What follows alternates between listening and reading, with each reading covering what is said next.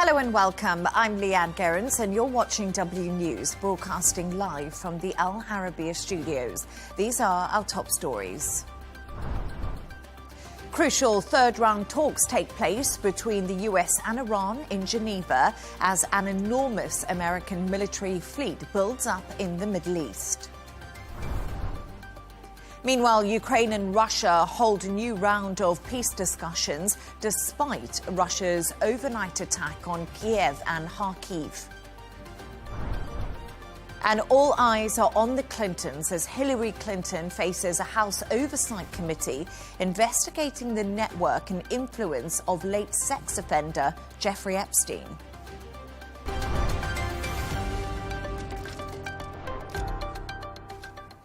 Now, Germany and China are pledging to deepen cooperation and strengthen ties as Chancellor Friedrich Merz makes his first official visit to Beijing. Berlin is seeking closer engagement with Beijing at a time of global economic uncertainty and shifting geopolitical tensions. Jan David has this report. Germany and China are signalling a reset. Chancellor Merz sat down with China's President Xi Jinping for the first time since taking office on Wednesday. The talks in Beijing come as both countries, the largest economies in their region, seek stability in trade and diplomacy amid growing geopolitical turmoil. Xi Jinping says closer coordination between them is increasingly important as international tensions rise. The more turbulent and intertwined the world becomes, the more China and Germany need to strengthen strategic communication and enhance strategic mutual trust. He says he values relations with Germany as a key partner within the European Union. Last year, trade between them was worth about 300 billion. It's a precious relationship for Germany too. Beijing is its largest trading partner, and Merz is looking to strengthen ties. Beijing says it hopes to expand what it calls practical cooperation between the two countries. On the second day of his visit, Merz toured Beijing's Forbidden City, highlighting the diplomatic nature of a trip focused on rebuilding dialogue. Underscoring his economic priorities, the Chancellor is travelling with a large business delegation and visited a Mercedes-Benz facility in Beijing. China is critical to Germany's auto industry, accounting for roughly a third of global sales for German car makers. This complicates Europe's goal of de-risking ties with Beijing as it looks to reduce over-reliance on Chinese demand. Merz's visit follows a series of outreach efforts by Western leaders looking to stabilize ties with Beijing. Analysts say engagement between Berlin and Beijing could influence the broader direction of EU-China relations. The German leader will travel to the eastern city of Hangzhou for further meetings with business and political leaders before heading back to Europe. Jan David, Arabiya English.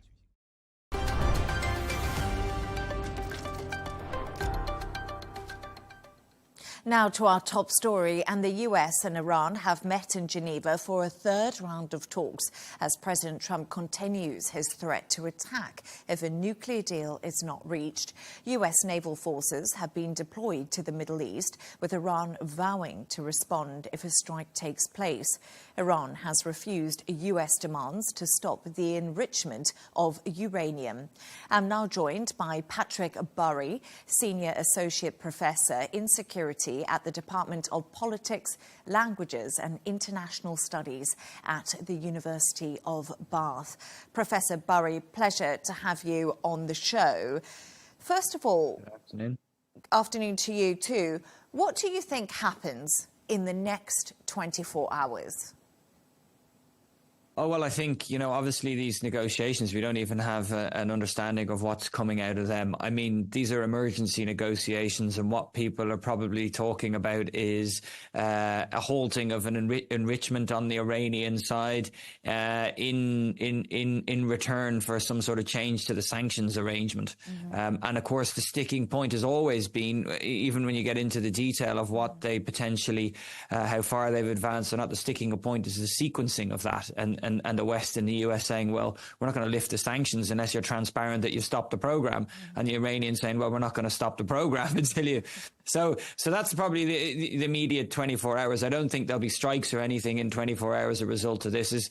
As Trump has said, this could go on. He's hoping that they'll come to the table, and maybe in months there could be strikes. There's also the question of, is the US military, although they've moved a lot more of their naval assets and air assets into the region, are they ready as well in terms of stockpiles supporting those assets for what could be a prolonged war if they did decide to strike Iran? Yeah, I feel like there's more questions than answers at the moment when it comes to the story, as you did outline there, Professor. But the US Vice President J.D. Vance says the US has seen evidence that Iran is trying to rebuild its nuclear capacity. How serious is that allegation? Because, of course, the Trump administration has been very firm that it destroyed those sites during the last round of violence that we saw. Yeah, and both can be right, really, if you think about it. If there was enriched uranium, so obviously we know, like the nuclear power plant, the civilian enrichment is about 3 to 5%. Anything that's over 20% is seen as moving into high risk. And the reports are, that, so we see open source, is that Iran had been up to 60%. And obviously weapons grade is 90%. And so I think the issue for the Americans is, listen, if you've got some of your 60% managed to survive these strikes and have some other way of processing or whatever, we just don't know here what the intelligence is, then the breakout speed is really quite rapid. And I think that's what, so both can actually be right, and it just depends on whether there's other ways that they can enrich that uranium. So that's the issue at hand. We can clearly see, I think, at the moment that the US moving of these assets into the region, as Trump has said, is basically military signaling for leverage to try to get a deal. I don't think he wants to go to war, but I think, as he said himself, if it becomes to a choice between war or letting Iran getting a nuclear weapon, I think he may choose war in that case. So, given ongoing nuclear talks and repeated stalemates that we've seen, what specific actions would Iran and the US need to take to rebuild mutual trust? Now, my understanding is this remains one of the core issues because, of course, last time, Professor, when these talks were being held, the US did strike Iran. Yes, and as I mentioned in the first question, this is really about sequencing and transparency and trust building measures. So it would be, they'll be looking, can we get IAEA inspectors in there? Will you show us where the uranium enrichment is? Will you let us see the facilities, etc.? So it's more transparency so that we understand that, as you continually say, this is a civilian enrichment program. Well, it's not, because the intelligence as we know it assesses they've already gone beyond that. Strategically, it makes a lot of sense for Iran the regime to try to get a nuclear weapon. Of course it does. And in return for that, then you would start to see potential stage lifting of sanctions. So that's what it's going to, the nub of it is going to be about, this transparency, this assessment, the ability to kind of build trust in that way. And there is no trust. This is a very serious issue of which there is no trust. But I'm not really a nuclear programs expert, if you know what I mean. I would leave that for the people who got the real detail on the weapon systems and what needs to be done there. What I would say, though, is at the moment, the US does have enough forces there to act as leverage against Iran. And the Iranians seem to be still thinking, I'm not sure they're actually serious. They're viewing it very much in a diplomatic leverage view it this way. We've both seen each side, or the Iranians recently conduct drills and reports again that they're just seeking Chinese hypersonic missiles, which would pose a threat. We don't know if we have them yet, but there are some reports that they've been to China to look for these anti-ship ballistic missiles, some of which are hypersonic and do pose a significant threat to the large aircraft carriers. But I think that capability, unless there's some surprise, is probably a while off, according to those reports. Yes, those reports yesterday did appear to say that they may be a while off, but discussions have been happening for 2 years. But considering Iran's domestic unrest and protests, how might internal political pressures actually influence Tehran's negotiation strategy and willing to compromise with the US? Because I think this is a big question, because right now, Iran is walking a pretty tightrope. It is walking a tightrope. You know, it's lost its image of the strong man in the region, essentially, because of the clashes with Israel and the way it was compromised and the way a lot of the leadership has been taken out and the services have been penetrated, etc. So, and then, of course, the strikes in June 2025 against its nuclear facilities by the US. So, I think it is walking this tight line, and it's really well that you raise it, because internally, that although they've brutally suppressed the essential rebellion that was happening over the last 6 weeks or so, does that mean that they feel that they need to cut a deal, that the regime is insecure?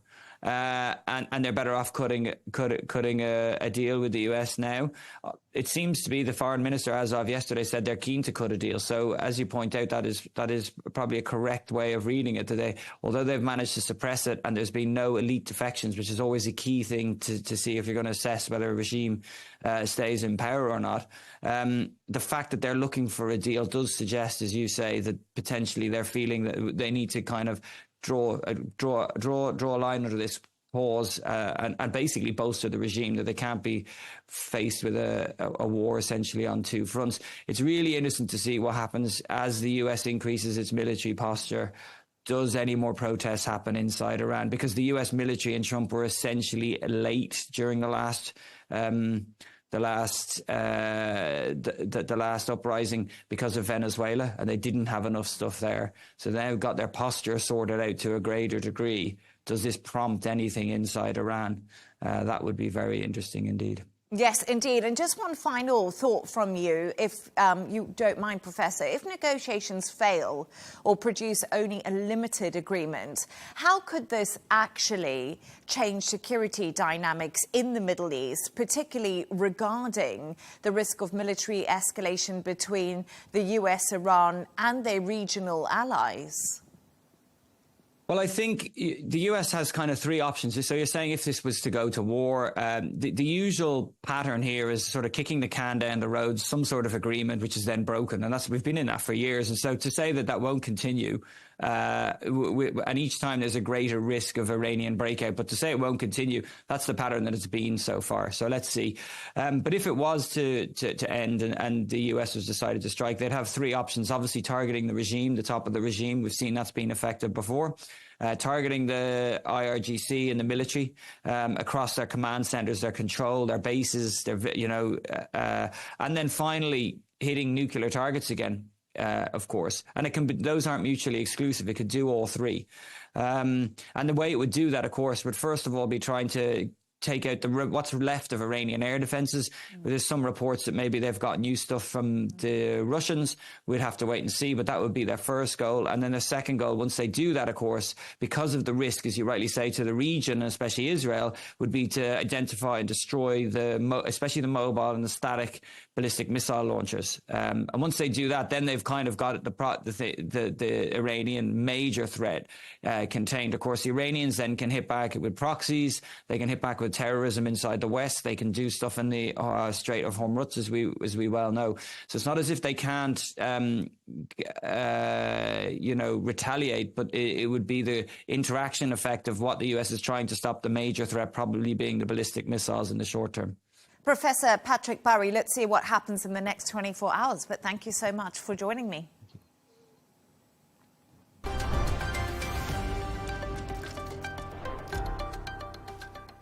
Meetings will also take place between Kiev and Washington today in an attempt to bring an end to Russia's 4-year-long war with Ukraine. It follows overnight strikes by Moscow, which injured 20 people in Ukraine's eastern and southern regions. It's believed the Kremlin's economic affairs envoy, Kirill Dimitrov, will also be in the Swiss city today, although not invited to the meeting with Ukraine's lead negotiator and Trump's envoys Steve Witkoff and Jared Kushner. I'm now joined by Ambassador Dmitry Polansky, permanent representative of the Russian Federation to the OSCE. Ambassador, it's been great to have you on the show. Thank you so much for your time. I just want to begin by asking you, President Zelensky says 420 drones and 39 missiles were launched into Ukraine last night, hitting Ukrainian infrastructure. How does Russia justify large-scale strikes on energy and civilian systems while claiming to support peace talks and go to these negotiations?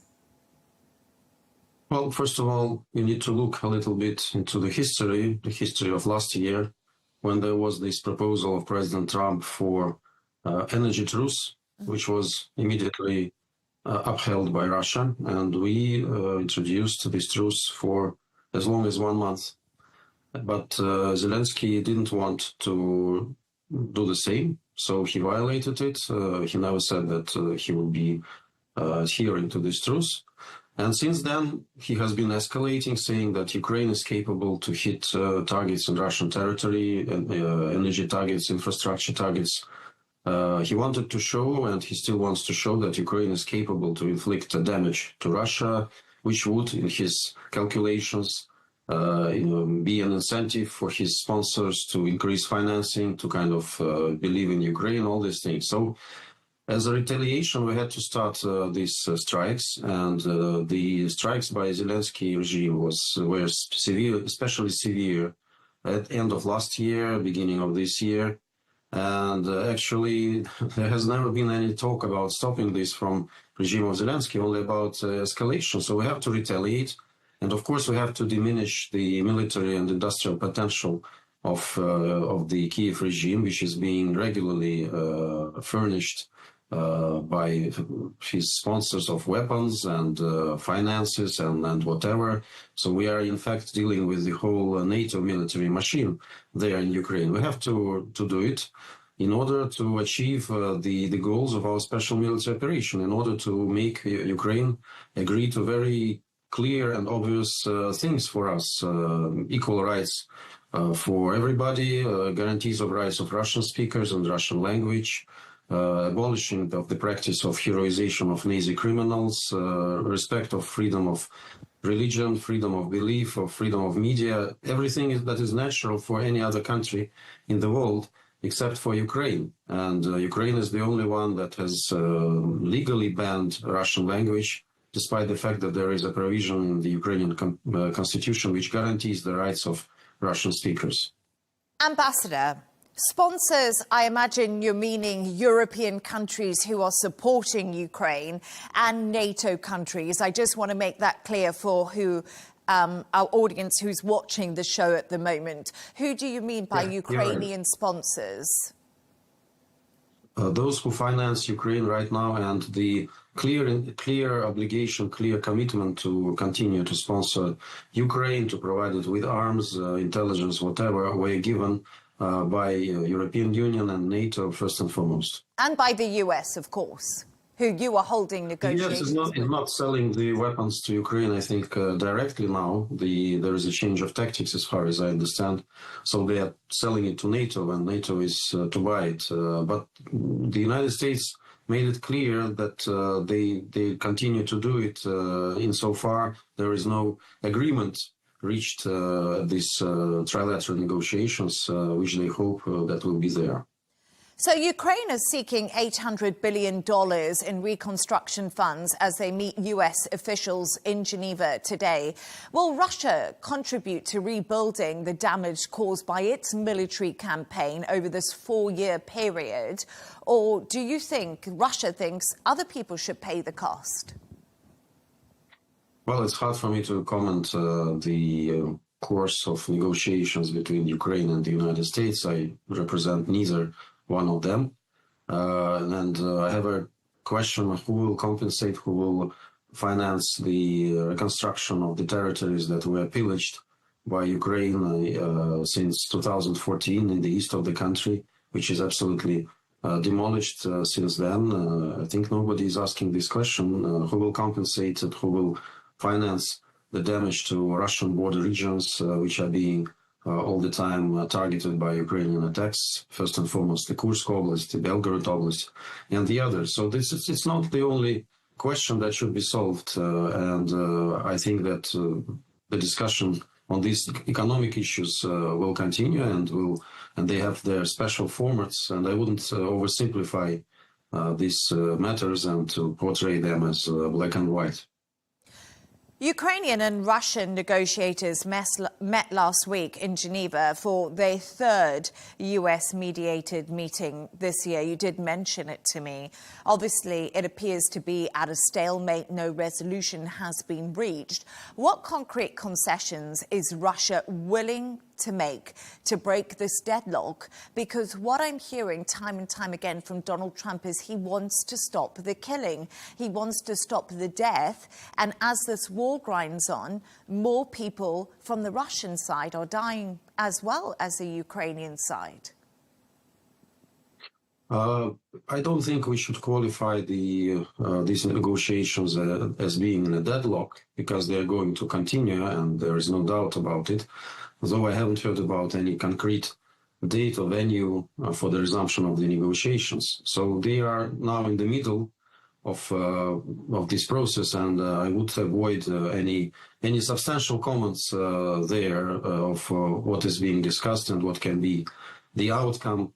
As far as concession, well, I can tell you that the biggest concession from Russia, these negotiations, is that Russia is ready to consider implementing the goals of its special military operation with diplomatic means and not with military means. So we're ready to stop this special military operation, provided, of course, there are enough of conditions met by Ukraine that would absolutely rule out any possible further threats there to my country, and also that would guarantee the respect for the right of Russian speakers and all other human rights.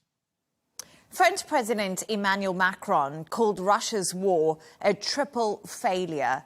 How do you respond to the claim that the conflict has strengthened NATO and united Europe against Russia? And I found it really interesting. He said it was a triple failure because now Russia's economy is sinking. They've also had huge casualty numbers, and NATO's united. Well, actually, I think that's the best illustration of the expression wishful thinking. And of course, they want to look upbeat and to take the upbeat tune while describing this whole situation. But, well, for anyone who visited Moscow, it's absolutely clear that Russia has benefited very much from this situation when it had to rely on its forces, its economic might, and to seek partners elsewhere. And Moscow is booming, Russian economy is booming. It's very hard to understand what are the reasons for President Macron to make such conclusions. As for unity of EU and NATO, well, I don't think you need even to comment, because there are a lot of different opinions, and many countries are now starting to take away these rosy glasses and to propose of how to engage with Russia, because this was absolutely detrimental to the bloc, and both to the EU and to NATO, and it's indeed their economies are suffering.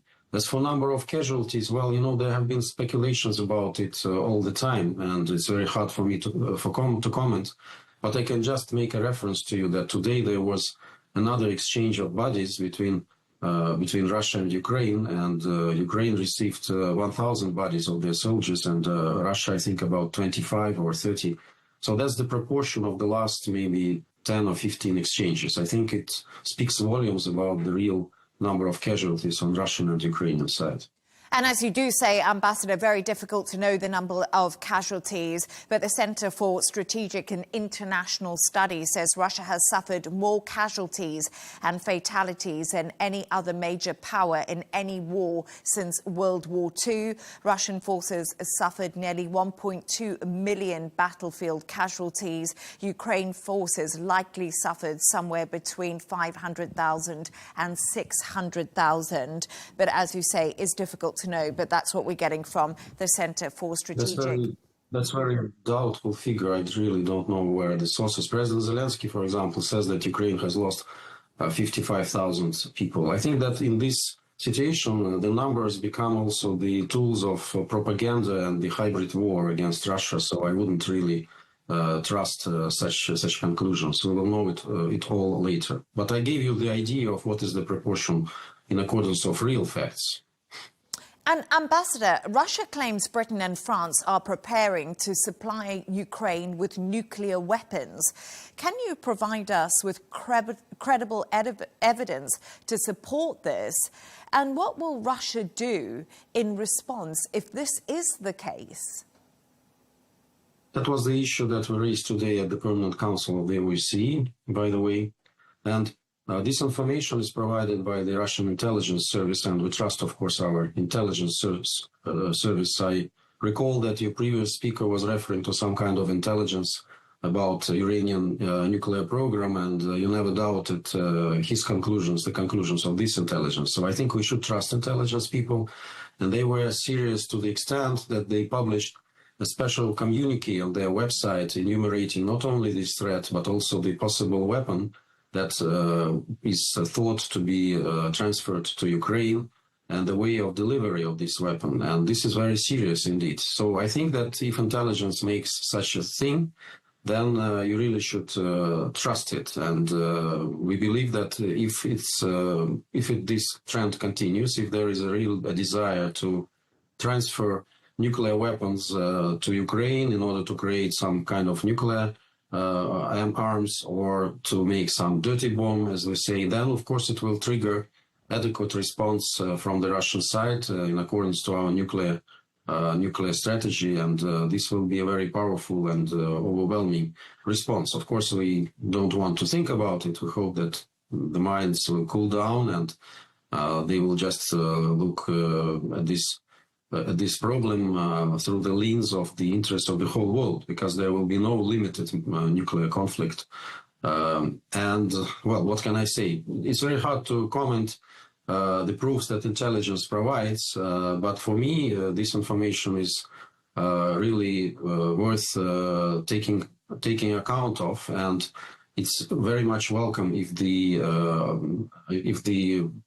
public organizations, parliamentarians, investigative journalists, society as a whole make pressure and investigation on those who are carrying out such plans, because this is really something that would be very dangerous for the whole of mankind. Ambassador, one final thought before I let you go. Shouldn't Ukraine be allowed to have a nuclear weapon, considering Russia has so many and they need to protect themselves?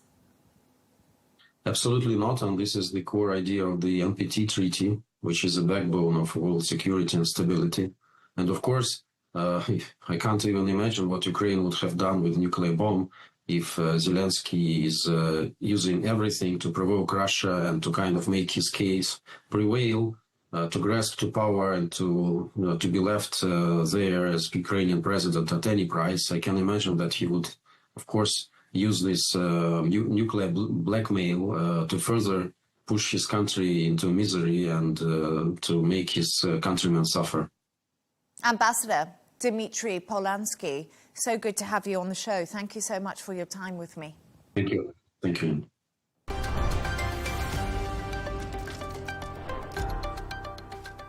North Korean leader Kim Jong-un has called on the United States to respect his country's nuclear power, sending a defiant message to Washington. Kim told the US they would get along if they accepted that North Korea's nuclear weapons are here to stay. It's believed North Korea has around 50 nuclear warheads and is looking to produce more. Let's get the thoughts of Professor Derek Grossman from the Department of Political Science and International Relations at the University of Southern California. A bit of a theme in my show today. It seems to be about nuclear. And Derek, we're going to talk about some more. So we heard directly from North Korea's leader. How rare and significant were Kim Jong-un's comments? It's good to be with you again. And I think it's very rare that you hear directly from Kim Jong-un with quotation marks around his statements. And, oh, by the way, he talked at length about how North Korea is a nuclear power, how South Korea can no longer be trusted, and the United States, basically future negotiations rely squarely upon the United States cultivating a positive relationship with the North and accepting the fact that North Korea is a nuclear power. And so I think this was quite rare. And it was also interesting to see that the Russia and China angles were virtually non-existent at the Ninth Party Congress. I mean, as we all have been following, North Korea has a very close relationship with Russia, especially in dealing with Ukraine, going back to your last speaker. And also, it's reset its relationship with China, and yet there was very little conversation about them specifically, other than North Korea would continue to align itself with anti-imperialist forces. And so the situation, I think, overall is a North Korea emboldened, and it's going to be very difficult for the Trump administration to re-engage if it so chooses. So Kim Jong-un stated that North Korea is willing to have peaceful relations with the US, but only if Washington accepts the permanence of their nuclear arsenal. And Derek, do you think Trump will have any interest in talks? Remember, the two men did meet in Hanoi back in Donald Trump's first term. Or do you think he just won't be interested because now it seems like the rules of the negotiation terms have been changed? I do think Trump's interested in re-engaging. If you notice during the State of the Union address, he mentioned Iran, he mentioned Venezuela, he didn't mention North Korea. And in fact, the national security strategy and the national defense strategy are very light on North Korea, if they even mention North Korea by name at all. And so I think this is very much about optics, keeping a positive environment, which is in line with what Kim Jong-un wants. Also, Trump views other leaders in very personal terms. And of course, he has referred to Kim Jong-un as not just Rocket Man, but Little Rocket Man, which he thought was actually a compliment. And apparently Kim didn't really appreciate. Okay, but nonetheless, he also said that Kim and Trump and Kim wrote each other love letters and fell in love. Okay, so this is a relationship that I think Trump does not want to see die on the vine. And you mentioned that they met in Hanoi in February of 2019, but also Trump became the first sitting president to step foot into North Korea and meet with the North Korean leaders. So there's a lot of personal baggage here, I think in a good way. But the problem for Trump is that Kim is now much more strongly aligned with China and Russia. And so there's going to be, I think, less appetite from Kim to negotiate with Trump. He's really going to look for sanctions relief first before they talk about Kim Jong-un's nuclear program at all. Derek, I'll never forget when Donald Trump sent that tweet out calling Kim Jong-un Little Rocket Man. I felt like that was the beginning of this bromance that you're talking about, really. But last night, Kim also labelled its neighbour, South Korea, as the most hostile entity. As we know, the Korean Peninsula is considered one of the most dangerous and volatile regions in the whole world. Do you think we can expect any escalation on the Korean Peninsula after these comments from the North Korean leader? So I think that we should not expect a high risk of conflict. In fact, Kim has said similar things in the past. I mean, the regrettable part of this is that in 2018, North Korea and South Korea were directly negotiating with each other. In fact, the president of South Korea at the time, Moon Jae-in, not only met with Kim at the demilitarized zone, the border between North and South Korea, but also went to North Korea to meet with Kim. And so hopes were very high. And here we are 8 years later, and we're getting comments like this from Kim. So that's unfortunate and that's worrisome. But at the same time, I think Kim is very rational.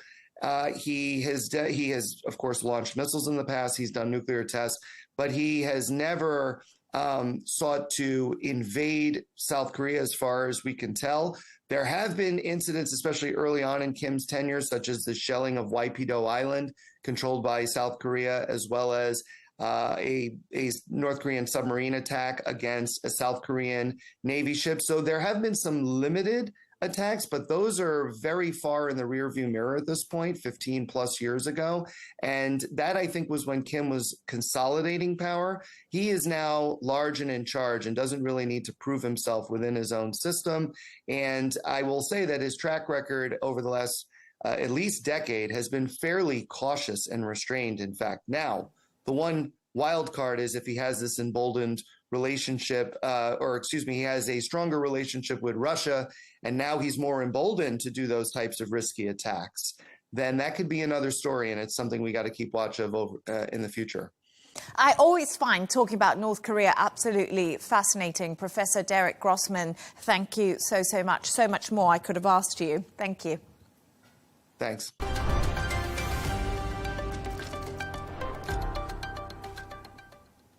Now, former U.S. Secretary of State Hillary Clinton will appear before the House Oversight Committee today as part of a congressional investigation into Jeffrey Epstein.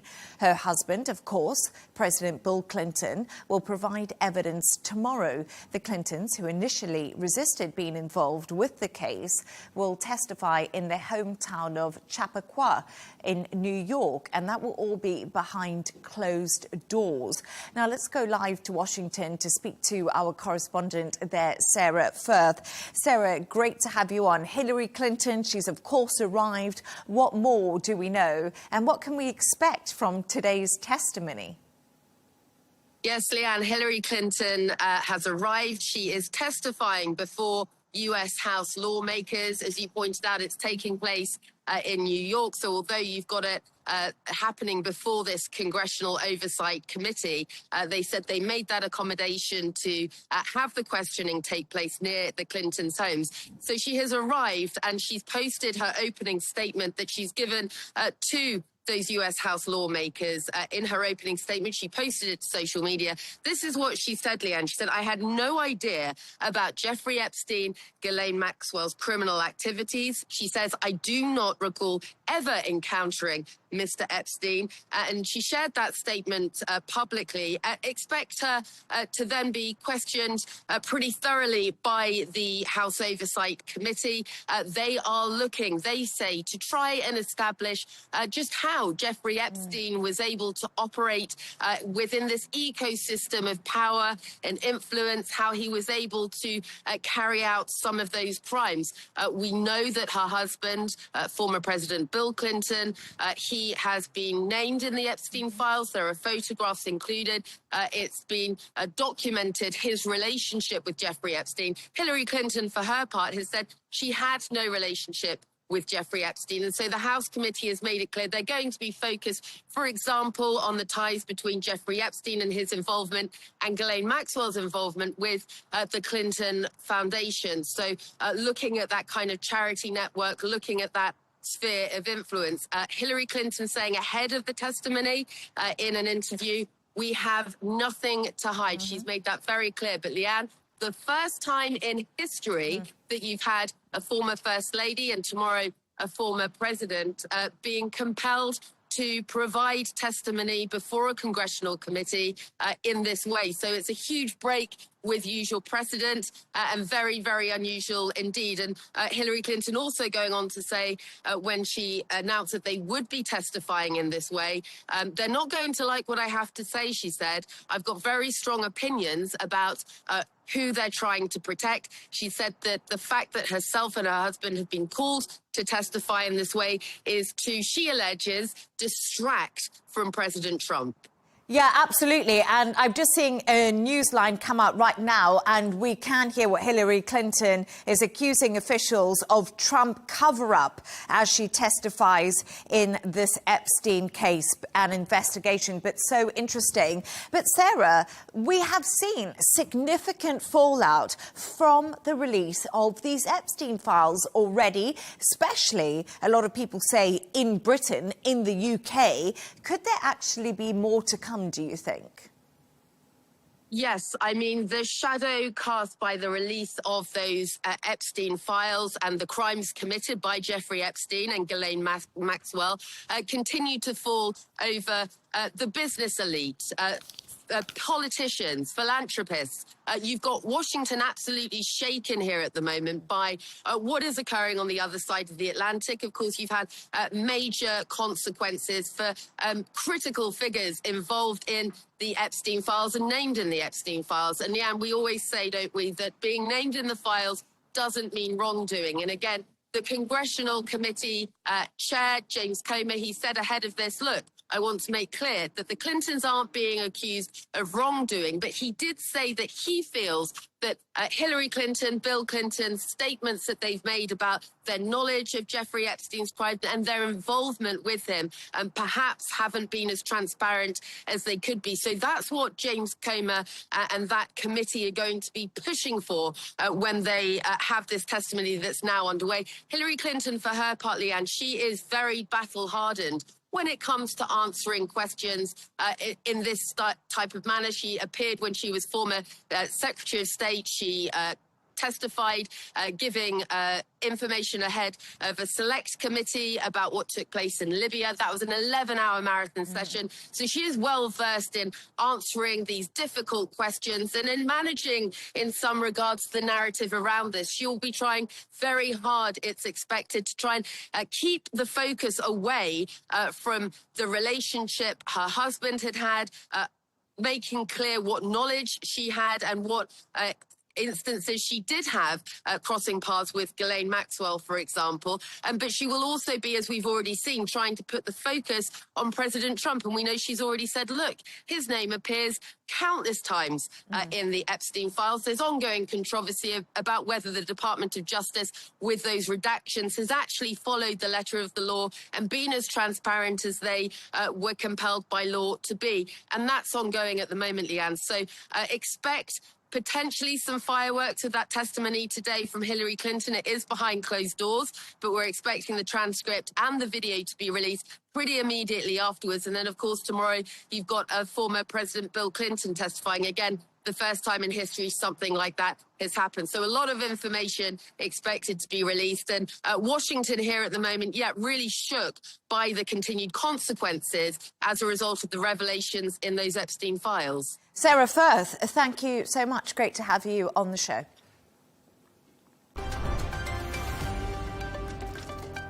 And that's all from us on W News. Don't forget to subscribe to our YouTube channel. Of course, follow us on X. And we'll be back in a couple of hours with W News Extra. Goodbye and thank you.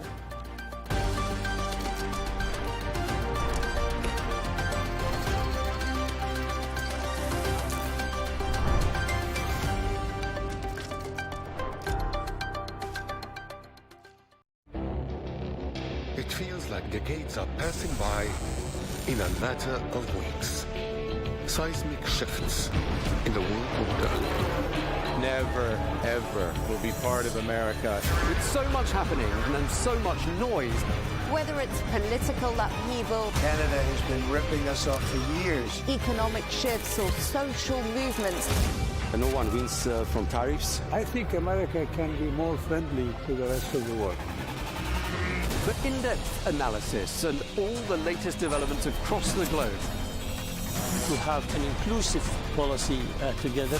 The meetings with Hamas gave me some hope. We're in another nuclear arms race. The most important developments straight to your screen. Welcome to the dressing room. I'm on my own. I need backup. And an insightful look at the issues shaping our world today. It was not going to happen, that war, and it happened. Join us on Arabiya News, where the world talks.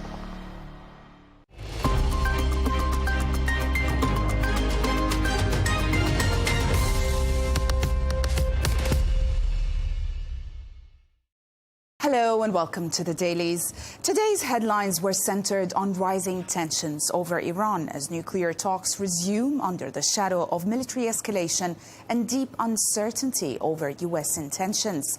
Alongside that, fresh scrutiny of the Epstein files continues to ripple through American and British media, raising questions of transparency, power and accountability. U.S. news has been dominated by stories on the looming Iran-U.S. nuclear talks in Geneva, with coverage of military buildup, diplomatic efforts and sanctions as both sides prepare for critical talks amid high tensions. Polling also showed most Americans see Iran as a threat, but doubt President Trump's judgment on military force. Domestically, political fallout from Trump's State of the Union continued, with Democrats sharply criticizing his performance and claims.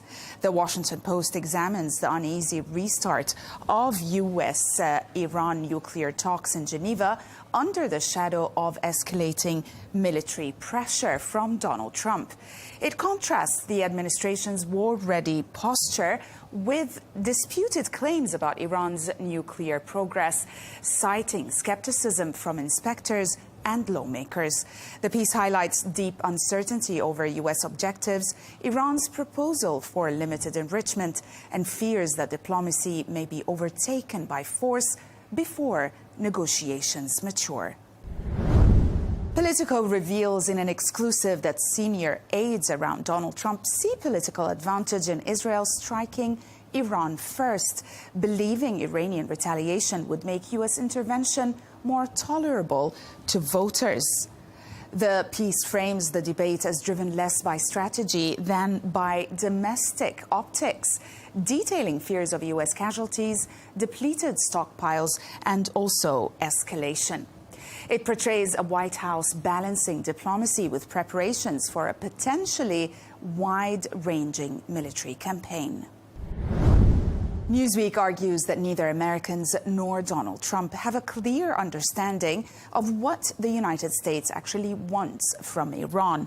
It shows how shifting rationales, nuclear restraint, missile limits, regime change or punishment undermine any coherent strategy. Despite a vast military buildup, Washington is portrayed as debating tactics before defining objectives. The analysis concludes that looming risk of war stems less from Iranian actions than from U.S. confusion, mixed messaging, and impulsive decision-making. The Washington Times challenges President Trump's assertion that Iran's nuclear program was obliterated, arguing that available evidence points to continued functionality. Citing satellite imagery, intelligence assessments and statements from Trump's own envoy, the piece shows key facilities are being repaired or fortified and uranium enrichment remains possible. It also highlights the contradiction between White House rhetoric and ongoing negotiations, concluding that U.S. policy actions themselves suggest Iran's nuclear capability was damaged but not destroyed. Axios reveals that Steve Witkoff is pressing Iran to accept a nuclear deal with no expiration date, eliminating the sunset clauses that doomed the 2015 agreement politically. The piece explains how this demand raises the bar for diplomacy just as talks resume in Geneva, sharpening the stakes for Donald Trump. It shows negotiations hinging indeed on uranium enrichment and stockpiles, with aides warning the talks may be the last off-ramp before military escalation. International media continues to cover tensions surrounding Iran as well, portraying it as a looming crisis point, pairing last-ditch nuclear diplomacy in Geneva with signs of imminent military escalation. Coverage emphasized confusion over U.S. objectives, Iran's enrichment red lines, and the growing risk that talks may fail as forces continue to build around the region. The Financial Times reports that Iran is attempting to avert a U.S. military action by appealing directly to Donald Trump deal-making instincts, floating access to lucrative oil, gas, and mining investments as part of nuclear negotiations. The piece frames this commercial bonanza as a strategic shift from ideological confrontation to transactional diplomacy. While talks continue in Geneva, the peace stresses that deep divisions over uranium enrichment, sanctions relief and verification remain, making a breakthrough uncertain despite heightened urgency. Israel Hayom cites an opposition outlet claiming Iran's supreme leader Ayatollah Ali Khamenei is hiding in a secret Tehran bunker as internal pressure mounts on the regime. It presents unverified allegations that senior officials are blindfolded when meeting him. Also signaling heightened paranoia at the top. The piece situates these claims within a wider context of unrest, narratives, regime denials, and also disputed reports of clashes, underscoring how information warfare and uncertainty now shape perceptions of Iran's internal stability. Regarding the Epstein files, American media continue to cover the story as a procedural transparency issue, focusing on missing documents and Justice Department handling rather than new allegations. Coverage was also cautious and legalistic, stressing denials and lack of verification. The New York Times focuses on missing Justice Department records linked to a woman who accused Donald Trump of sexual assault in the 80s. It reports that while an index confirms several FBI interview memos about her claim, only one was released, with others absent and unexplained. The piece also highlights the inconsistency with the government's promise of full disclosure and underscores how the omissions intensify concerns about transparency, accountability, and political sensitivity in handling the Epstein files.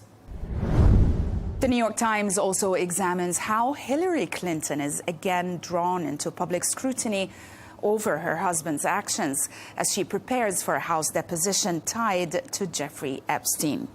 The piece argues that the moment revives a familiar stand-by-your-man dynamic, despite her lack of involvement with Epstein.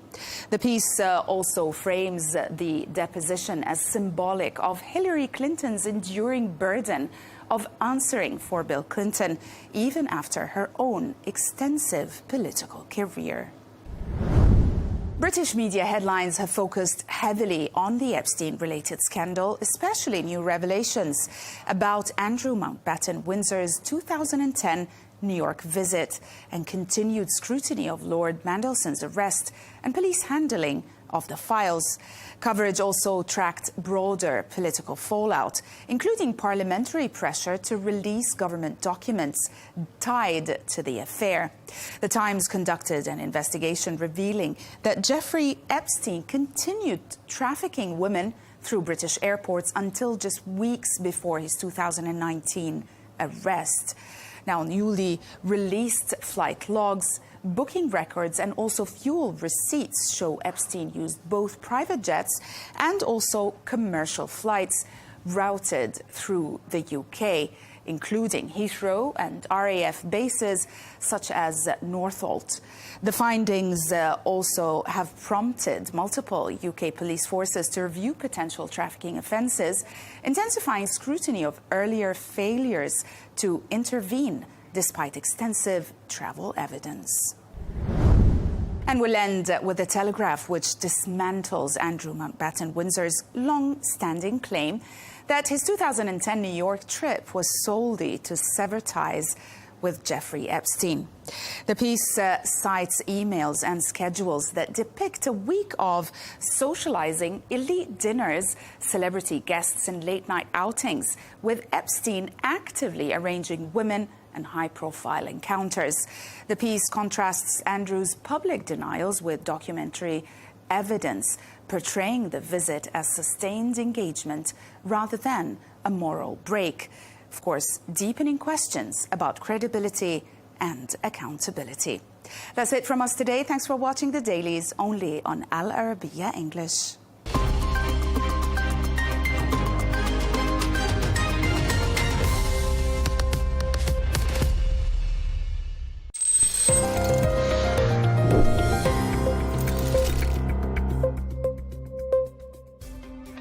For years, Nemesio El Mencho Oseguera Cervantes, leader of the Jalisco New Generation cartel, evaded capture. But in the end, authorities didn't just follow the money, they followed his girlfriend. Her name, Guadalupe Moreno Carrillo. Military intelligence says she had been in a relationship with him for about 3 years after his split from his wife, Rosalinda Gonzalez Valencia, in 2018. Low profile, no public criminal charges, almost invisible.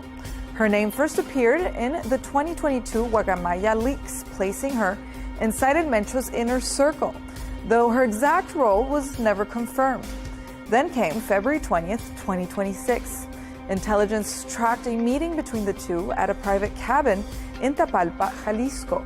The next day she left, he stayed. That was the break authorities needed. Special forces moved in, and one of the world's most wanted drug lords was dead. Officials later described her as the key to finding him. De una de las parejas sentimentales del Mencho. So who is Guadalupe Moreno Carrillo? Little is publicly known. Reportedly, she's in her early 50s, has light skin and dark hair. Military intelligence says she moved in high society and business circles in Jalisco. Despite being in his inner circle, there's no public evidence linking her to criminal activity. And authorities confirm she is not under arrest and faces no charges. After years on the run, El Mencho wasn't brought down by bullets, but by his own love story.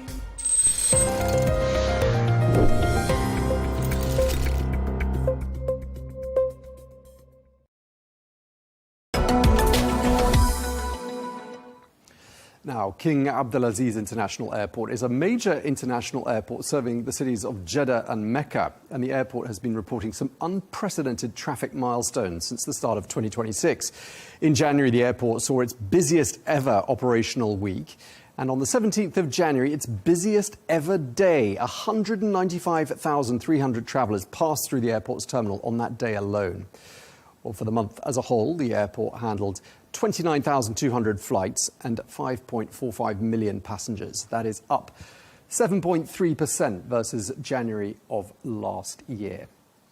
Well, Flyadeal is a Saudi Arabian low-cost airline headquartered there at Jeddah's King Abdulaziz International. Well, also happens to be the fastest growing airline in the Middle East. We're joined now by the Flyadeal CEO, Stephen Greenway. Thank you very much indeed for coming to see us, Stephen. Thanks for having me, Tom. Your airline isn't quite 10 years old, is it? And yet you carried more than 10 million passengers last year. That's a first. 10.7 million to be precise. And just looking at those January numbers that I was just talking about in the introduction there, I mean, it does look, doesn't it, like 2026 is off to a flying start. Absolutely. We just turned 8 years old back in September of last year, so we should be 10 in 2027. But in terms of January, yeah, I'd like to think we actually contributed to some of that. So our capacity for January was up 37% year on year, which is huge.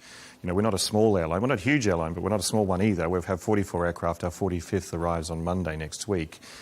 Just to give you a comparison, that was 300,000 extra seats year on year just for the month of January alone that we were flying that we didn't fly last year. So it is booming. And Jeddah is it's interesting. It's the second airport, of Riyadh's the primary airport, but it's actually bigger than Riyadh. And a lot of it has to do with traffic mix. We have a lot of pilgrims coming into Jeddah, and that boosts the numbers up over Riyadh. OK, so huge numbers of passengers, notably at Jeddah, as we were saying there. You're managing very well on the OTP, 92%, so almost all of your planes are leaving and arriving on time. In fact, I think you're the world's most punctual airline. But can the airport facilities really manage that volume of passengers? Absolutely. So in terms of, we really speak of Jeddah and Riyadh, and there are constraints. I mean, the government admits as much. They're building new runways, so we're getting a third runway in Riyadh as an example. We're also doing some terminal moves this month in February because they've just opened up Terminal 2 after a refurbishment. So Riyadh has got a pathway to be able to lift capacity, and Jeddah is very much the same. They're shutting down the North Terminal and renovating that, and also expanding other facilities as well. So they are investing, and we do desperately need that because there are going to be constraints over the next couple of years without that investment. So we're looking forward to, hopefully, no constraints over the next couple of years. OK, so that's the infrastructure. Let's talk about the people. Have you got enough people? And what's your preferred recruitment mix? Are you mostly local? Are you more international? How does that work? About 60% local. The foreigners, most of them are either our captains or our cabin crew. All of our first officers are Saudi, and there's a Saudization program that is linked to 2030. And we have deep recruitment pools within the kingdom. So we have a cadet pilot program for our first officers. We've already trained 50 in the last year. We're doing another 100 this year. So that is a great supply of first officers for our growth. And we also have a lot of departments and a lot of team members who are Saudi. We have the finance team and the HR team. They're all Saudi. So we really do have good local talent, great universities, and there are schemes and subsidies and scholarships that the government participates in to be able to train people up, either at a technical vocation or pilot or what have you. OK, so you've got that cadet training program in Saudi Arabia. I mean, that does suggest, doesn't it, and everyone talks about a shortage of pilots in the open market. Is that something you're struggling with? Is it difficult to recruit pilots? It's real for the rest of the world. It's not for me. I get asked quite a lot, and we don't have a shortage at all. So, as I said, we have quite a good pipeline of first officers coming in who are have a commercial pilot's license. They need to be type rated onto our aircraft. We have a program with the Ministry of Education to do that in Spain. So that's really supplying that through. And it's also, Saudi Arabia has now become very, very attractive to live in. So when we do require foreigners, particularly for our captains, we don't have a problem or a challenge to be able to bring them into the kingdom. OK, talk us about the training that you offer your people. What sort of training, refresher courses do you offer people over and above what is mandated by the industry? For pilots and cabin crew? Or? All throughout the flyer deal? Well, for pilots and cabin crew, we have a partnership with Prince Sultan Academy, and that's actually owned by the Saudia Group. So this is where the group comes into play. Saudia Group is actually 9 companies. One of them is the training company, Prince Sultan Academy. And we work with them in terms of training a lot of our people, particularly our cabin crew and pilots. We also work with Airbus. We actually train some of our crew here in Dubai, and we also train our crew in terms of our first officers overseas in Spain to get their type rating as well. In terms of our own personnel, in terms of head offices and so forth, there are many schemes that we can participate in terms of government schemes that actually improve and enhance their capabilities in terms of skills training. And you've got a program, haven't you, I read, that is to train cabin crew to become officially registered tour guides. What's the rationale there? Well, it's a partnership with Saudi Tourism, and anyone who's been on the ground in the kingdom will tell you how proud the Saudis are, and they want to shift the narrative in terms of the country. They want people to come and visit Saudi Arabia and see with their own eyes how beautiful the country is, how dynamic the country is. And then that partnership was structured with Saudi Tourism that we thought our best advocates are our cabin crew. And we've trained up some of our Saudi cabin crew as an initial batch of 10 to be able to impart knowledge. So if someone's travelling to Alula, as an example, on one of our aircraft, they can give recommendations and tips in terms of what they should do on the ground. OK, you're in a challenging industry. We've already talked about the difficulty of finding pilots, although you're saying that's not a particular challenge for Flyer Deal. No.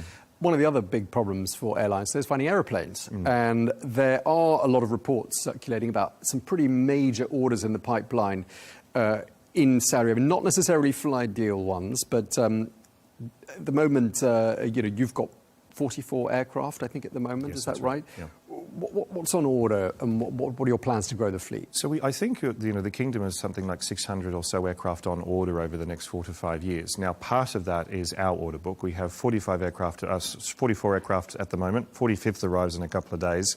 And we have an expansion plan over the next 3 to 4 years that gets us to just shy of 100 aircraft, actually 98. And that is a mix of short haul in terms of our 320s and 321s, and also now long haul in terms of our A330s, which will allow us to do give us true global reach, I suppose. So in a very, very short amount of time, we're going to be more than doubling in size, but also capability in terms of being able to stretch our network further. OK. Talk us about the diversity of your fleet. You've erred on the side of A320s up until now. Yes. 10 A330s on order. What's the ideal mix? I mean, wouldn't it have been better to just stay with A320s? Yeah, absolutely. But you've got the A320s, which just punt. We punt around the GCC and so forth, and they're fantastic aircraft, and they fly domestically. 321s are coming on board, through 240 seats, a little bit longer range. They can get us down to India and Pakistan really, really economically, and our unit cost decreases by about 18%. The 330s is one of those decisions we had to make. Do we want to make our business complex, or do we really want to be able to stretch our capability? And that came about because in its singularity, the kingdom is quite different from many other operating markets. Number one is we have a lot of labour traffic coming into the kingdom, people who build buildings, clean the streets, etc., from all around the world. That's a huge, high volume but low yield market, which is perfectly suited for us. The second is religious traffic. I hinted on that in terms of Jeddah. But you've got 2 billion Muslims around the world, and obviously we're at the centre point of the Muslim religion in terms of Mecca, and bringing those individuals into the country so they can have a pilgrimage. So again, another core target market that's quite specific to Saudi Arabia, and therefore that tilted us in terms of making that decision. It does bring in a little bit of complexity into the business for sure, I accept, in terms of having a second aircraft type. But the volumes are so large we can't ignore it. If we didn't do it, someone else would. Right, a lot of airlines facing order delays. I mean, has that impacted you, and is that part of the rationale behind diversifying the fleet? No, I mean, if we would go with another supplier, I suppose. We're with Airbus. We have doubled down on Airbus with the Airbus 330 that we've ordered as well. We did have issues last year. We had 4 of our aircraft actually quite delayed, missing seats, missing engines, and so forth, and delayed production. The last 4 aircraft in the second half of the year actually were delivered on time, so I have to acknowledge that. I actually sat with Airbus here in Dubai only recently, past 2 days ago, and it looks like our order book is holding firm at this moment in time. But anything can happen. It is very... The supply chain is very, very constrained at this moment in time, and I suppose all you need to do is have the wind blow a little bit, and all of a sudden you've got a delay. However, our orders for this year, the 45th aircraft, which I've spoken about, is on time. But I also have to put a footline in that and a caveat. When I say on time, it's already on the back of a number of delays already. And unfortunately, we had our 321s delayed, which were meant to be starting to deliver this year. We have 39 on the order book. Unfortunately, they're not coming until 2027 now. So that was a bit of a difficult pill to swallow. OK, let's talk about destinations for a moment. Yeah. 43 destinations as things currently stand. They all seem to be short, medium haul. Yeah. For now, and you've got 5 new destinations in Pakistan that you're serving. Syria is a market that's opened up for you in the last year or so. Where are you going to focus next? I love opening up new markets. Syria is an interesting one for me. We're into Damascus from both Jeddah and Riyadh, and we hope, if we get security clearance in literally the next 2 weeks, we can open up Aleppo, which is the second largest city in Syria. So with the civil war now done, or out of the way, hopefully, the country is now back opening up, and there's a lot of Syrians in the kingdom. There's 2 million Syrians living and working in the kingdom, so there's this huge opportunity in terms of market share. Our backyard, we still don't fly to a lot of places in the GCC. Bahrain, Doha is an example. So there's some easy ones there that we'll focus on over the next couple of years. You mentioned Pakistan, 5 cities in the past year alone. We've just celebrated our first anniversary there. And we've also been speaking about India for this year. So we want to open up India probably in the second half of the year. So that's our immediate term. And then we want to push as far as Malaysia, Indonesia and Bangladesh and so forth with our new A330s next year. So we really are stretching the model. OK, and any plans to sort of take it long haul? Yeah, that's it. Yeah, Malaysia. That is long haul, isn't it? Yeah, absolutely. Well, it's 12 hours. 12-hour sectors from Jeddah, so it's long haul. So our typical sectors are 2 hours, so we really are stretching the model over the next 48 months. OK. Now, your product is an all-economy cabin. Yes. How are you going to diversify the product? Will you diversify the product offering? So on the 320s and 321s, no. We have 186 seats on our 320s and 240 on the 321 when they arrive next year. High density, but it brings our costs down, keeps our unit costs low, and allows us to be able to deliver a cheap fare to consumers. And that's what we're all about. With the 330, because it's just a bigger plane, we're able to do more things. We will have a small premium cabin on board, and we will have different seating products down the back as well that people can choose from. Just simply because the plane's much larger, you can offer different seating types and so forth on the aircraft. OK, what do you think is better for Flyadeal? Is it thickening up the route with additional services on existing destinations, or boosting frequency on those, or adding new destinations? What do you err towards? All of the above. We've got such a big order book that we can do both. So if you have a look at, say, Jeddah Riyadh, we have 25 flights a day each way on Jeddah Riyadh. And we will continue adding flights. I wouldn't be surprised in the next 12 months we'll be up to 30. So literally more than 1 flight every hour of the day. And our competitors are doing the same. So we always look first and foremost as where we can thicken up, where we can double up, triple up, etc., because you want that network depth. That said, though, there's a limit to that, obviously, in terms of saturation, and we look for new routes, and most of our new routes are coming from international. So those 321s that I spoke of for next year and so forth, they really allow us to do very economical flying to the subcontinent, as an example. We can get up to southeastern Europe. For example, it's only 4 hours away from Jeddah. So there's a lot of options on the table. But first and foremost, absolutely right, we want to really go deep on the routes that we currently have. But even then, you've got to be careful of saturation. And we also want to expand internationally. Our international footprint is only about 25% of our total capacity at the moment. We want to get it to 50% in the next 2 to 3 years. Now, you are partners with Al Fursan, which is, of course, the mileage program of your sister carrier, Saudia. But why do you think in the past, traditionally, low-cost carriers have tended to keep away from offering their passengers loyalty programs? I'm a loyalty freak. I love the whole theory of loyalty, and started a loyalty program in Hong Kong and sold it to Cathay Pacific many years ago. But for me, I don't have an answer to that. I actually think LCCs should have a loyalty program because, I mean, the revenue that you can generate off the sale of points, the ecosystem you can build, the stickiness to your brand that you can construct. In this instance, though, we didn't need to. We actually had a loyalty program that was very, very strong in the kingdom in terms of Al Fursan, which is part of the Saudia group, millions of members. So we automatically tapped into that. I'll give you one number as an example. From June of last year alone, we have had 30,000 people redeem on flyer deals. So people with their points redeeming on us, purchasing tickets with their points and flying on us. At 30,000 out of nothing, So that in itself, I think underscores the importance of the program to us. And also, I'm just a big believer of loyalty programs because they're very different from frequent flyer programs. You want to have a loyalty program that is a lifestyle program where, yes, travel is the cornerstone of the product, but you can do many, many other things with your points and your loyalty membership and so forth. And that's what Al Fursan does. OK, and you've signed up with Amadeus. That's your first agreement with a GDS, a global distribution system. I mean, you are veering away a little bit, aren't you, here, from the classic LCC business model? We are long-haul, loyalty, GDS, absolutely, but it's absolute necessity. If we want to distribute our product internationally effectively, particularly in markets where we have very little market presence, to be honest, like Europe, at this moment in time, we need to put our product on more shelves. We can't just rely on direct sales. We just simply cannot. We don't have the scale of a Ryanair in Europe. But equally, we're tapping up new markets. So the GDS allows us to get into corporate travel. And that's really, really key, like Amex corporate travel and so forth. So we're opening up new market segments to us that are highly profitable and allowing people to travel. We also have now, we're only the second carrier to do it in the kingdom, a link with Expro, and that is the government travel portal. And so now government employees in the Kingdom of Saudi Arabia can now travel us, whereas they only had one choice previously, which was Saudi. So we're giving the government a low-cost option for their employees to be able to travel around the countryside, and also people who are hospitalised, and they may need to go, say, do chemotherapy at a hospital in Riyadh, but they live in Jeddah. We move them around cost-effectively for the nation. So that is another customer segment that we now have that we didn't have only 12 months ago. It does change the model a little bit, but there's a lot of business there. So either I leave the money on the table for someone else or we go after it ourselves. OK. Now, you've invested a lot of money in IT infrastructure, I'm told, and you probably get asked this all the time, and when we bring AI into everything. But in what areas of flyer deals management is AI proving to be most useful and boosting efficiency? I mean, I can think of yield management for one. What else? First, I would say there's a lot of noise about AI. There's a lot of vendors out there purporting to have solutions that somehow can revolutionise how you operate and so forth. Do I believe that AI is the next industrial revolution? I do.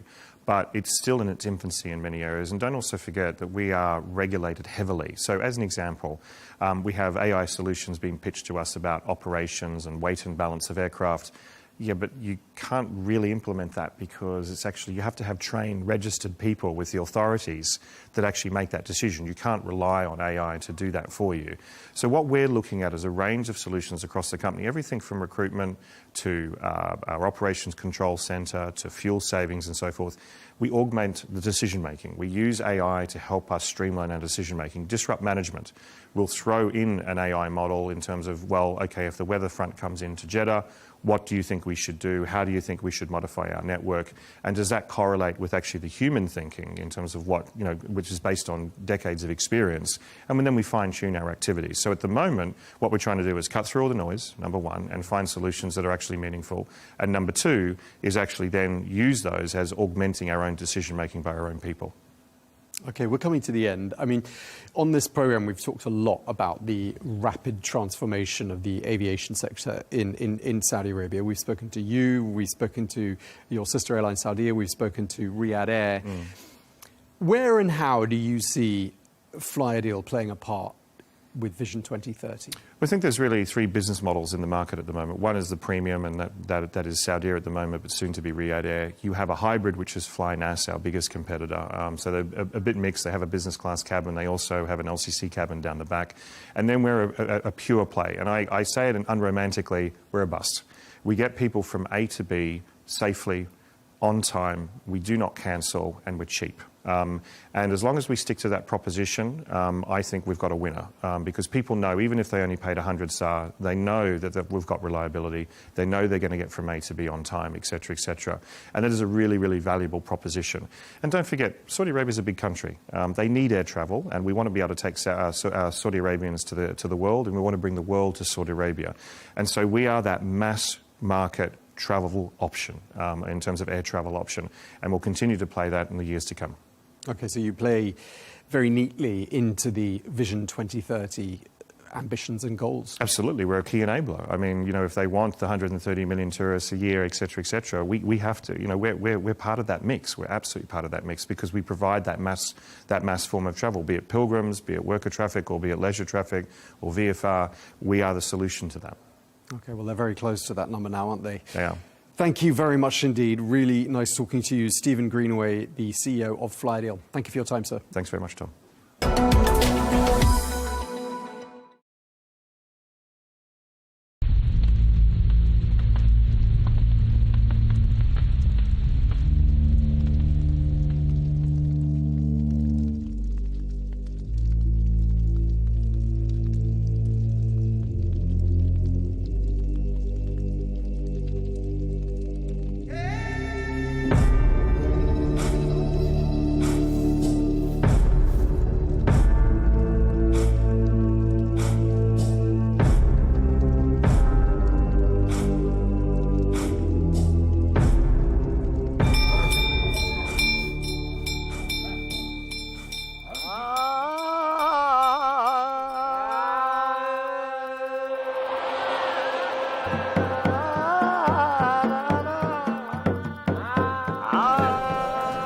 The first democracy in the world, the descendants of Alexander the Great, an isolated village. And a God who speaks through a spiritual medium. The secrets of Malana, a veil lifted from the depths of a mysterious world.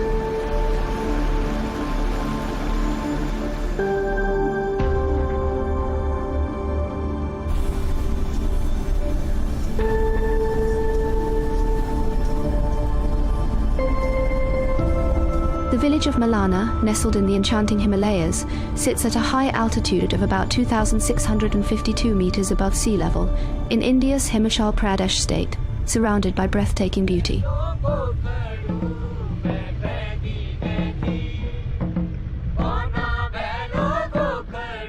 To reach this hidden sanctuary, travelers must endure a long, winding journey, about 21 kilometers from the nearest city, Kulu, climbing steep trails and rugged paths that seem to go on endlessly before finally reaching the village.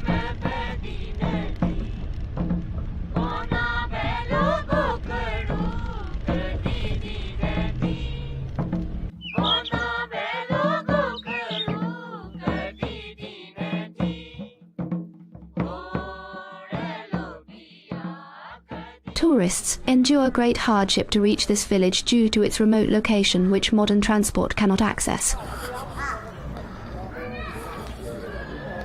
The only challenge which I felt was like trekking to Malana village from the parking, which is quite a lot. For me, it was around, it took me around an hour to reach over here. In this distant valley, there lies a rich history that stretches back thousands of years, a way of life deeply bound by its own unique traditions and laws. The beliefs of the Malanese, which often conflict with their economic needs, mean that although they strictly forbid physical contact with outsiders, they are nonetheless forced to rely mainly on tourism, a blessing, yet also a curse for them.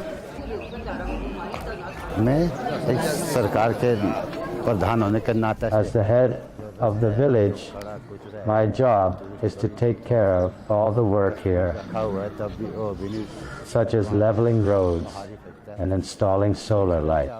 It is my duty to place trash bins in different parts of the village and to raise awareness among tourists to use them instead of throwing garbage anywhere. I use the money that the government provides for this work. Jamningirishi, regarded as one of the great sages in Hindu mythology, is said to have intervened through his divine oracle, commanding that all guest houses surrounding Malana be closed. According to the legend, his decree allowed the village to welcome visitors only during daylight hours, when the god's blessing was present. This remote village attracts around 12,000 visitors each year.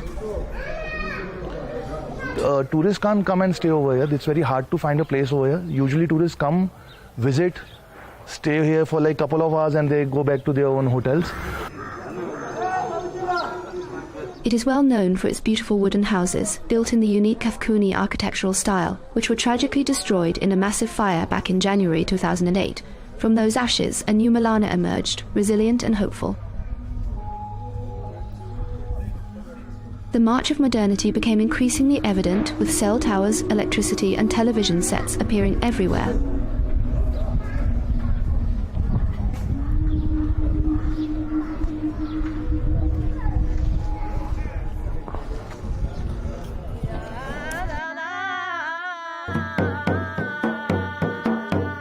Throughout Himachal Pradesh, people will tell you that the residents of this ancient village, known for their deeply rooted customs, avoid even the lightest physical contact with outsiders.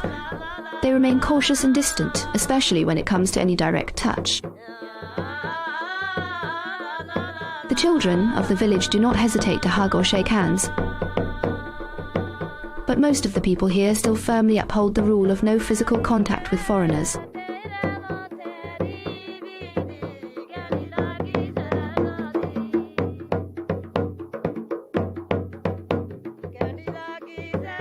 What surprised me over here is that you can't touch their holy places, you can't touch the local people over here.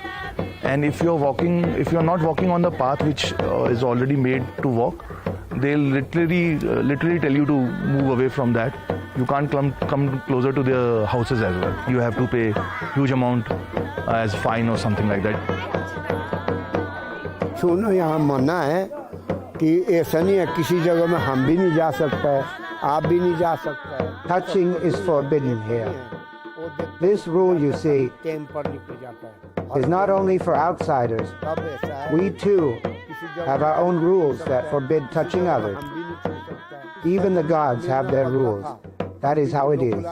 Everyone can be punished for touching, even the locals. The people of Malana do not marry outsiders. They also have their own language, which is closely related to ritual and traditional religion.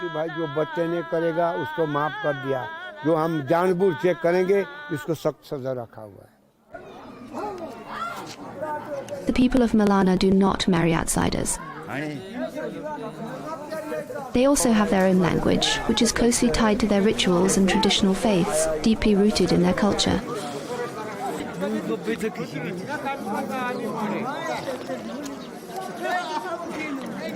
The people of Malana speak a sacred tongue known as Kanashi, a language never taught to outsiders, whispered only within the village itself.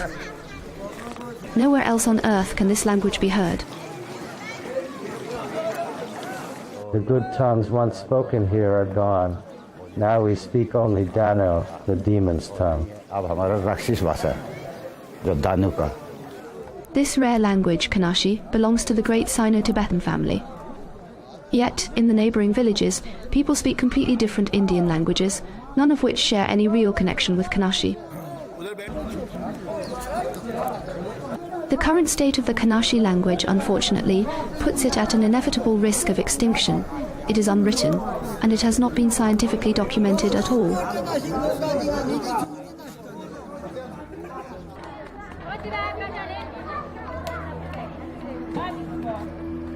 The people of Malana are distinguished by their light brown hair and eyes.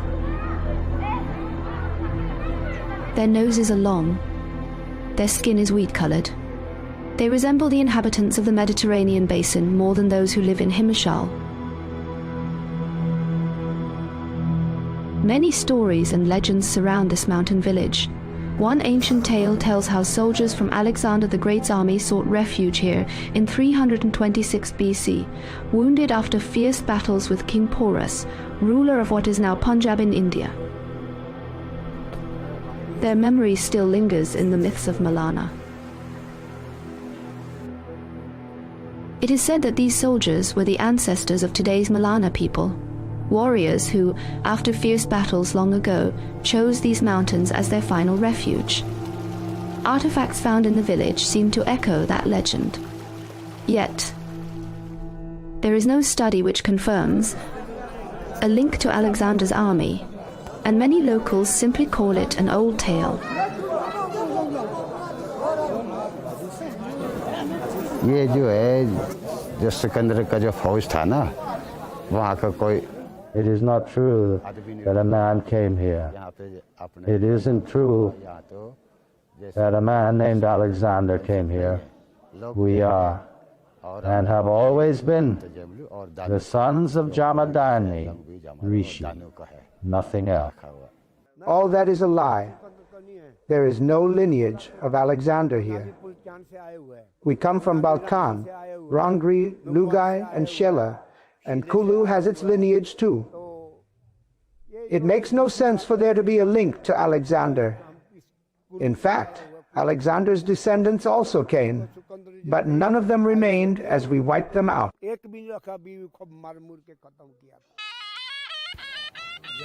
The village of Malana is renowned for its judicial and democratic system, marked by its unique and ancient traditions. The members of the village council, 11 in total, gather in the main square and are known as the Jamda. The council members listen patiently to every case brought before them. Disputes are discussed, voices are heard, and the village reaches its verdict by a vote of the majority, an enduring example of the living spirit of democracy that has guided Malana for centuries.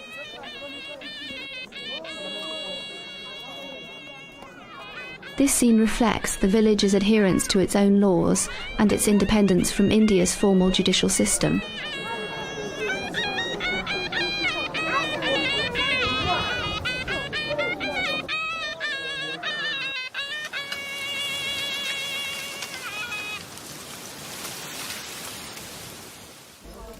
Malana is famous for cultivating a type of cannabis that bears its name, Malana cream, one of the region's main sources of income.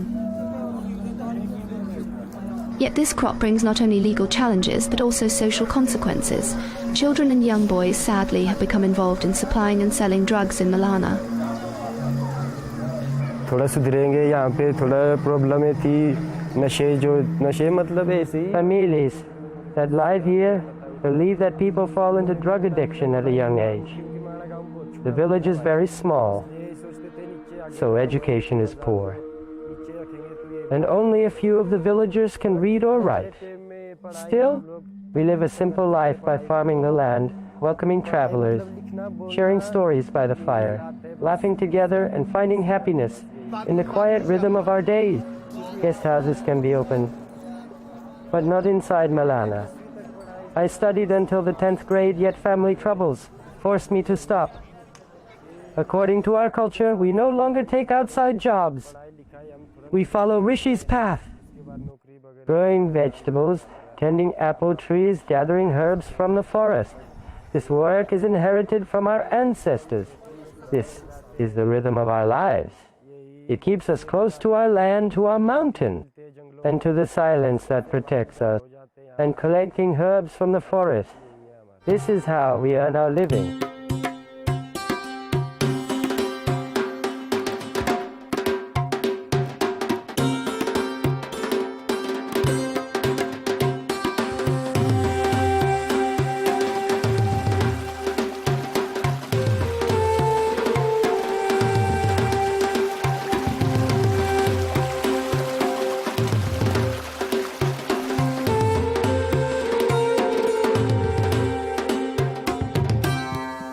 Here, women work more, and men work less.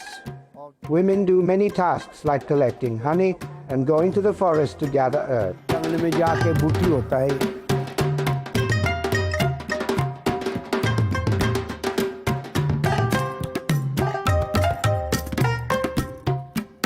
People are quite friendly over here, and there's some different culture also over here. What I heard about the culture and everything, that they have their own code, they have their own law. They don't follow what you call Indian constitution. So this place is completely different compared to all over India, kind of, you can say that. Their Pradhan take all the decisions. If there's any fight or anything in between the locals or something among themselves, there's only one person who takes all the decision for them.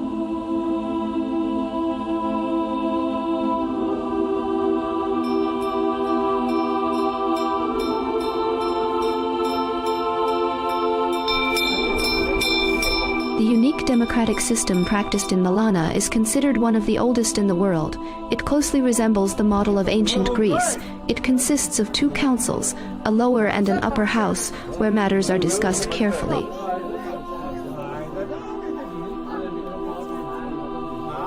Final authority always rests with the upper house, which includes 3 respected figures, one serving as the voice of the local deity.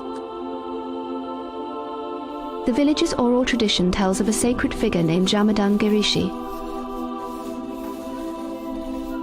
He lived in this mountain village centuries ago, known for his wisdom and deep contemplation. He is believed to have helped establish the laws and customs that the people of Malana have followed through the ages. ऋषि आया ना इधर, जमदग्नि ने ऋषि आ गया तो इस करके इधर तपस्या की है इन्होंने. दानु का राज था. When the Rishi Jamadagni came here and meditated in this place, Danu ruled this region. Danu agreed to hand the village over to Jamadagni. In Hindi, we call him Jamadagni. We call him Jamlu. 2 brothers first came and ruled here. After that, their number grew to 100 people.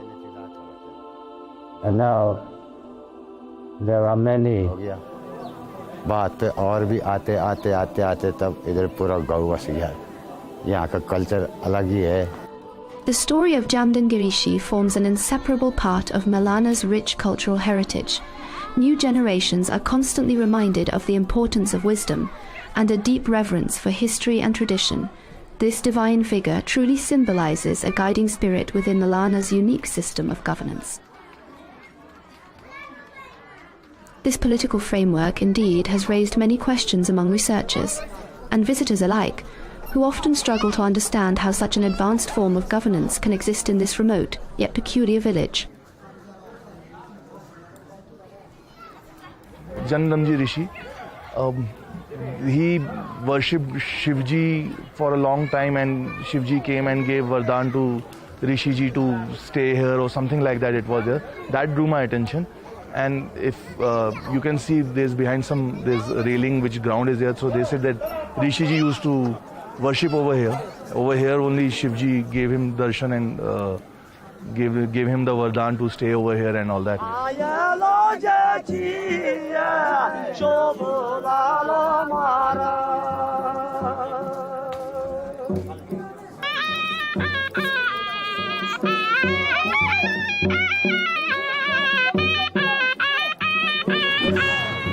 There's some festival today for which I came. So let's see festival, how does it goes. It should start in the evening and it will go on for the next 2-3 days. They dance and all that, and they do prayers and all that.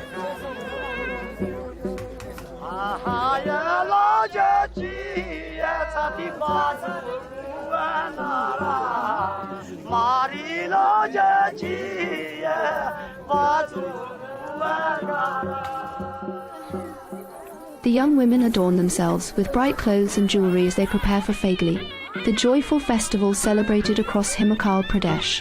It marks the end of winter's chill and the warm, colourful arrival of spring. It is an important and colourful celebration of music and traditional dance that unites the community.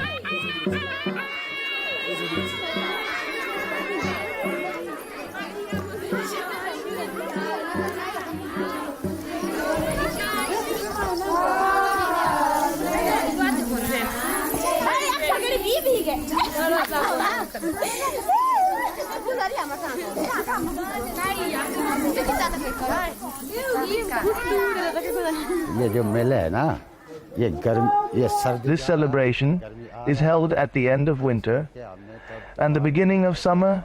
Now we can plant the seeds in the fields. We will start by planting potatoes, kidney beans and other things.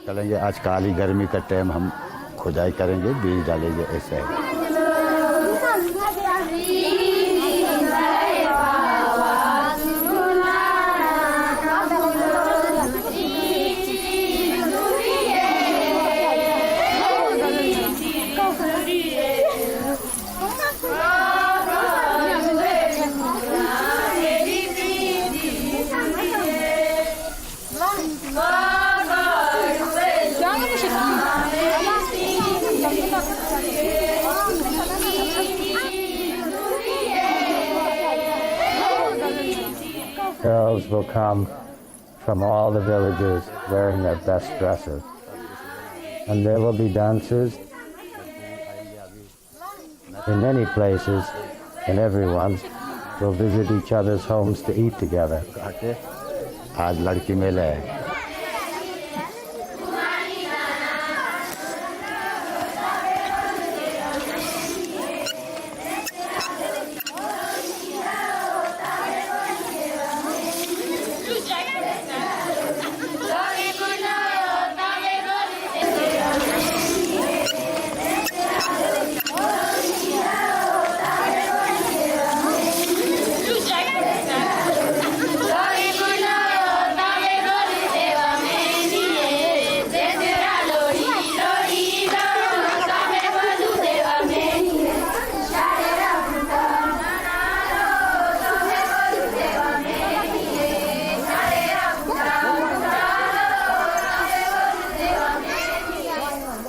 It is our tradition to celebrate after the snowfall that lasts for 6 months. The snow isolates our village completely, as there is no way out during the winter. When the spring arrives, the place becomes filled with joy. Everyone sings, the snow has melted, and people dance through the night and into the morning. This is the reason for our happiness.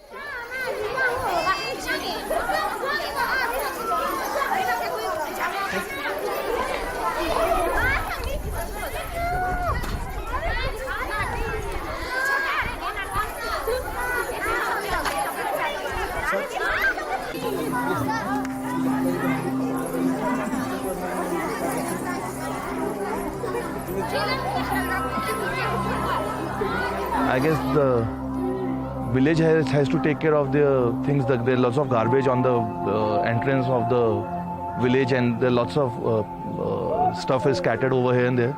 So I guess it can get much better. They can clean it properly.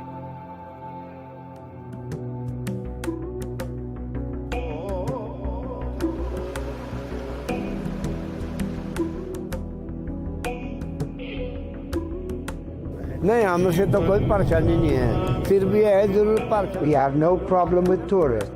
The only problem we face with them is that when they come here, they throw litter on the road like chocolate wrappers, biscuits, and empty bottles.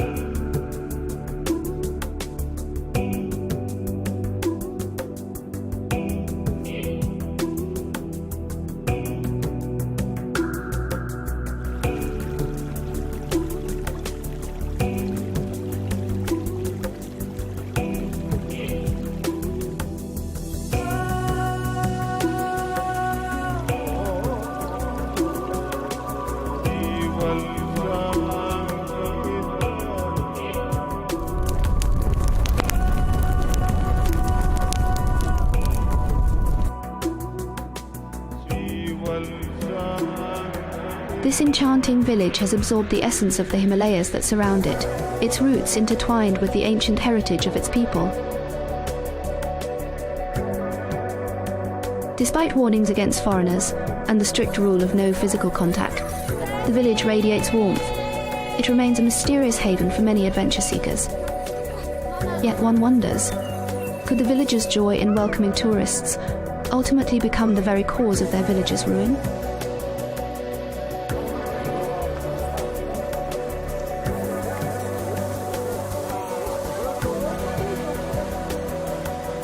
बस यहाँ पे future यही है अब future तो अब पहाड़ ही है ये फ्यूचर सब These mountains are our future because in the days to come they will remain beautiful. The world below us is not so good. Tourism is not welcomed here. What can we do? We are the sons of the wise, and it is our duty to carry on the work of the sages. बस अपना खाते जीते बस यही है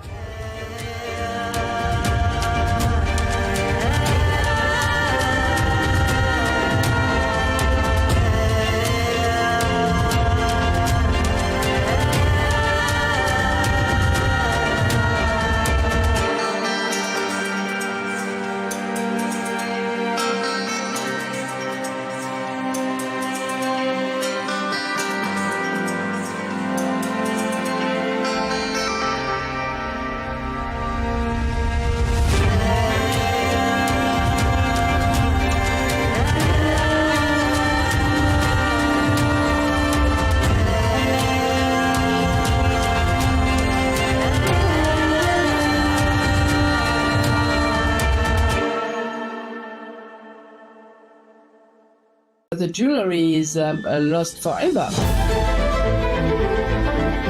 Inspired by a true story. We were blaming insufficient security. It's a symbol that has been attacked. Isn't a museum the most protected space on the planet?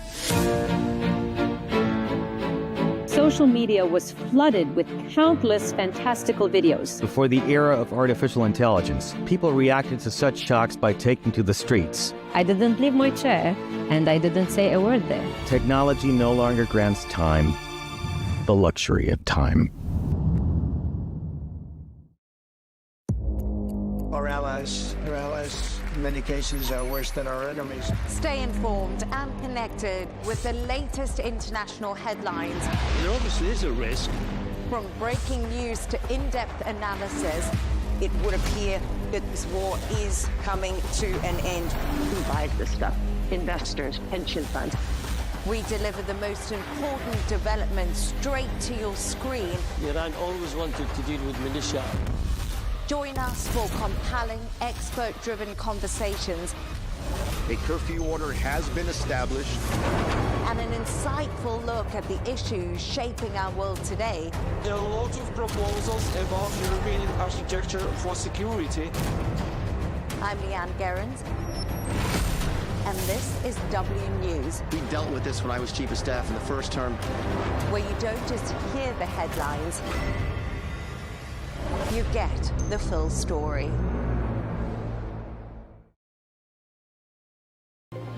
Russia thought victory would take a matter of days. President Trump thought he could end it in the first hours of his second term. And yet here we are, entering the 5th year of the Ukraine war. President Zelensky warns Putin won't stop at Ukraine and says World War III has already begun. Is he right? We ask our expert panel on Counterpoints with me, Melinda Nucifora.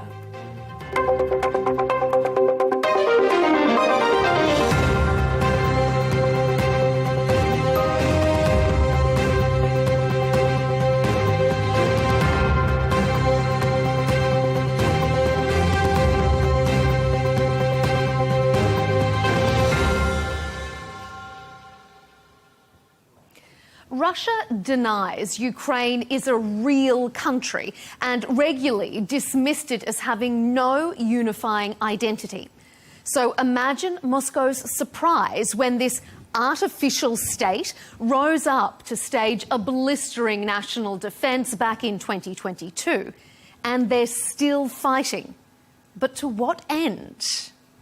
This was the state of play in January 2024. The parts of Ukraine that you can see shaded in red were under Russian control. Compare that to 2026.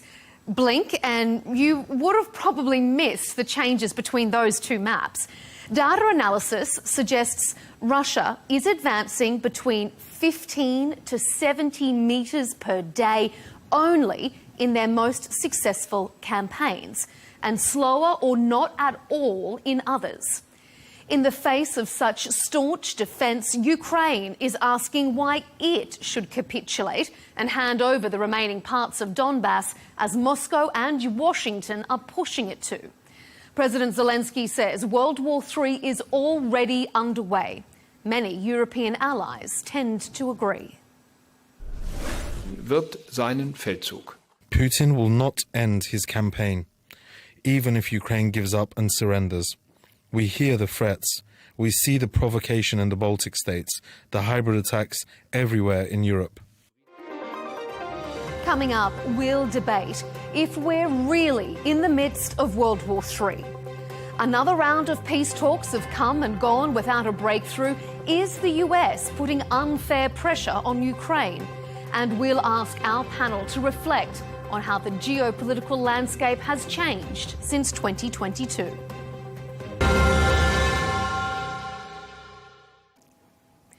Joining us for this discussion is Johnny Miller, a British journalist based in Moscow who's been covering the Russia-Ukraine conflict, reporting from both Kyiv and the Donbass.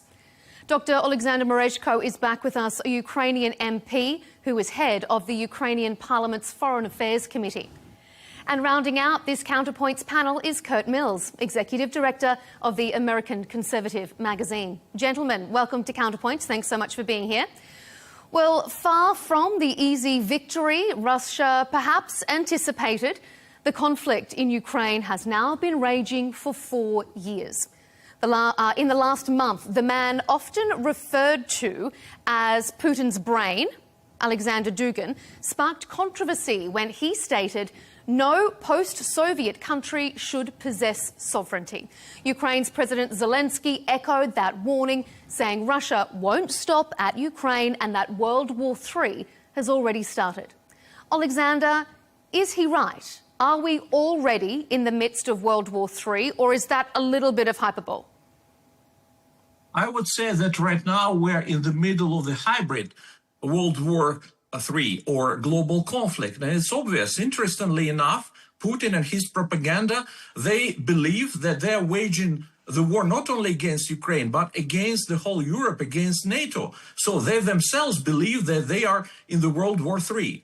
At the same time, Ukraine is fighting for its independence against the whole coalition of, so to speak, axis of evil, including not only Russia, but also North Korea, Iran providing weaponry to Russia, Belarus, which is accomplice to Putin's aggression, China providing lifeline to Russian war machine, Cuba sending its mercenaries to fight against Ukraine. So it looks like a real World War III.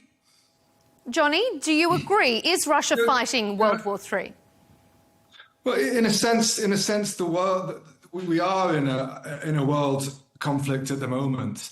You have Russia, Iran, China in a kind of uneasy alliance on one side, and the United States on the other, a war between the American dominance of the world, which we've seen over the last 50, 60, 70 years, and the emerging of a more multipolar world with China, Russia, and Iran. So in a sense, it is more of a global conflict. If you want to concentrate just on Ukraine, though, Russia calls this a special military operation. Let me tell you, all the soldiers on the front lines, and I spent a lot of time on the front lines, they call it a war, and increasingly Russian politicians call it a war. But still, Russia designates this as a special military operation. I'm in Moscow now. Moscow life carries on as normal. It does feel like a special military operation being fought on the edge of the empire, so to speak.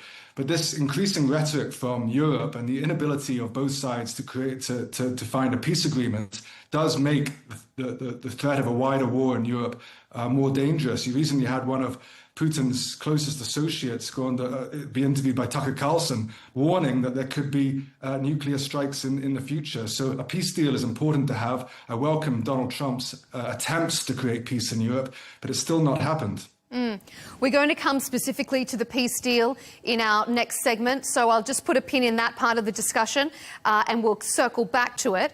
Kurt, do you agree with the framing of this? Is this World War III, in a sense? Are we on the brink maybe of a nuclear conflict? And is it that the US is on the other side of all these global disputes? No, I can't say I really agree with Mr. Dugin. I mean, of course, Dugin's role in Russian society, so far as I understand it, is one of political provocateur. He represents the Kremlin's far-right hard line, sort of moving the Overton window. I think in a lot of ways, although the war or the special military operation, whatever you want to call it, 4 years on, it has been a heinous tragedy for the world. We are in a more stable place than we were a year ago or even 2 years ago. The chance of nuclear exchange between the United States and Russia, or between NATO and Russia, I think is greatly diminished under President Trump. I think additionally, President Trump has played spoiler in this whole framing.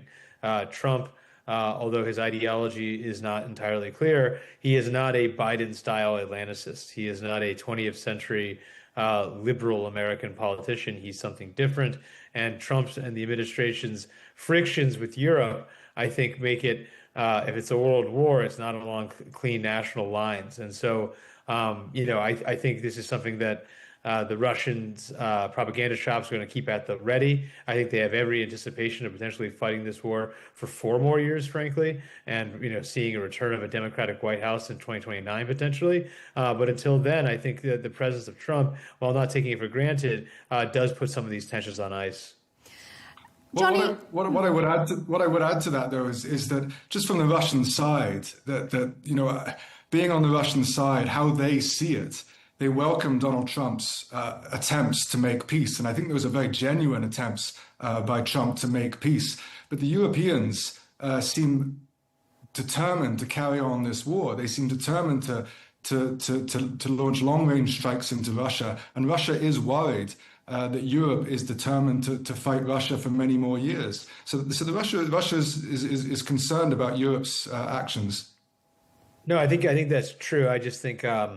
Europe's just not a world power currently, at least militarily, and so it would be a much different schematic than if the U.S. was full-throatedly behind us, which it's not. I want to bring Alexander into that because, if you're listening to what Johnny's saying there, it's that Russia and the US want peace, but it's Europe that is prolonging this conflict. Alexander, how do you see that? This is absolutely ridiculous and, absurd, because Europe is relatively weak because it's not united. The thing is that Putin, Russia, they hate the United States. They want to undermine the United States as a leader of the free world. And Europe is only helping Ukraine to survive. And initially, Europe was very reluctant. I'm not talking about the whole Europe, but some countries. They were very reluctant to provide us with the necessary equipment and necessary weaponry. But Europe understands one thing, that this is the war of aggression. And Putin, Russia, they want to destroy us as a country. Putin is absolutely not interested in any kind of peace. He wants to destroy us, to subjugate us. And Europe, for moral reasons, for international legal reasons, cannot just stay aside and see how Russia, in a ruthless way, is killing Ukrainian people, how Russia is bombing us, including Kyiv and other cities, and killing children, women, civilian population. Europe cannot just watch. And that's why they're trying, sometimes reluctantly, to help us to survive. That's why it's absurd to say that Europe wants this war to drag on. Russia wants to destroy us, to kill us. This is the reason, this is the root cause of this war.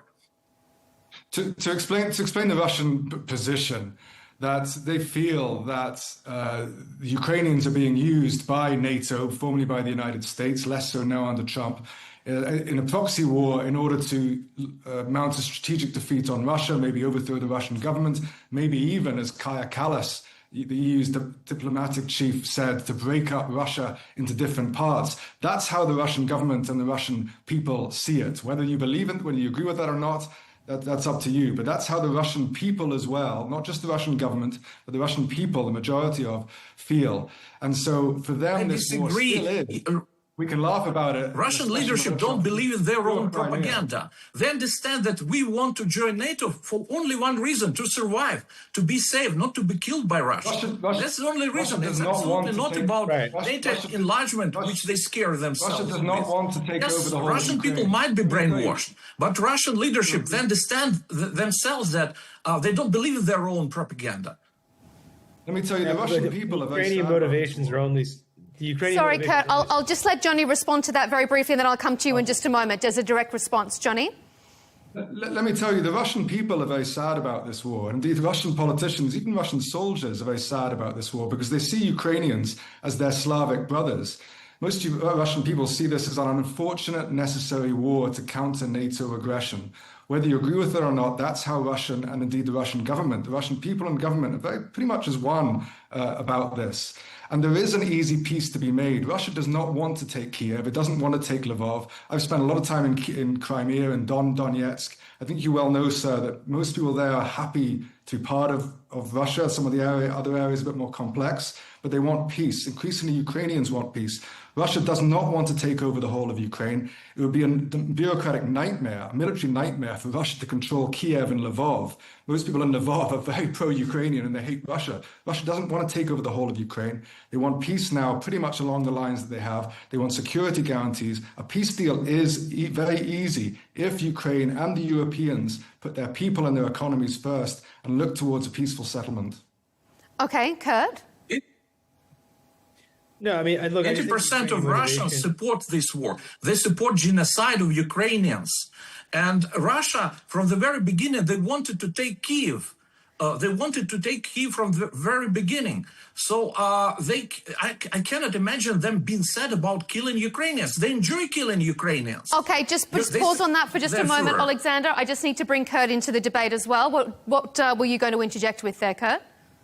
Oh, no, I mean, I just think, look, the Western motivations matter here a lot. And so, I mean, Trump's predecessor as president announced a regime change war basically in Poland in his May 2022 speech saying, you know, for the love of God, this guy's got to go. I mean, this is the kind of thing that's in the Russian psyche. They're not exactly making this up. For the European liberal establishment, not the Ukrainian establishment, but for the European liberal establishment, regime change in Moscow is enticing, is something they want to do. It is a motivator for their support for the war. So I don't think it can be discounted. Johnny, I want to ask you this. You alluded to the nuclear threat a little bit earlier. Russia's nuclear treaty with the US has expired, and just one day before the 4-year anniversary of the Ukraine war, President Putin said developing Russia's nuclear forces is now a priority. Does Russia pose a nuclear threat to Europe? Genuinely, it does. Not to the United States. I mean, I wrote a post recently on the back of actually Tucker Carlson's interview with Sergei Karganov that the United States is not stupid enough to go to a nuclear war with Russia. I mean, but does Russia pose a threat to Europe? What he was saying, and this is a very important person, he chooses his words perfectly. He did that for a reason. He did that interview with Tucker Carlson for a reason, to send a message. I speak to a lot of Russian military bloggers. I spend a lot of time on the front lines myself. This war can carry on for another 2 years. It's tough on the front lines. It's a drone war now. It's tough. But if this carries on, and if the Europeans get their way, they're talking about long-distance strikes into Russia. If they start striking Moscow with long-distance strikes, Russia has to retaliate. There is a tit-for-tat retaliation going on. And if this war carries on for another 2-3 years, more and more Russian politicians, Putin is actually more of a dove than most Russian politicians, believe me. The Russians are going to get to the point and say, why are we losing so many soldiers in Donbass when we can just up the ante and use our arsenal? I don't want to even talk about nuclear weapons because it's such a serious thing. But this is what will inevitably happen. Russia will not lose this war. It cannot lose this war. It's an existential war for them, and they will do whatever it takes to end this war. So that's the argument now, especially for the gentleman on your show today, that we could be on this TV show in another year's time, having the same debate, but the negotiating position of Ukraine will be even worse, and we're having the same discussion. But yes, there is a very, very real threat of this escalating out of control. I think Trump realizes that. I think the Europeans are still living in their denial and their delusions. They've believed their own propaganda that Russian economy will collapse, the Russian army is weak, and they're believing all this for the last 3-4 years. And they need to get out of this fantasy and start living in reality. Alexander, what do you think? Do you feel a direct threat from Russia in a nuclear sense? And do you think that we could be here in 1 year's time because Russia existentially cannot lose this war? Well, first of all, Putin is a nuclear terrorist. He's been blackmailing many times the whole world, threatening to use, or hinting at least, maybe not directly using Medvedev, and hinting that he can use nuclear weapons. But it's not more than a blackmail. Yes, he's a bully, schoolyard bully, but he's a coward. He has no guts. He was told by his friend Xi Jinping to shut up and not to use this nuclear blackmail. After that, he became more careful using his words. But in reality, it's nothing more than a blackmail on the part of Putin. We shouldn't fall for this manipulation and for this trap. Putin is afraid to use nuclear weapons. Let's look at the peace discussions in greater focus here. There have been numerous rounds of peace talks over these past 4 years, all of them unsuccessful. While the US keeps saying a deal is close, it never materialises. The major sticking point now appears to be territory. Russia wants all of Donbass, even the parts it doesn't currently control, and the US thinks Ukraine should hand it over. Ahead of the latest round of talks in Geneva, President Trump had this to say on Air Force One. Take a listen. Well, they're big talks. It's going to be very easy. I mean, look, so far, Ukraine better come to the table fast. That's all I'm telling you. Audio is a little bit hard to hear there amongst the plane noise, but Ukraine better come to the table fast. Kurt, what do you think? Zelensky says the US is putting unfair or disproportionate pressure on Ukraine. Is it? Is the US being a fair mediator? I mean, I think generally speaking, I mean, Ukraine is welcome to negotiate on its own accord, but they're basically a protectorate of the United States and the West. And so there are conditions if they want continual U.S. military and diplomatic support. I will say this for, the Russian demands of territory they haven't conquered is, a little bit curious, but I think there's an expectation that their conquest of them are inevitable if this war unfortunately drags on, which I think it will. I think for Trump, what you hear there is a default sympathy for ending the war and a default, directionality towards the Russian point of view, perhaps way more than most American mainstream politicians. But what is a major stumbling block is that Trump is an underratedly agreeable personality. And it doesn't seem likely, heading into 15 months of the Trump administration at this point, or 14 months of the Trump administration at this point, that Trump is just going to bail on Zelensky. He hasn't shown the gumption to do that. If he was going to do that, I think when you saw the sort of great showdown between VP Vance and the Ukrainian president last year, meanwhile the war drags on. And so I think, base case Trump is going to sort of gesticulate or genuflect towards the Russian position, but he's not going to completely cut bait on the Ukrainians. And so we're just mired in this morass. Well, what I'd add to that is that the British and European position, basically the British, French, German position, seems to be just to carry on the war for another 3 years. We had Zelensky reported in the American press telling his advisors that we need to prepare for the next 3 years. The European plan, particularly the British have been more involved than anybody on the ground in Ukraine. It seems to be just to wait it out for another 3 years. Maybe after Trump, we can have a Biden-esque American president and we can get back to normal. And at the same time, we can hope that the Russian economy will collapse or there'll be some coup or something we don't know, and just to carry on as we go and hope for the best. In my view, this war has caused so much damage to the British and European economies that we need to end it now and improve relations with Russia. Trump represents a new way of thinking. Trump has recognized that the world has changed. You hear that from Rubio. The world has changed. We now have new centers of power, Russia, China, and America is trying to dominate its own hemisphere. Europeans are still stuck in this globalist mindset of the West is one and we can carry on.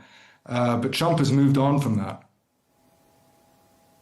Alexander, what do you think? I mean, do you think that President Trump is putting disproportionate pressure on Ukraine? I mean, does President Zelensky need to make a pretty undesirable concession here? Yeah, situation is very simple. We have the crime of aggression, we have the perpetrator, the aggressive state, which is Russia, and we have the victim of the aggression. And it's absolutely unfair and ridiculous when you're trying to put pressure on the victim and to make it territorial concessions. It reminds Munich 1938. Mankind has already made this mistake. I hope it will not happen. The only reason while the war continues is because Putin doesn't want to stop the aggression. He understands that in case if he stops the aggression, he might lose power because the war against Ukraine is a big distractor for Russian population. And it's the only source of his legitimacy and staying power.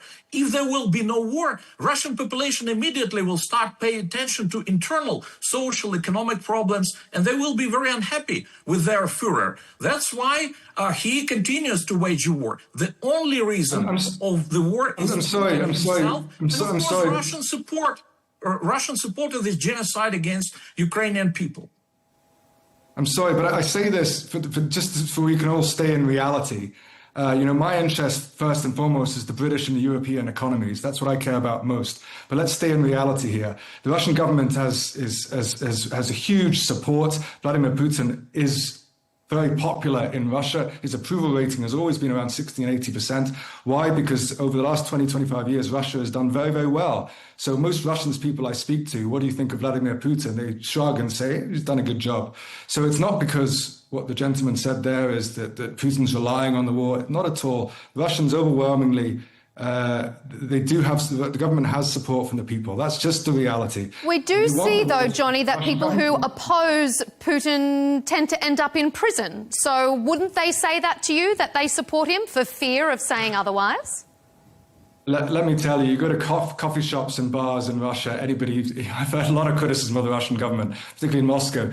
I've been in police states. I won't mention which countries, but I've been in real police states where people are scared to speak. Russia is not like that. I've had plenty of criticism. You can say whatever you want, but I live near the Kremlin. I can't go there and hold up a sign saying, I support Zelensky. Yes, I will be arrested. And some journalists have been arrested for opposing the war. I'm under political asylum in Russia because I've opposed the war and I fear the British government. There's oppression on all sides in all governments around the world.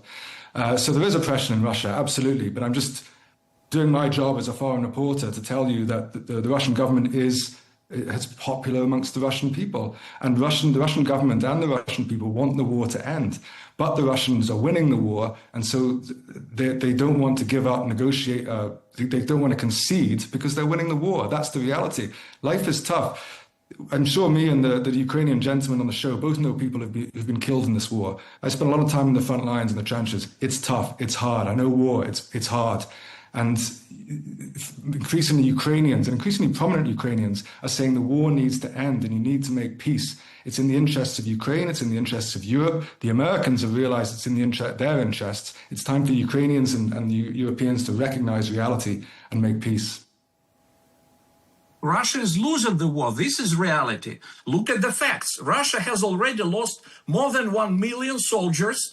Putin has failed to achieve his goals. He's not capable to occupy the rest of the territory of Donbass region. He understands that it will take him at this current pace, maybe 5 years and 2 million more soldiers. He's losing the war. He lost the war in the Black Sea. Russian fleet has had to flee Black Sea. They're losing the war. For 4 years, Ukraine continues to fight. And for 4 years, they managed to occupy only around 1% of the territory. It's a total failure. And they're reaching the point of overstretch when the whole system in Russia will start collapsing. I think if anything, it's the opposite, in which case the war actually if Putin wants to keep the war going, as far as I can understand it, is that he's gotten used to the status quo. I mean, they're running a war economy, number one. Number two, they're pretty excluded from the global economy, and it hasn't collapsed the Russian system. And number three, if they massively demobilize suddenly, that could be unstable for the society. If anything, the war is a stabilization mechanism on the Russian elite, not the other way around at this point.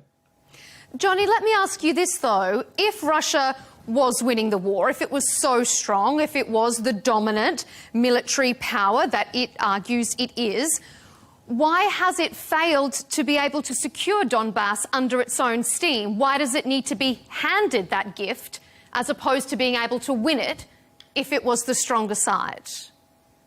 Listen, I agree with you. I mean, for the Ukrainians to give up the whole of Donbass, territory that Russia hasn't taken, that's a big ask. I can understand how that's very difficult.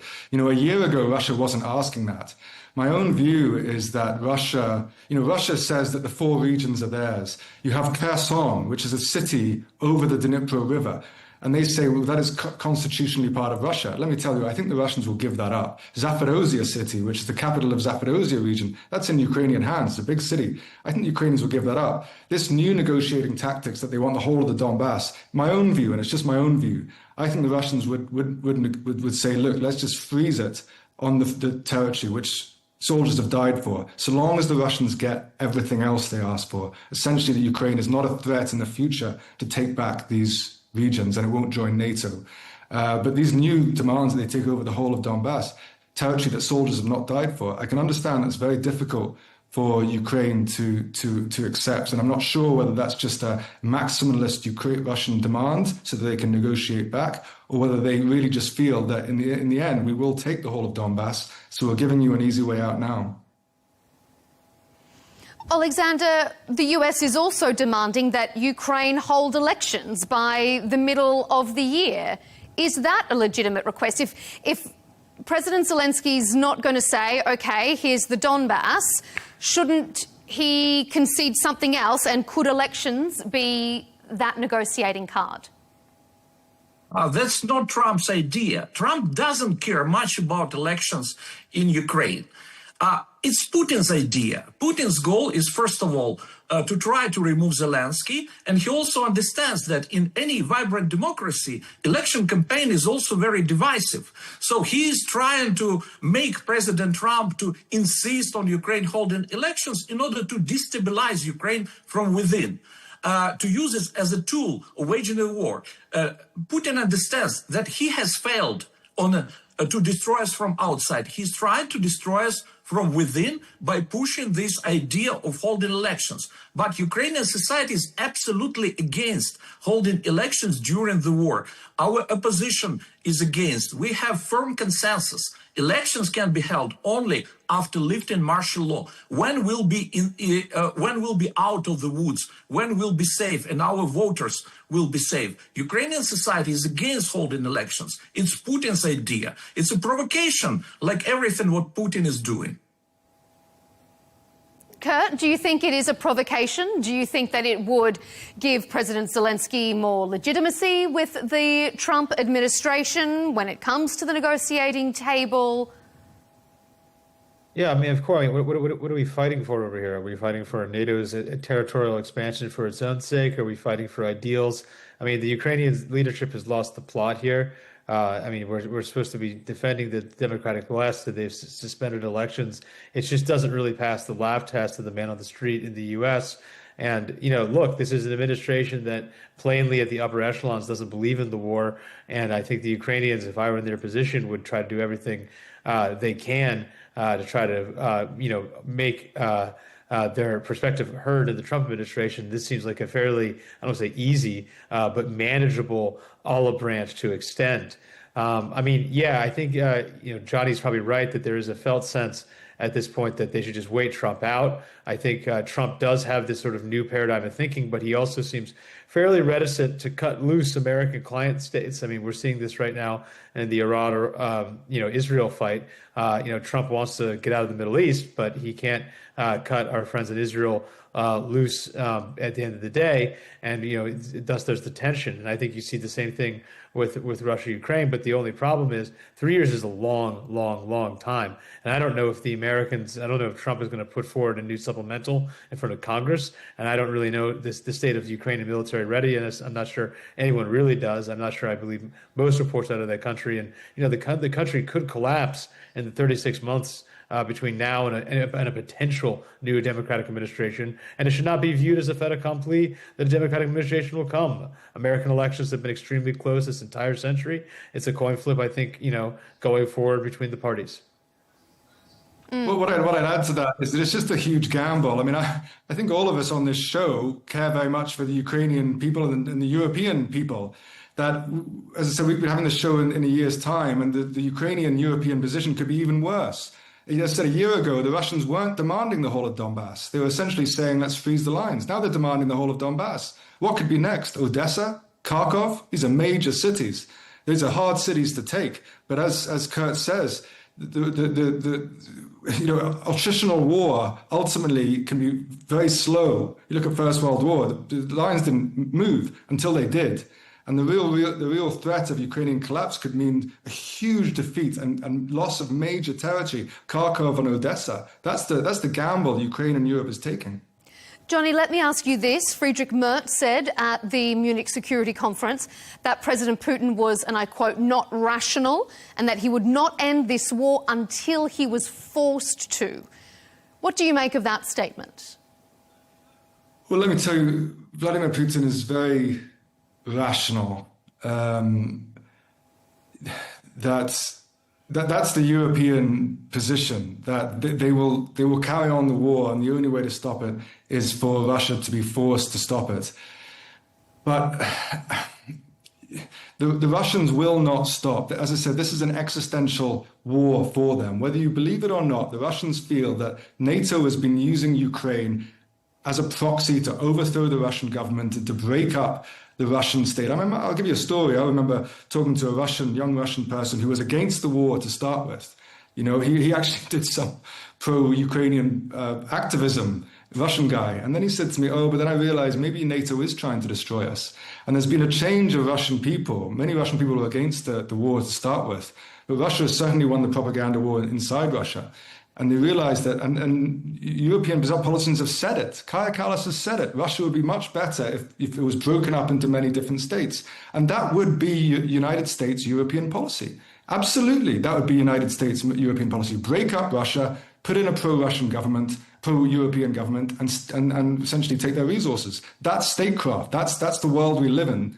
But they've come up against a force of Russia that is not going to be defeated. And the Russians have gone through so much horror in their history. Let me tell you, if Russia needs to mobilize again, if it needs to put its economy onto more of a war footing, they will do that for this conflict. At the moment, they're fighting NATO with one hand. And Europeans need to realize that. And as I said, the peace is very easy to get to. Essentially freeze the lines. Maybe the Russians will negotiate on the whole of Donbass. Make sure Ukraine is not a threat in the future to take back these regions. Doesn't join NATO. It can join the EU. The European Union can exploit Ukraine as much as it wants. The Americans can exploit them. And what I hope for is that the Europeans will do what America is doing now. I hope that in 3 or 4 years, the British will invite Vladimir Putin to meet the King of England. The President of France will invite Vladimir Putin to the Elysee Palace, and for them to do deals. There's huge deals for the Europeans to make in Russia. Okay. Huge oil and energy deals. Alexander, what do you think? What would it take to force President Putin to end this war? Can he be forced? Yeah, he can be forced and he will be stopped. But to do that, we need to do several things. First of all, to provide Ukraine with all necessary sophisticated weaponry, which allows us to defend ourselves, including air defense systems, and also to deliver deep strikes to destroy legitimate military targets in Russia. Second, to deprive Russia of oil revenues, because Putin will continue the war until he runs out of money. That's why we need to introduce secondary sanctions, which were promised by President Trump, by the way. I hope he will finally deliver on his previously made promises. So this is what can be and should be done. And Russian war machine will be stopped, and Putin will have no choice but to stop his aggression against Ukraine. I mean, respectfully, I mean, look, imagine telling this to an American audience who has voted repeatedly for at least since 2008 against endless wars and U.S. military overstretch. You're proposing the following: basically a blank check militarily, whatever the U.S. Can give the Ukrainians to continue a fight where the lines basically haven't moved in years, number one. But number two, your second suggestion is even more explosive, that the U.S. should sanction any country that does business with Russia, principally oil and gas. So major sanctions on India at that point, a purchaser of Russian oil, major sanctions on China. I mean, that's the kind of thing that would bring the U.S. economy to a standstill. And what for? This isn't for even the entire territorial integrity of Ukraine. This is for 4 oblasts on the other side of the world. For most Americans, this just does not make any sense. And if the shoe is on the other foot and we pitch this to you guys in a position of strength, I'm not sure it'll be very popular over there either. Alexander? Well, yeah, first of all, according to the New York Times articles and some estimates published in the New York Times, 80 or 90% of American military aid would never leave the territory of the United States in terms of money, of course. So it was a win-win situation for American military-industrial complex and in the final analysis for U.S. economy and also for Ukraine. Second, President Trump himself promised to impose sanctions on India and China in terms of buying in huge quantities of Russian oil and gas. It was his promise. It was his idea, by the way. He should just deliver on his promise. A lot of things. A lot of them are contradictory. But India and China. You want us to sanction? We basically want to cut off trade with India and China just for these 4 oblasts. No, we're talking only about those companies which buy Russian oil and gas and thereby are feeding Russian war machine. Okay, I'm going to move us on to our final segment because we're almost out of time. And this is going to have a bit of a broader perspective as we sort of ponder the 4-year anniversary. When this war started, battlefield strategy was still dominated by tanks and artillery. 4 years on, it's much more preoccupied with things like drones and other high-tech methods of warfare. President Trump's return to the White House has also seen a marked shift in terms of US policy and, some would say, has shaken the transatlantic alliance to its core. Under President Biden, the US commitment to Ukraine was ironclad. Under President Trump, it's often looked shaky, if non-existent. Johnny, let's put it to you first. Has Russia been, if I can put it so bluntly, been the biggest winner from this war? Is Russia stronger or weaker than it was on the global stage 4 years ago?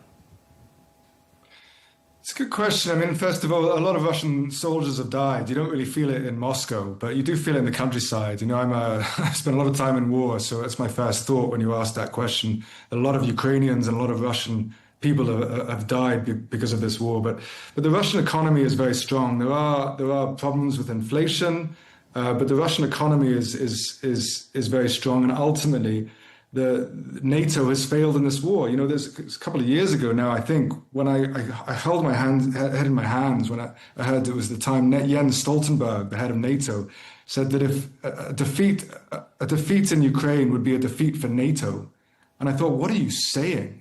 Because Russia ultimately will prevail in this war. And you're essentially saying that NATO is going to lose this war. What are you doing? Why are you saying that?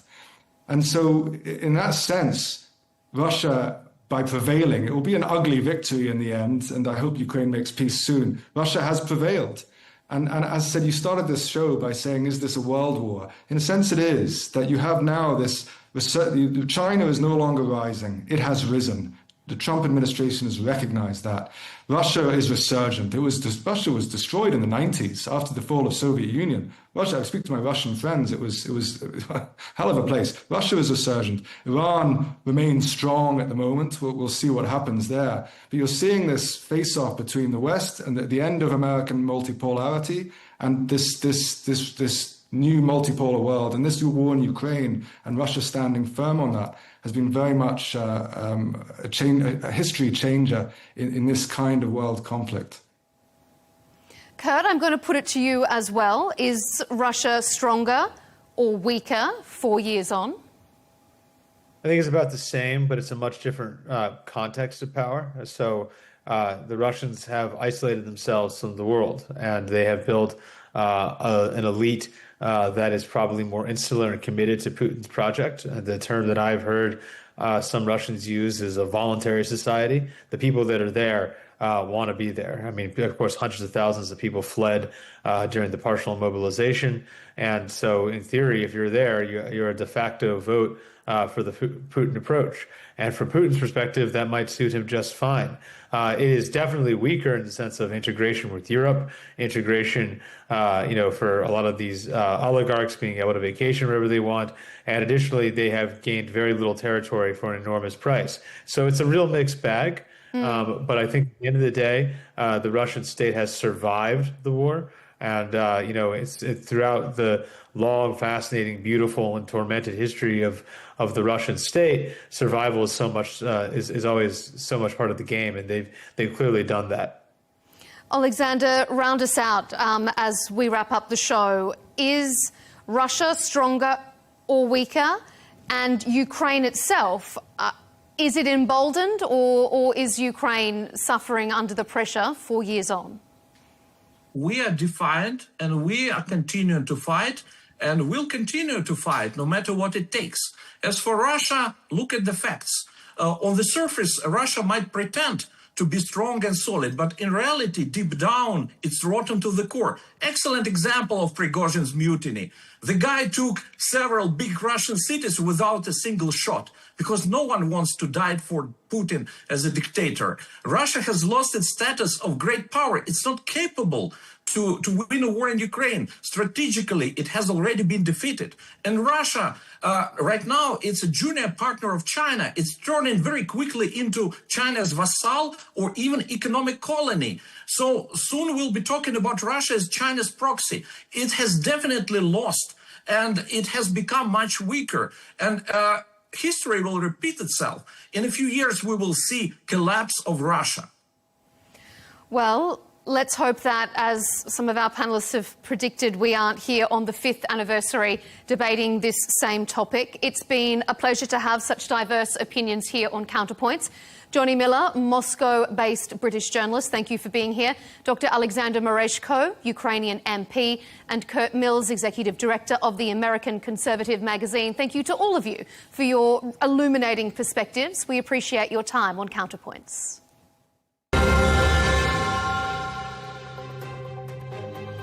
And as always, thank you to you for tuning in at home to this episode of Counterpoints. You can, of course, keep up to date with our latest debates and interviews by subscribing to Al Arabiya English on YouTube. And, of course, follow us on X and TikTok for the latest. We'll see you next time.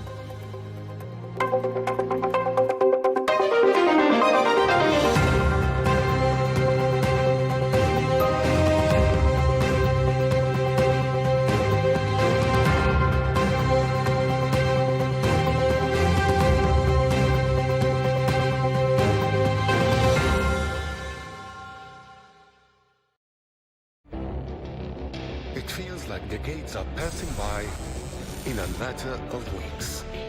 Seismic shifts in the world order. Never, ever will be part of America. With so much happening and then so much noise.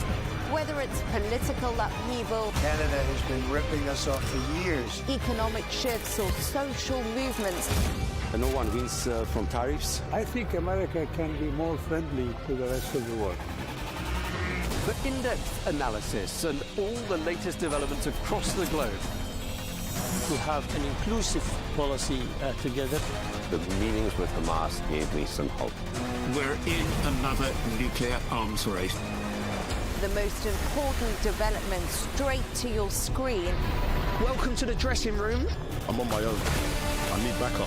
And an insightful look at the issues shaping our world today.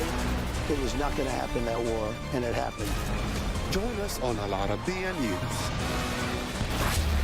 where the world talks.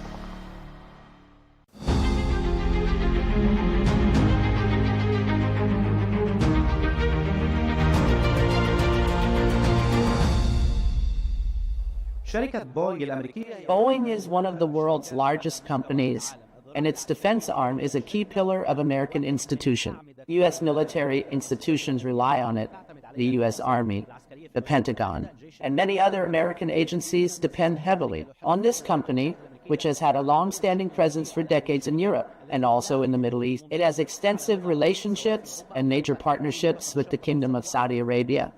Here at the World Defense Show, we're joined by Mr. Brendan Nelson, president of Boeing International. Welcome to Al Arabiya. More than once you've spoken about Boeing's support for the vision and about your long-term partnership to support the defense industry's sector in Saudi Arabia. What is Boeing's most important role in this area? What are you doing? Osama, firstly, thank you for speaking to me here at the World Defense Show in Riyadh and for your audience listening to me.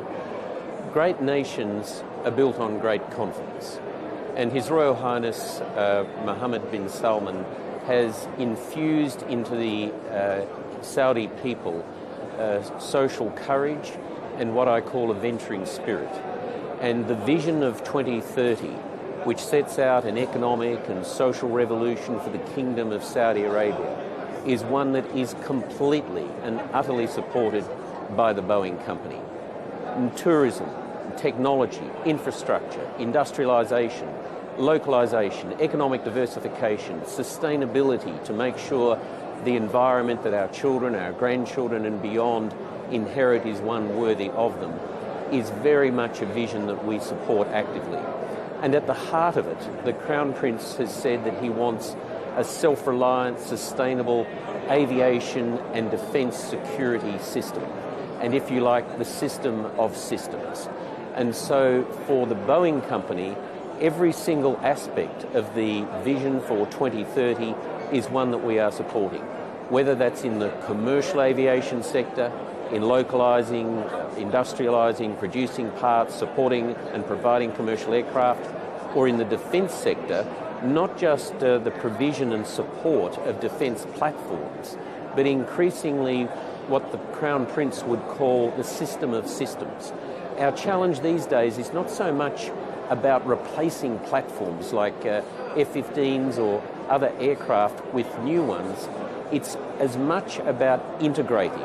And so the World Defence Show is tagged integration. So it's about integration, digitisation and systems intelligence. To create, we want to work with the Kingdom of Saudi Arabia on creating an ecosystem in defence, which is about aircraft, intelligence, surveillance, reconnaissance of space, of strike capability, of sustainment, and all the aspects that are necessary for the defence of a very proud and modern country. Speaking of aircraft, you've had a relationship since the 1970s with the Royal Saudi Air Force. How do you plan for the future of this relationship? How do you aim to develop it or cooperate with Saudi Arabia to develop this sector that the kingdom cares about greatly? The Boeing company in the defence space first established our partnership with the Royal Saudi Air Force in 1978. And today, the Kingdom of Saudi Arabia and its Air Force has the largest number of F-15 fighter aircraft outside the United States of America, some 230 F-15s. Also, the largest number of Apache attack helicopters. Almost 80 of those helicopters are here in the Kingdom of Saudi Arabia. Chinook helicopters, AH-6, which is known as a Little Bird, which is a reconnaissance helicopter. And we also have a very large number of unmanned aerial vehicles, or otherwise known as drones, Scan Eagles, which are used by the Royal Saudi Air Force. We have continued to support the Boeing 707 platforms in airborne early warning command and control aircraft. Also the refuelling tankers, which are very much a part of the Royal Saudi Air Force. But in addition to that, it's a question of helping to train and support those mechanics and technicians that maintain all those platforms, and also working with the Royal Saudi Air Force in the training of its own personnel. So we're very much a partnership. So when you see, as a Saudi, you proudly look up and see those Saudi F-15s, The Boeing company is working with the Royal Saudi Air Force to maintain and support them, to make sure they are available for the defence and security of the kingdom at any time. Speaking of companies, Mr. Brendan, you mentioned companies and your work with Saudi firms. How do you evaluate this partnership? You have partnerships with GAMI and with major companies operating as well. In this field in the kingdom, SAMI and many companies, both startups and large firms. How do you view this partnership today? And what are these companies asking for? Well, your question includes the key phrase, Osama, which is partnership. So it is not simply a case of the Boeing company selling products and services to the Kingdom of Saudi Arabia. We have partnered with the Kingdom for 81 years, and in defence we've been partners since 1978.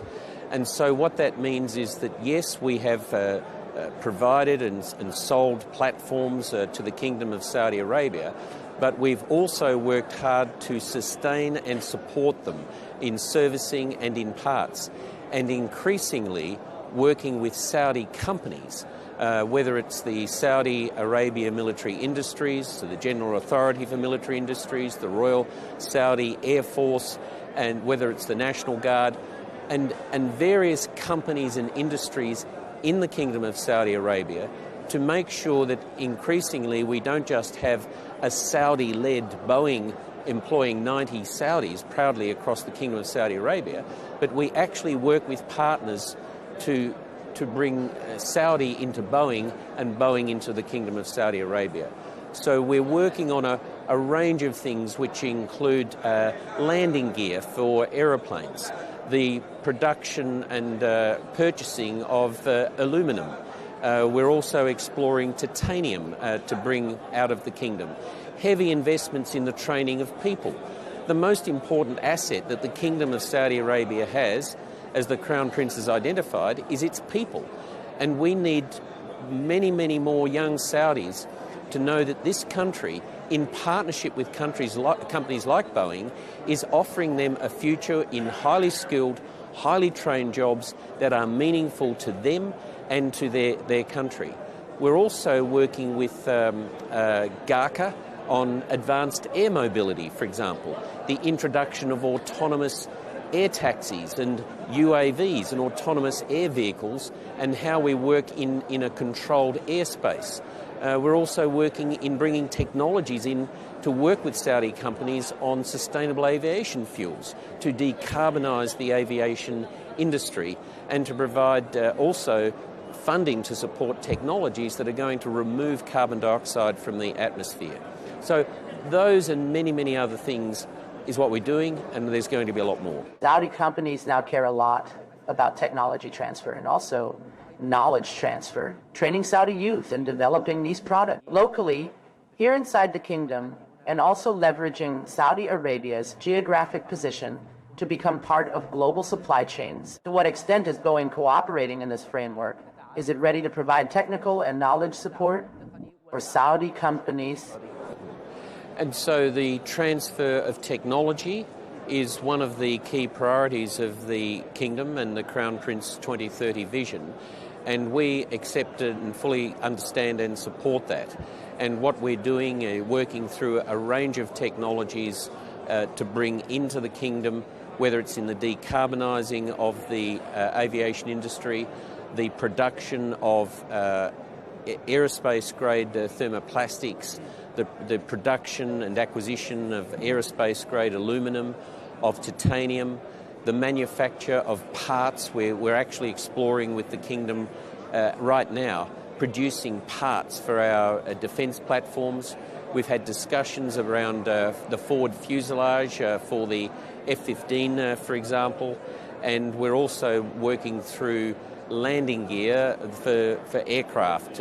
So a lot of technology that we want to bring and increasingly are bringing into the Kingdom. About the training, aircraft that you recently built, the T-7 trainer, where have you reached in this project? Have you delivered parts of this aircraft to the U.S. Air Force? And is there openness to exporting it or making it available to U.S. allies? The T-7 will replace the T-38. It's the first time in 60 years that the United States Air Force is acquiring a new trainer for its next generation of fighter pilots. And the pilots who train in the T-7 will be able to go on to fly F-15s, F-16s, F-35s, and a whole range of fighter aircraft platform. We have now delivered the first 2 of those T-7s to the United States Air Force. One of them is flying and already helping to train the next generation of pilots. The other one is being used to train the technicians, the mechanics, those that are going to have to support the aircraft. There is immense international interest in the T-7. The British, for example, have indicated an interest in it, and we also are aware of some countries in Northeast Asia that are interested in it.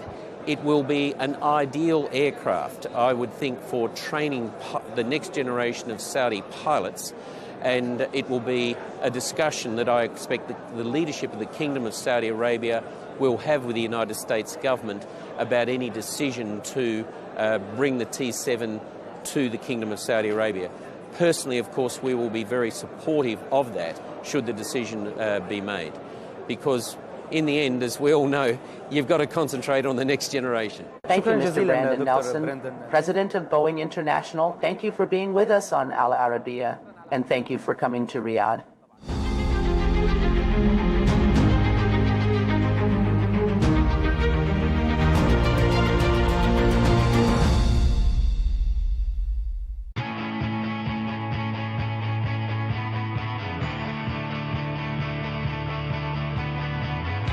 Welcome to the metropolis, the big city.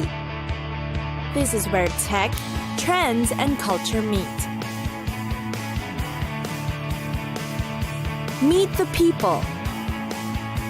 See the sights. Walk the city streets. And experience the lifestyle.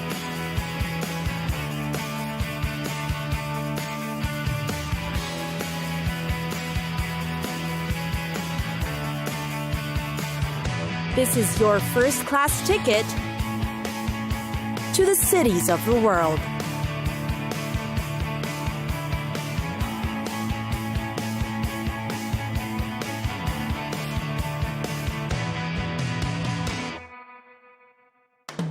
Tunis,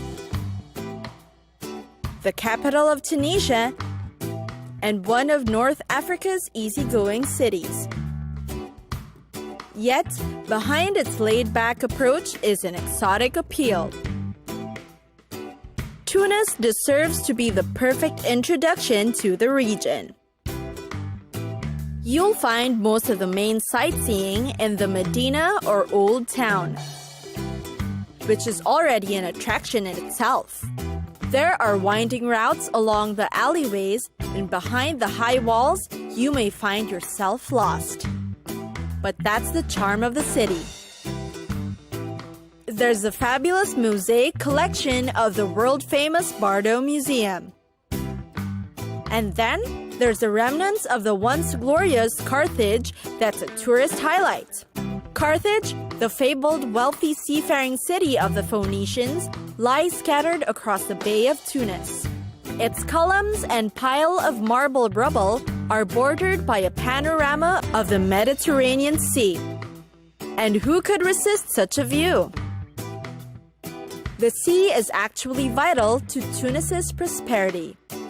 The Carthage was completely destroyed in the Third Punic War in 146 BC. And the surviving ruins is worth the visit. The view is yet amazing, especially with its seafront setting. Meanwhile, there's also the Medina district or Old Town. It is considered Tunis's historic heart and known as the Port de France during the colonial period. Because while the Old Town walls of the Hafsid period may have long ago disappeared, when you get inside the mosques, mausoleums, and the madrasas, or the Islamic schools for learning, you'll see opulent tile art and splendid Fatimid and Ottoman architecture decorating the streets. Get lost in the beauty of the district's monumental relics. Last but not least is, of course, the shopping. In Tunis, the Souk des Chechis is the place to be. Makers of Tunisia's traditional woolen hats will be found here and are even conducting workshops. Looking for furniture to bring home? You'll find them between Rue Gemma Ez Zaytouna and Rue Kasbah.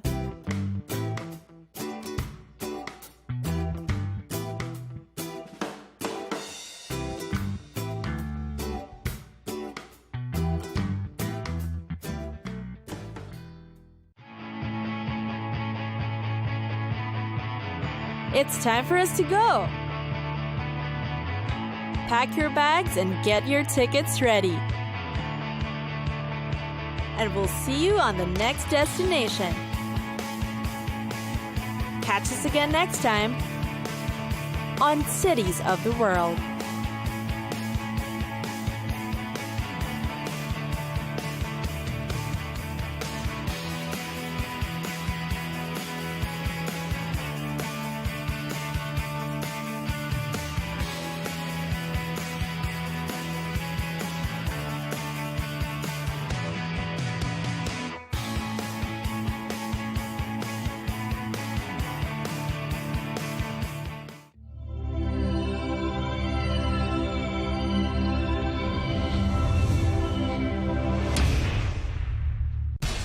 We have to take care of our people, and we're going to take care of our people first.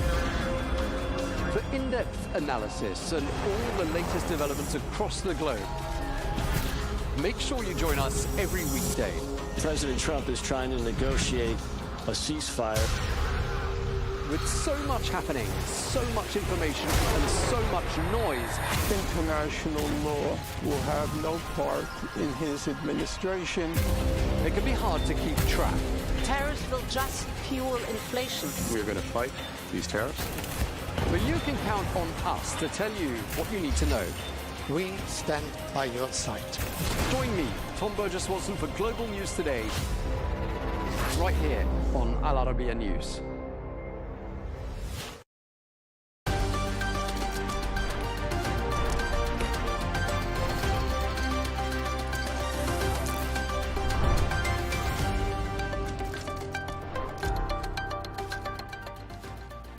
Hello and welcome. I'm Leigh Ann Gerrans and you're watching W News Extra, broadcasting live from the Al Arabiya studios.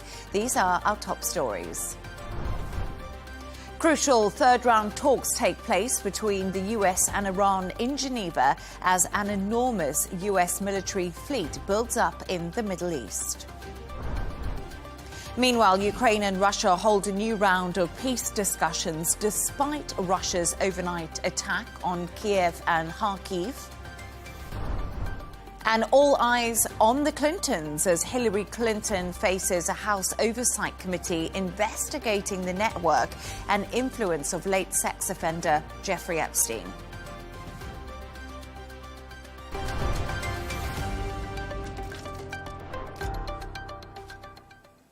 Now, the US and Iran have met in Geneva for a third round of talks as President Trump continues his threat to attack if a nuclear deal is not reached.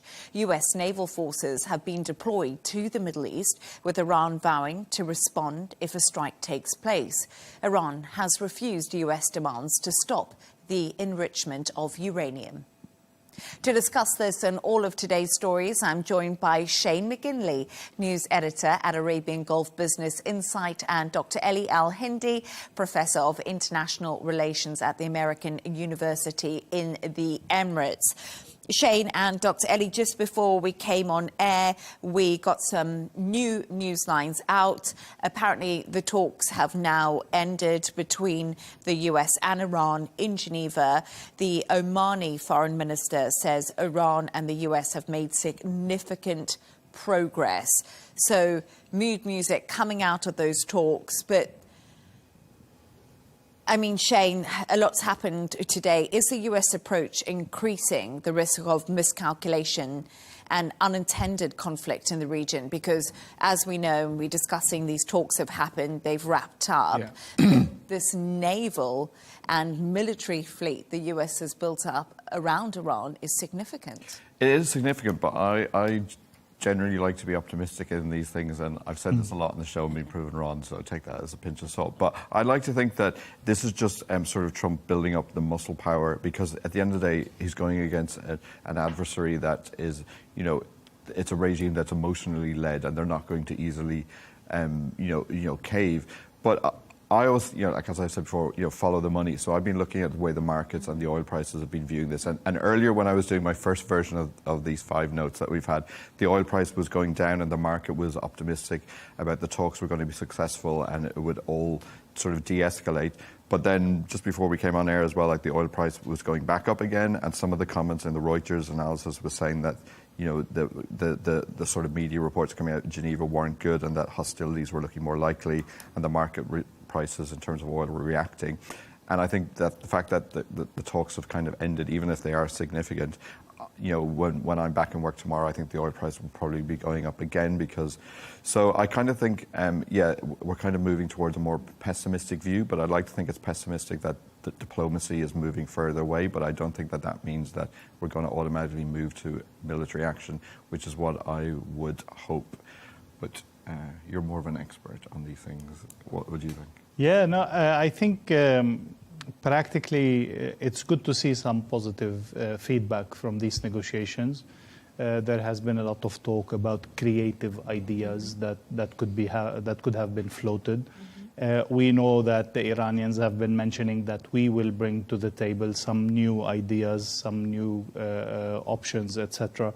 On all of this, let me just say that on the nuclear level specifically, on the nuclear file specifically, I don't think it's impossible to reach a common ground. I think it is possible with some creativity, with some flexibility from here and there, to actually reach a common ground on the nuclear file per se. Examples that we've heard, that Iran has suggested that they will stop any enrichment for 7 years.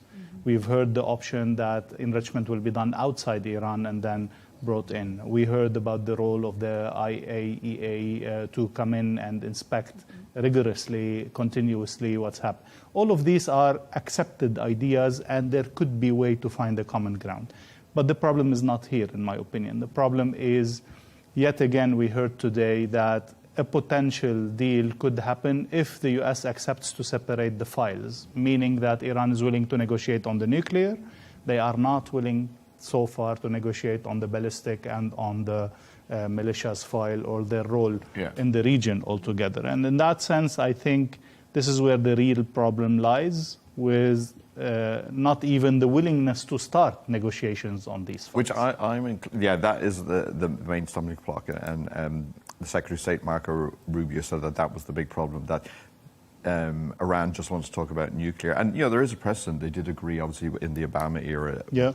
But that was also, more of an international-led decision, while the Washington wants to talk about this in the context of a wider one. I personally think that you can separate the two issues, and you should just look at the nuclear one first, get that agreement in place that was already agreed, and then Trump pulled out of it.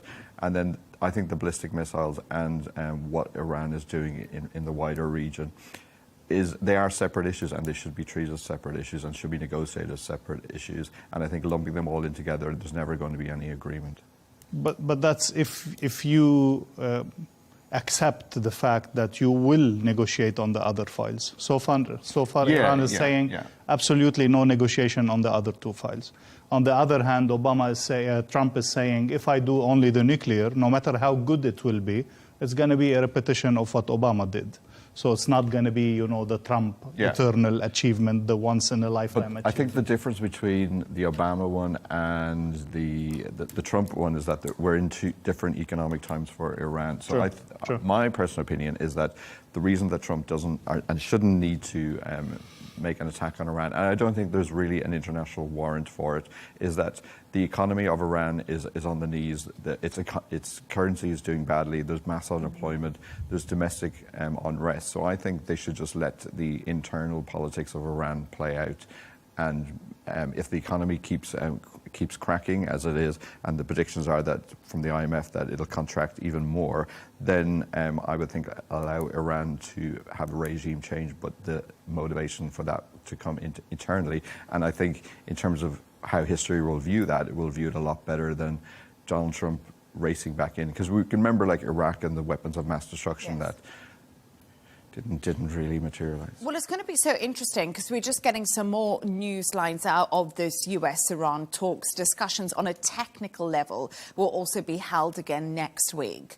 So more discussions next week, which might make people feel that a US attack this weekend might not be likely because they've still entered diplomacy.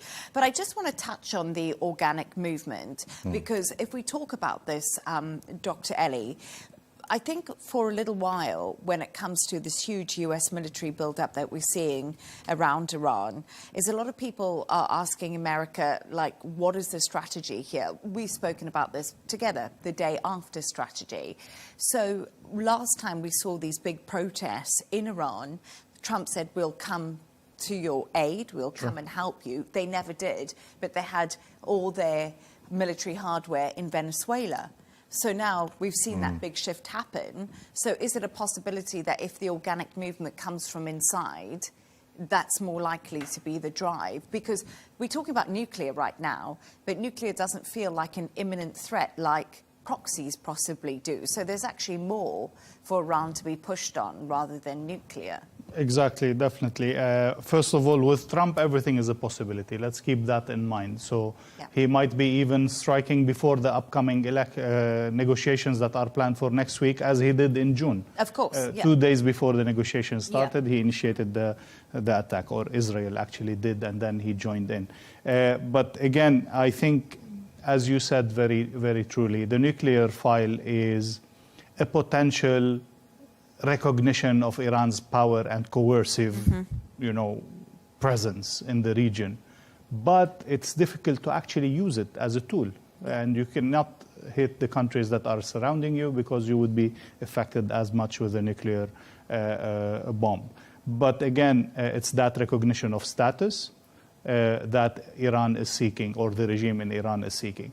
On the other hand, the actual danger that has been affecting all the countries in the region, in the surrounding of Iran, are the ballistic missiles and are the support of militias and interference in their own different affairs. Which is why I think they should split those two issues, because I think if they attack purely... But I think they want to split those two issues, but Iran is insisting they're not going to talk about the militia. But even more, Iran is going to use the nuclear deal to get assets unfrozen so they can revive their economy, attack their people, and continue to do the business as usual. Good point. Which Trump will not want to allow, as he has clearly mentioned.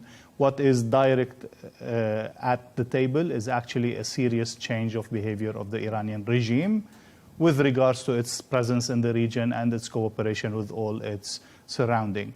Now, here is the question that why I am almost sure that the deal cannot possibly happen, is that this regime by nature is an ideological regime that if they compromise on the ballistics and on the militias, they will actually lose a lot of legitimacy, which brings us back to the internal movement that might actually pick up in that case and cause a real threat internally, keeping in mind that Trump has been so hesitant, and truthfully so, to take responsibility for a fall of the regime. He doesn't want to push for that. He doesn't want to take responsibility for that. All the allies in the region have told him, don't push for that. This is not because we don't have the plan for the day after. It will lead to chaos. And just a quick thought before we wrap it up. We must remember that these talks are absolutely crucial because of this military build-up. And today, the US announced its military headquarters in Bahrain is now on mission-critical staffing, so that's down to 100 personnel. The last time we saw that was in June, before America launched their B-2 bombing campaign against Iran's nuclear site. So, right now, if we look at the positioning of America, everything's in place. So a lot hinges on the diplomacy here, but thank you so much. But I think the big question is, you mentioned the word legitimacy. I think just attacking Iran based on purely what we think is their nuclear capabilities doesn't seem legitimate to me. But in terms of the missiles and what they're doing in other parts of the world in terms of proxy wars, it seems slightly more legitimate. So I think I'm not sure whether Trump worries too much about that, but I think in terms of like the longer term perception of the US worldwide, I think it's something that should be considered. Definitely, and I do think that Donald Trump, as you said, has been hesitant and seems to be considering all options at the moment. But thank you so much. Let's move on to another story now. And meetings will also take place between Kiev and Washington today in an attempt to bring an end to Russia's 4-year-long war with Ukraine. It follows overnight strikes by Moscow, which injured 20 people in Ukraine's eastern and southern regions. It's believed the Kremlin's economic affairs envoy Kirill Dimitrov will also be in the Swiss city today, although not invited to the meeting with Ukraine's lead negotiator and Trump's envoy, Steve Witkoff, and of course, Jared Kushner. I think when we were on last time, Dr. Ellie, we were talking about this because in Geneva right now, there's a talks between US and Iran. There's a talks between Russia and Ukraine. Sure. Steve Witkoff and Jared Kushner are really putting in a shift, aren't they? Jacks of all trades, huh? Yeah, negotiating everything, experts on every file. This is really problematic. And is that because I wonder if this is problematic because it's a lot to remember, it's a lot of moving pieces, and can two men really head up such crucial and talks? what those that don't have a huge amount of diplomatic experience. Yeah. Well, they're getting a lot of on-ground experience. They are in the last definitely. year, I imagine. So definitely there are the teams that prepare the files and the negotiating points and so on. But eventually, yes, these are the two people that are always heading the negotiations. And this is problematic for U.S. foreign policy. First, it doesn't carry the heritage and the knowledge that years and years and decades of foreign State Department measures and expertise and so on. And second, because you're approaching everything from a businessman's deal point of view, rather from real issues, real concerns that are on the table. It's absolutely so fascinating how this all works.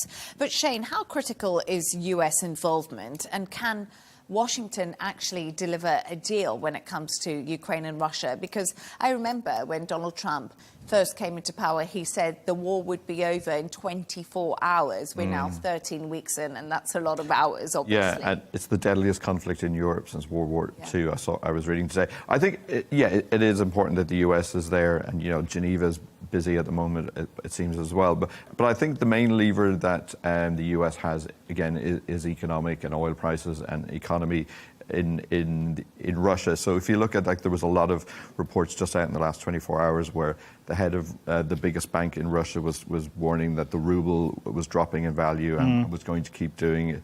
The Kremlin came out today saying that there was a sharp drop in energy revenues. I think it was 24% in 2025, and it was down by half. So that's, at the end, it makes it all, the oil and money is what makes the world go round. So I think, but I think they need to ramp up these sanctions on Russia, and those need to increase heavily, because if Russia doesn't have the economic might to continue the war, then that's obviously going to massively impact. But you know what I find so... a resolution. Yeah, and I find this fascinating because I was speaking to somebody from Russia a little bit earlier and also last week, and I thought it was actually a light bulb moment for me, because we look at Russia's economy and we know it's slowing and it's weakening. Yeah. But it's still stronger than most European economies. Yeah, which is not hard, really. But then that's I know you say it's not hard. But that's the GDP level. I would say on the ground, you got the war economy, but I'm talking about if the ruble is down, then the cost of buying bread in Moscow in a local bakery.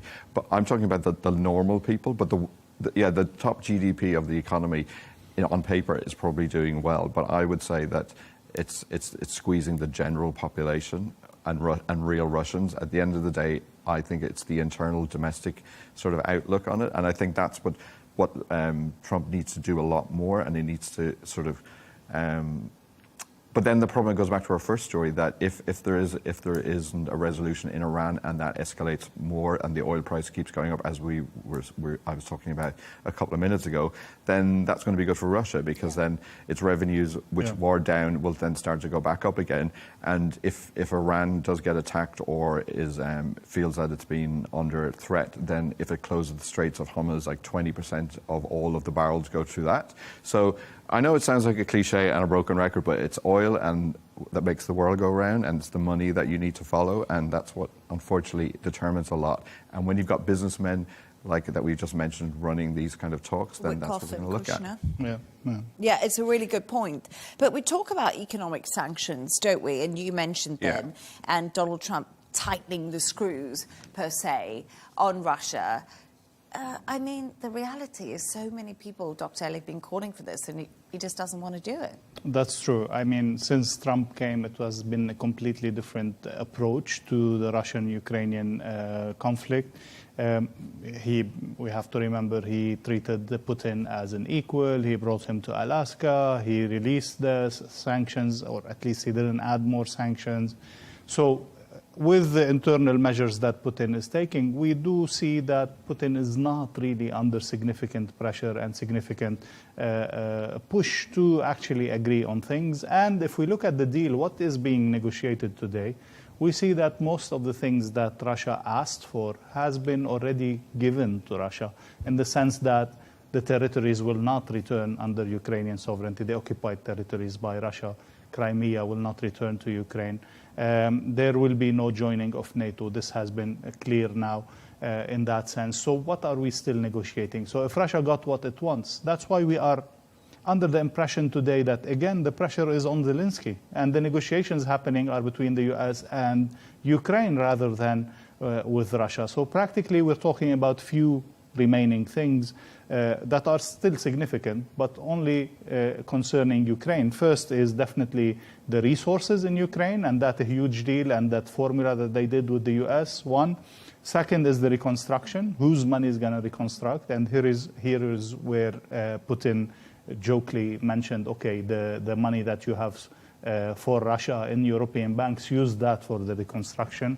So this is a way of him to say... But they wouldn't unfreeze those assets, the Europeans, which was absolutely fascinating, wasn't it? That was just another circus, really. Definitely. Yeah. And the most concerning part still, that I think a lot of the negotiations are still happening, are what we call security guarantees. Yeah. Who can actually guarantee the security of Ukraine, and then behind it, Europe, with the clear, once again, the Putin given the fact that no European troops will be sent and placed in Ukraine.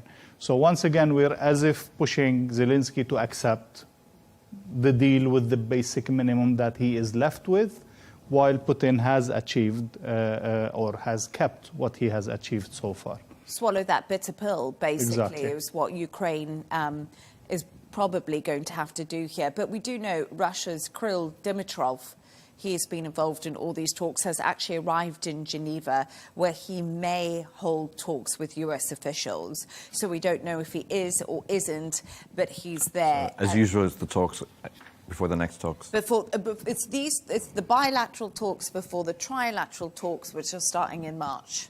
Yeah. So that's under control. Right, thank you for your thoughts on that. Let's move on now to another story. And North Korean leader Kim Jong-un has called on the United States to respect his country's nuclear power, sending a defiant message to Washington. Kim told the US they would get along if they accepted that North Korea's nuclear weapons are here to stay. It's believed North Korea has around 50 nuclear warheads and is looking to produce even more. So we actually heard from Kim Jong-un last night. He made a speech. Pretty rare. You know, he doesn't speak very much. First of all, we have to congratulate him that he got re-elected. Yes, completely unexpected result of the elections, and he made it, and he was re-elected. Who knew? So now he has a renewed popular mandate to pursue his policies. Yeah. Well, yeah. No, every time you talk about Kim Jong-un, I can't. You know, like that movie Team America. With yes, yeah. But that was the best part of propaganda, I think, ever. Yeah, Team America. But I must say something. I find North Korea absolutely fascinating. Yeah. And the Korean Peninsula fascinating. And when we talk about... that a country like that still exists in 2027. Exactly. And the fact that the South is so advanced and so... K-pop, and it has all of that. And then we look at the North, and it's literally unknown in many respects. It's quite amazing. But, North Korea, now it's talking that everyone should just accept that they're going to have nuclear weapons and all get on. Is this dangerous? Is it something we should really be taking into consideration? It's not. When you look at the whole axis of evil, it's not on a par with Iran or anything like that. So, and we know that North Korea has, like you said, sort of missiles and capabilities. But I think because it's in a completely different part of the world to Iran, Iran is an area with loads of oil. If Korea had loads of oil, it would then become an issue. So I think the fact that it's sort of been allowed to develop these capabilities, but it's also surrounded by, like you said, South Korea, China. It's in a part of the world where it's isolated, and it's just I like to think that it has these defense capabilities to keep everybody out, while Iran is a little bit more emotionally and aggressive potentially. So I think it's not really one to worry about in your sort of top 5 issues for the Donald Trump Washington administration. I would think purely because it's containable and it's more comical rather than problematic.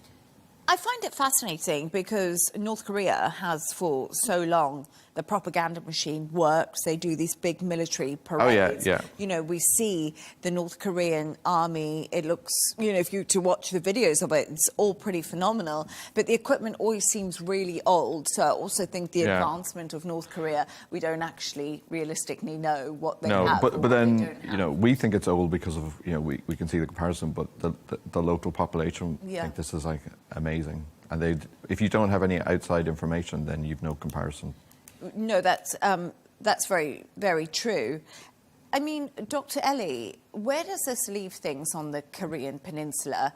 And I was just listening to Kim Jong-un and seeing the speech he made, and to me it was a little bit like he was almost saying to Donald Trump, we can be friends, let's talk again, let's meet again. Because do you remember when they met in Hanoi, that all started off because Trump called him the little rocket man on social media, and then they got to a back and forth, and then they met each other. So it's kind of like, Kim Jong-un saying, oh, you've forgotten about me, I'm still here, let's be friends, but I want nuclear weapons. Yes, it definitely sounds like that, but we have to remind ourselves of a few things. First, these negotiations or this photo op did not lead anywhere. So maybe he's just fishing for another one just to be treated, as an equal by the most powerful man in the world and just meet with him. And this could be the case, definitely. It could be, taking all the circumstances, what's happening in Iran, the right of Iran to have nuclear weapon, just to throw in his hat into the game and just say, okay, I'm here also. Now, it is still negotiable, it's still debatable how much actually they do have nuclear capabilities and how many. And some people doubt that the Chinese actually would have given the know-how. They might have, given access. They might have themselves operated some nuclear facilities in North Korea, but doubtfully given all the know-how for North Korea, because in my mind, I would see China keeping Kim Jong-un as a satellite state rather than a competition or a threat in the region. This does not mean at all that he should not be taken seriously, because he definitely has ballistic missiles. He definitely has the potential of harming his neighbors, of damaging the economies of South Korea and of Japan significantly. So definitely he needs to be taken seriously. He is definitely capable and willing to use the power, whichever power he has. Not sure about the nuclear part, but again, as you said, I'm not sure if in 2027 we should have such countries still functioning in the world completely out of any criteria or any framework. And obviously, the people living in North Korea under Kim Jong-un have suffered exactly. completely lifestyle, and things aren't easy. But thank you so much for your thoughts on that. Let's move on to another story now. And former US Secretary of State Hillary Clinton has appeared before the House Oversight Committee today as part of a congressional investigation into Jeffrey Epstein. Her husband, the former President Bill Clinton, will provide evidence that will come up tomorrow. The Clintons, who initially resisted being involved with the case, will testify in their hometown of Chappaqua, New York, and that will be behind closed doors. So, Dr. Ellie, as I'm not sure if it's still happening or it's wrapped up.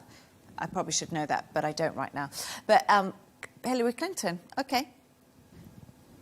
If there are allegations of wrongdoing, what's the real purpose for her to have to be there and testifying for this? So first of all, again, the chairman of the House Committee, of the House Oversight Committee, has clearly stated no one is accusing the Clintons of any wrongdoing. Yet, at least, okay? Definitely, as he said, they have many questions. Some things are so unclear, be it about their presence in the island, be it about their relationship with Epstein, be it about Epstein's wife, direct connection and friendship with Hillary. All of these just pose so many questions, and it's the right of the House, of course, but also of the American people to know what was happening there. Now, we need to repeat one more time. It's general knowledge by now, but still we need to repeat it. Not everyone's who has his name in the files means that they have committed something wrong. There could have been mention for so many people in so many different emails without the fact that they have been to that island. But even more, if people have been to the island, doesn't mean that they have necessarily committed something wrong. Specifically, there have been so many occasions and so on. Now, to the Clintons specifically, there seems to be less potential of them being involved in ethical issues on the island, but more concern about them being involved in financial or political issues that could have been harmful, especially when they were still involved in politics and so on. So I think this is where the main thing is going to focus. Of course, anything could come up from this hearing. That's why it is because behind closed doors, and this was of one of the Clintons' conditions. But then again, it's an open file that we're going to keep hearing about for so many months, maybe years to come. And what I found really interesting, the Oversight Committee Chairman James Comer, of course, did speak before this started. And as you said, he said no one is accused at this moment, the Clintons, of any wrongdoing. Yeah. And what he was saying is Ghislaine Maxwell, who was obviously closely linked to Jeffrey Epstein, she's now in jail, co-conspirator, they call Ghislaine Maxwell. She went to Chelsea Clinton, the Clinton's daughter's wedding, and it was very close circle of friends who went. And then also when the Clintons started their foundation, Epstein was the first person to actually donate to that foundation. And I think what they're trying to figure out here is how that internal circle worked, what the mechanisms of that were. What was the transactional levers that were in operation, and what did Epstein want from the Clintons to make these massive donations, which is always the questions when it comes to these political donations to sort of former presidents. Sort of piece. I think it's sort of fair game for Bill Clinton, but I don't really. When you say Maxwell was at the wedding, then there might be some reason for Hillary. But I think the reason she was pulled in, it was just for sort of political theater and to embarrass a former sort of Democrat and opponent of Donald Trump. I don't think it was really that necessary. But I will be interested, I'm way more interested to see what Bill has to say tomorrow, because at the end of the day, he's always been flexible with the truth when it comes to his personal life. If you look at what he has previously, like if you look at the Monica Lewinsky incident, he did say he had no involvement with her on the record, but then when he had to go officially on the record in a grand jury a couple of months later, he did admit to it. And there has been no allegations against Bill Clinton, and he has said he has done no wrong. But tomorrow, when he's has to formally and officially say things, I wonder, will there be a smoking gun come to light? And it's really interesting because Hillary Clinton herself said this is just political theatre.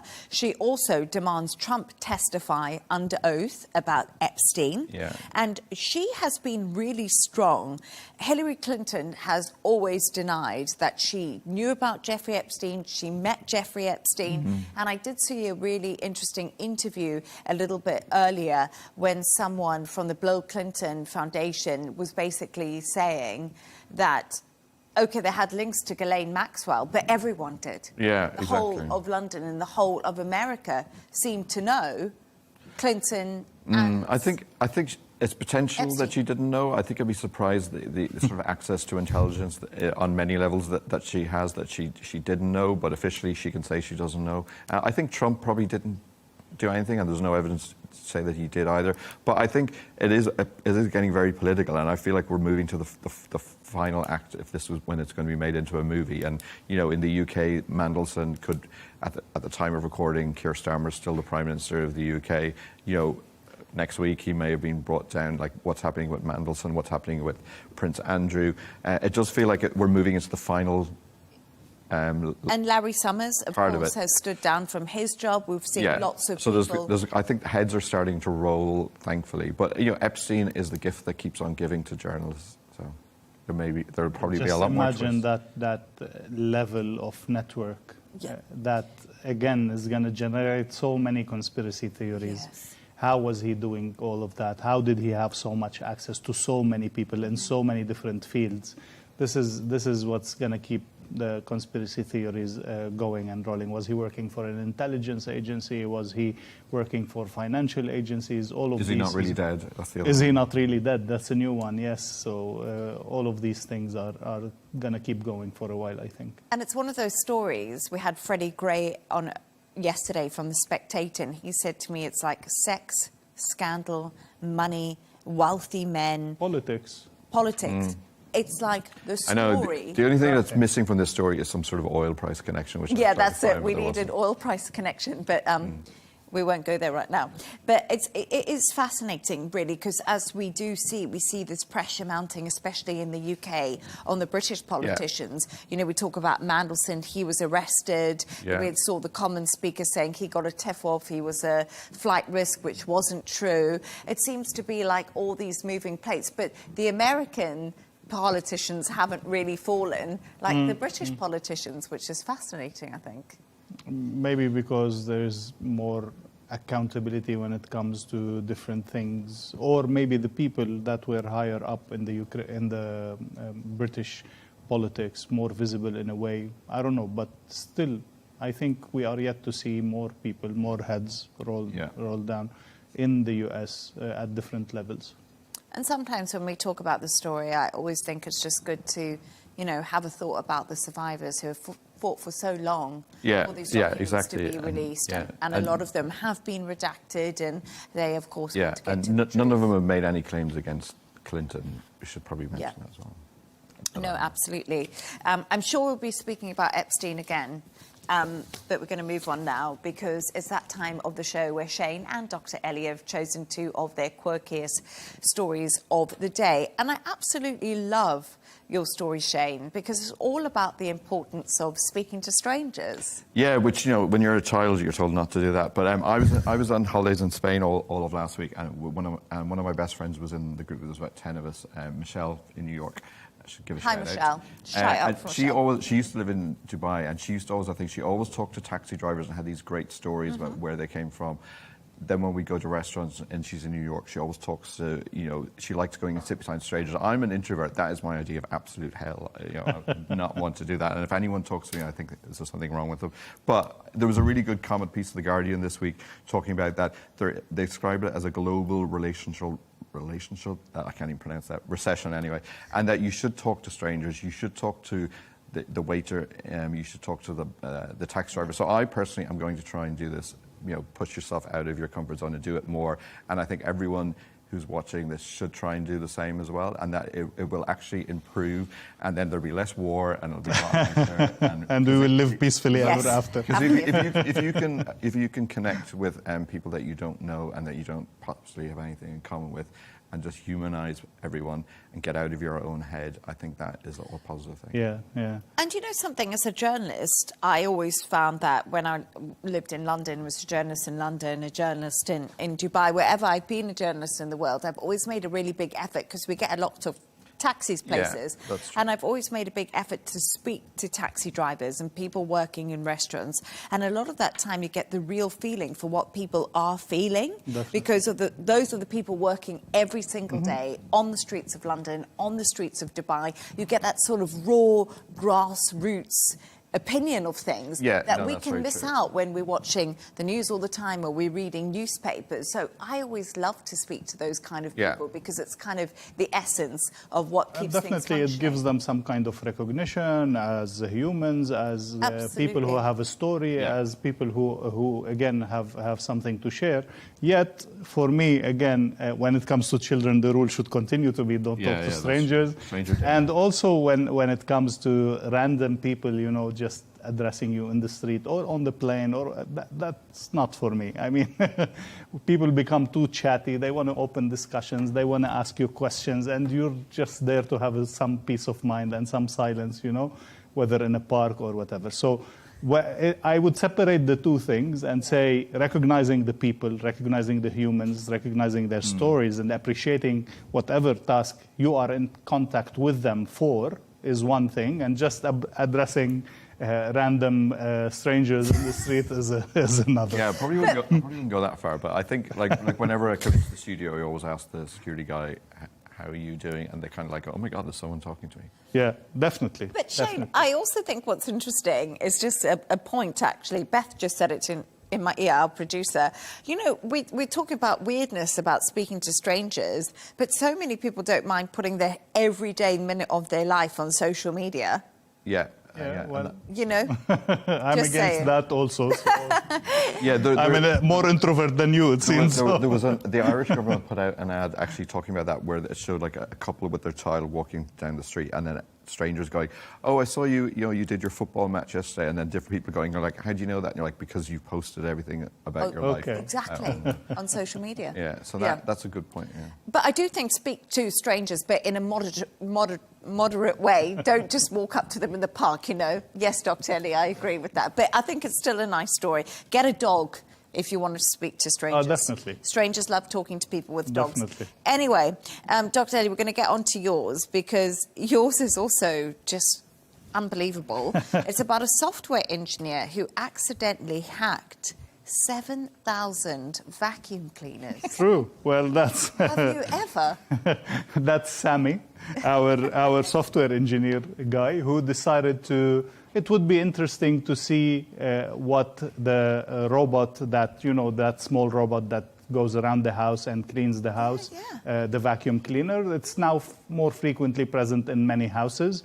So he thought it would be a great idea if I could connect that to my gaming station and actually see what the robot sees and control what he does. So he actually went to AI, asked the AI to create a code for him to access the software of the vacuum. But instead of accessing the software of his vacuum, he accessed the software of 7,000 connected vacuum cleaners in 7,000 different houses in more than 24 countries around the world. And that gave him access to the cameras on these vacuum cleaners, the map of the house, the microphone, but also to the exact address of where that vacuum cleaner is. Now, gladly, this is a good guy. Ethical hacker. Ethical guy. So the hack was by accident, and he actually communicated that with the company, and the company did a lot of fixing and software upgrades. But imagine if this guy had the guts and the ethics to actually report it and fix the problem. What could have been other people who have didn't report it and who have access to our houses with the different technology that we use in our houses. Really scary stuff. It's absolutely petrifying. And I feel like I see these vacuum cleaners everywhere now. And it's just the thought that the fact that someone could be just spying on you while you're chilling at home, watching your Netflix show or having your normal, boring life. It's just super uncomfortable. I know. I've got a lot of friends who won't have like Alexas in their houses or anything like that. I used to be like that, but I've changed. Yeah, I just don't think my life's that interesting that if you want to hack me. No, I don't think my life is either. You would be surprised, guys, what people are interested in. Oh, yeah, that's true. Some weird stuff happening. I know, but I mean, the more and more we get technology in our house with access to cameras and access to everything we're doing, we've got to think about these things, actually, because a lot of the time we can Instead, forget just go out about and it. talk to a stranger is much better. Don't give the strangers sweets. That's all I can say. But thanks to our guest today, Shane McGinley, news editor at Arabian Gulf Business Insight, and Dr. Ellie Al-Hindi, Professor of International Relations at the American University in the Emirates. And that's all from us on W News Extra. Don't forget to subscribe to our YouTube channel, follow us on X. G&T will be coming up next. Goodbye and thank you.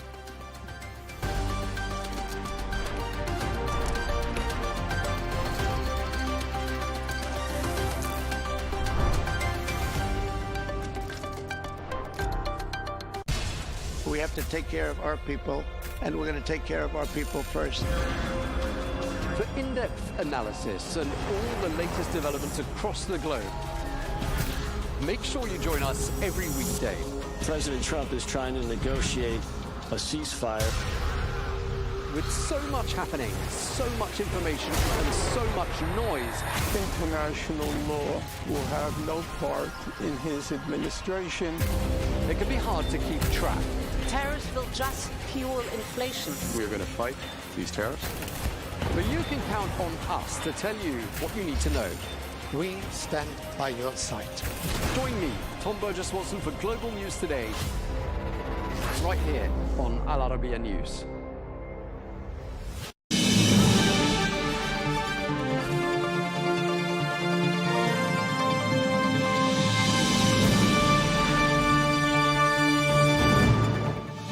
Hello and welcome to Global News Today, bringing you exclusive interviews with leading experts every weekday here on Al Arabiya English. I'm Tom Burges Watson. Coming up today, we'll get the latest on the talks in Geneva between the United States and Iran. We'll also be talking about President Trump warning that Iraq would be making a, quote, disastrous mistake if Nouri al-Maliki returns as the country's prime minister. We'll be asking, what does President Trump have against him? And will President Trump's warning change the outcome? Plus, the US ambassador to France, Charles Kushner, mends fences with his host nation, calming a diplomatic feud between Paris and Washington. We'll get the latest from Paris on that story.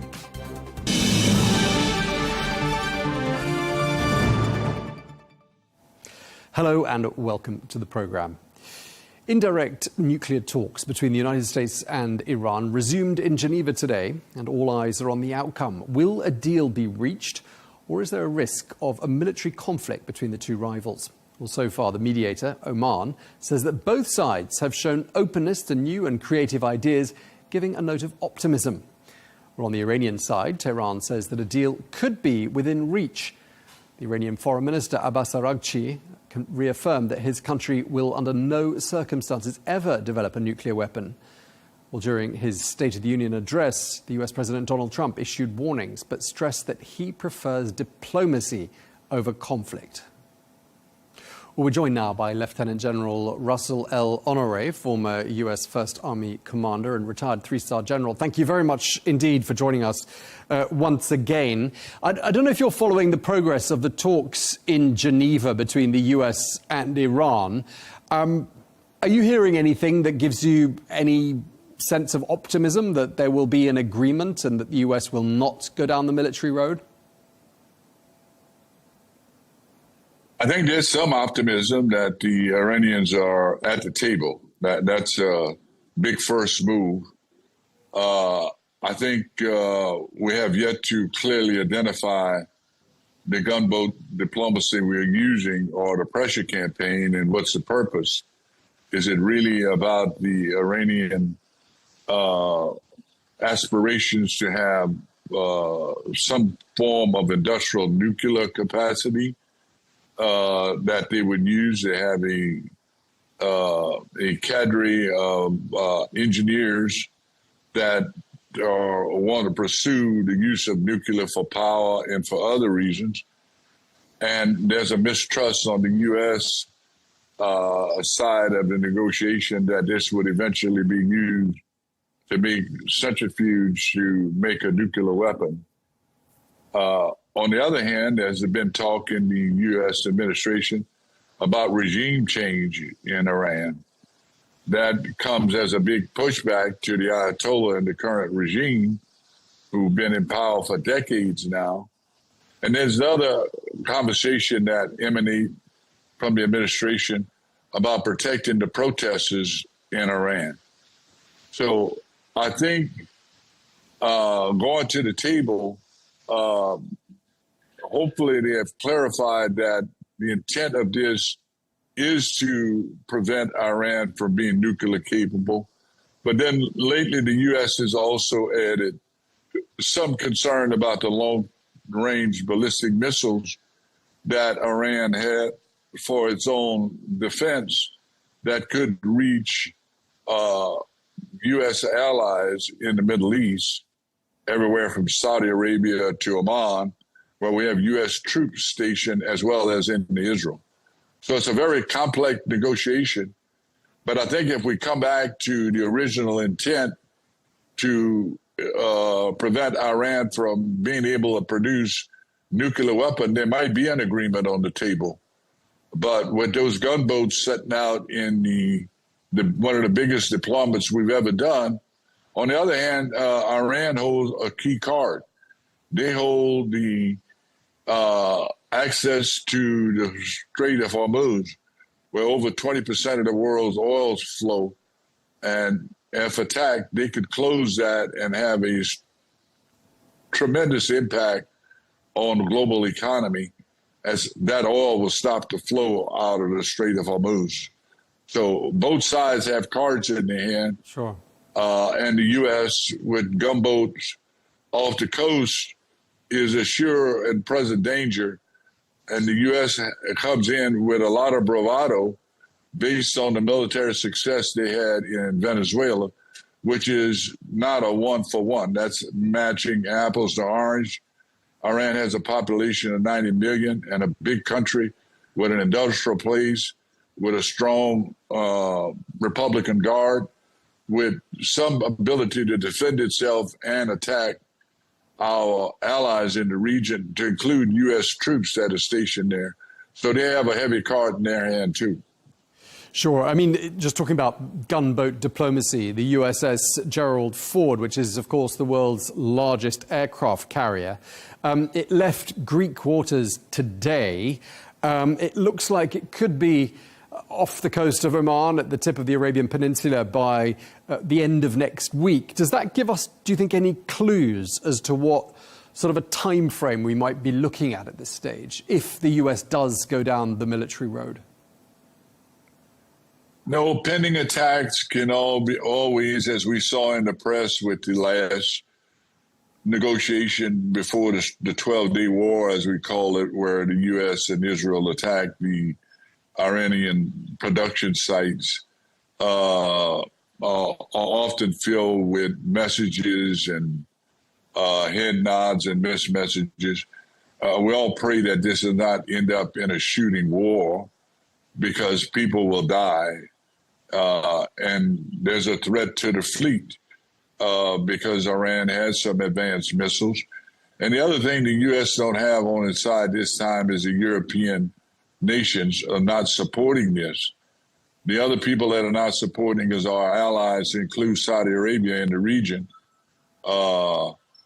with maybe only one country in region that would assist us. And we cannot prosecute a sustained war in Iran without our European partners, because much of our aircraft sustainability and ammunition come out of England and Germany. We have to have that capacity. So to conduct a sustained campaign, as been discussed by many in the media, we need those allies to do that, as been raised by the chairman of the Joint Chiefs of Staff. So there are limits to U.S. power. This is not another Venezuela operation. But through that rhetoric come the real threat to the Iranian people, who will be caught in the middle of this if an attack does occur. And that is much concern to the world.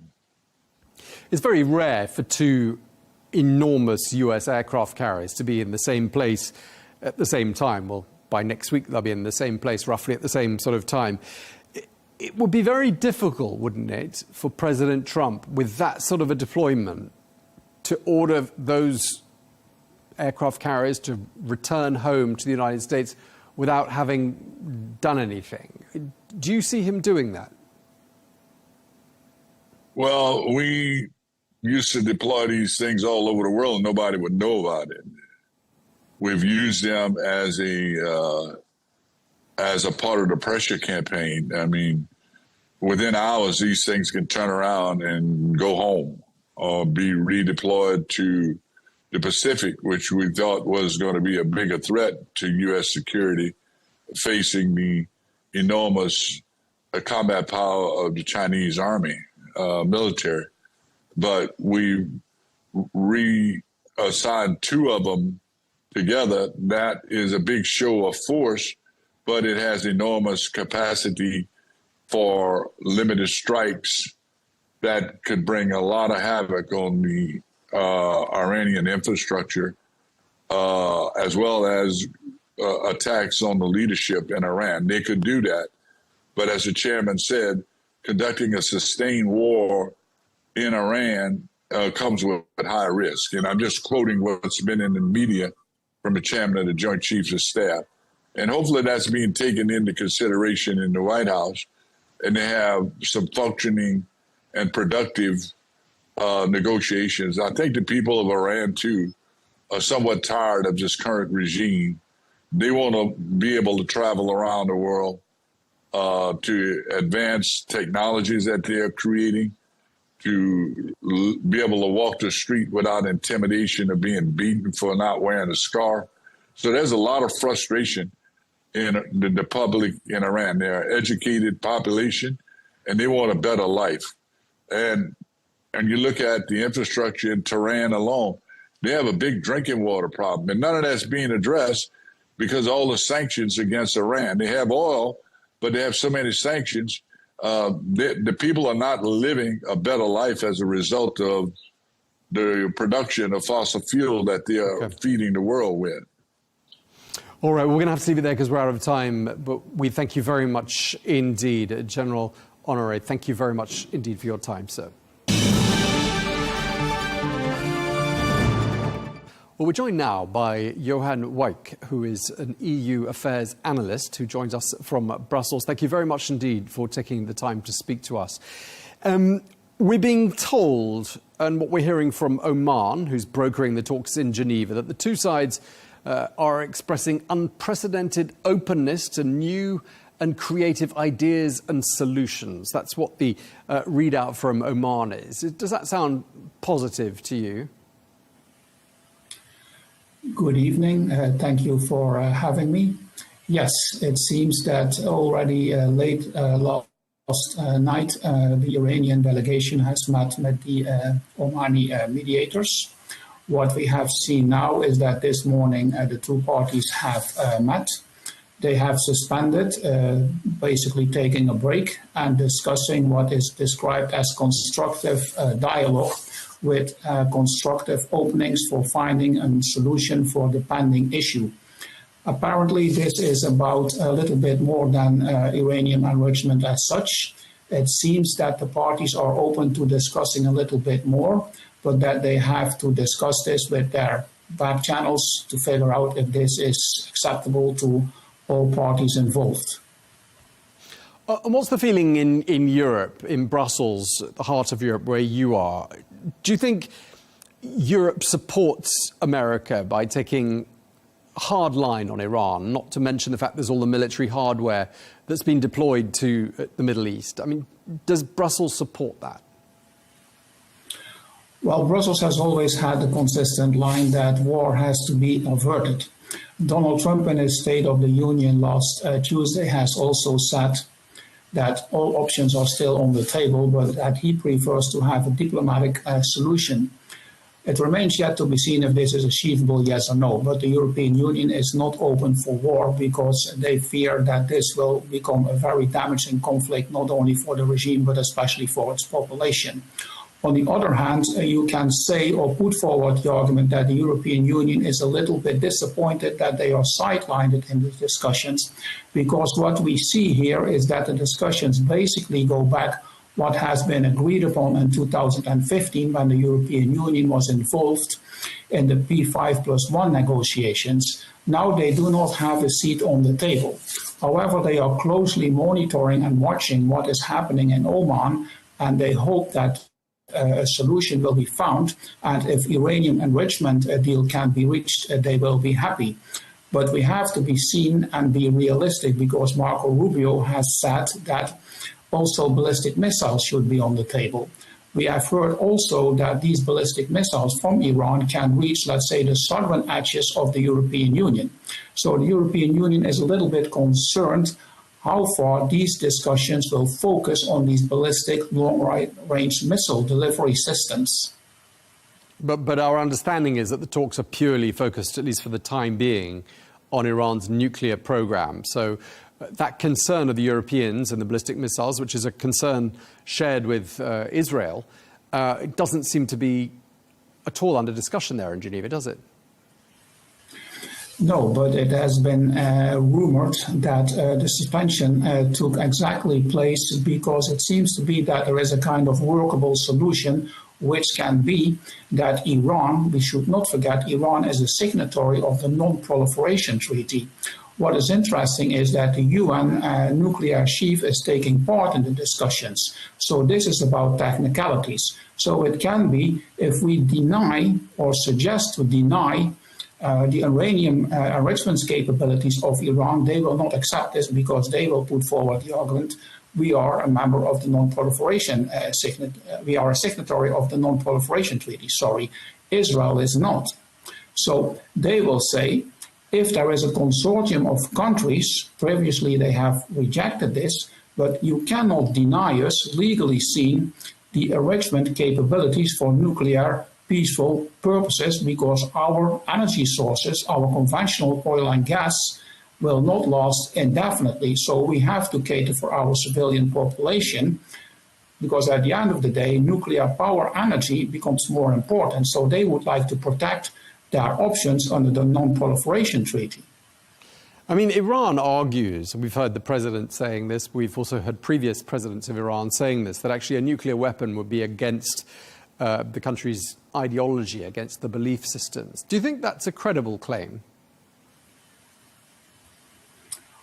Well, the discussion is, of course, influenced by Benjamin Netanyahu. So the vital question will be, let's assume that later today, the negotiations have, let's say, a deal, let's say a framework agreement that Iran says, okay, we promise, we will put this in writing, we will never develop a nuclear weapon.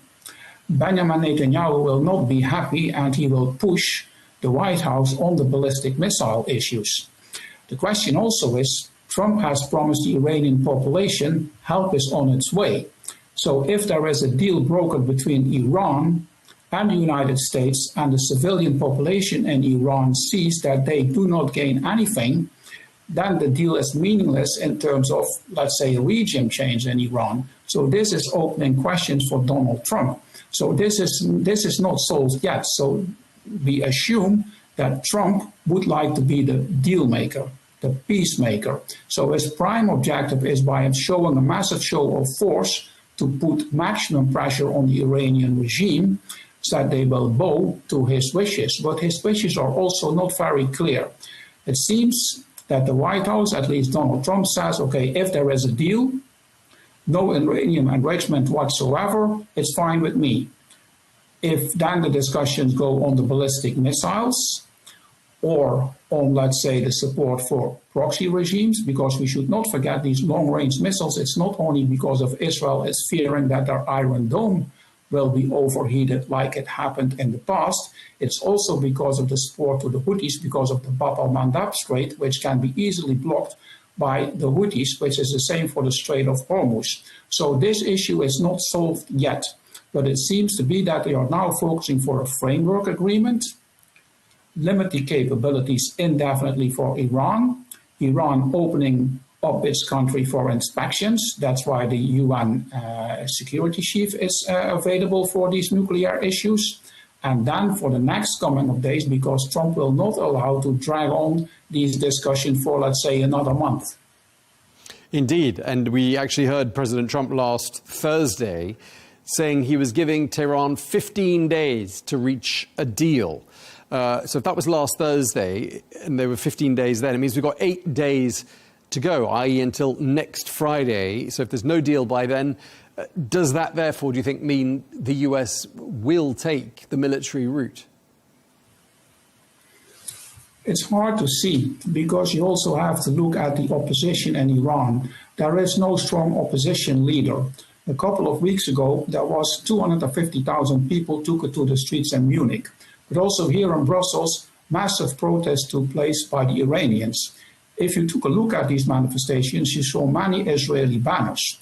Some even arguing openly, our battlefront is Benjamin Netanyahu because Trump might be reluctant. And if Trump is reluctant and strikes a deal on paper, which is meaningless for us, because the regime stays intact, we hope that Benjamin Netanyahu will strike like he did in the past on a Syrian reactor in 2007 and in 1981 on an Iraqi reactor. So they will say, for regime change, we hope that Israel at some point will strike if Donald Trump does not deliver.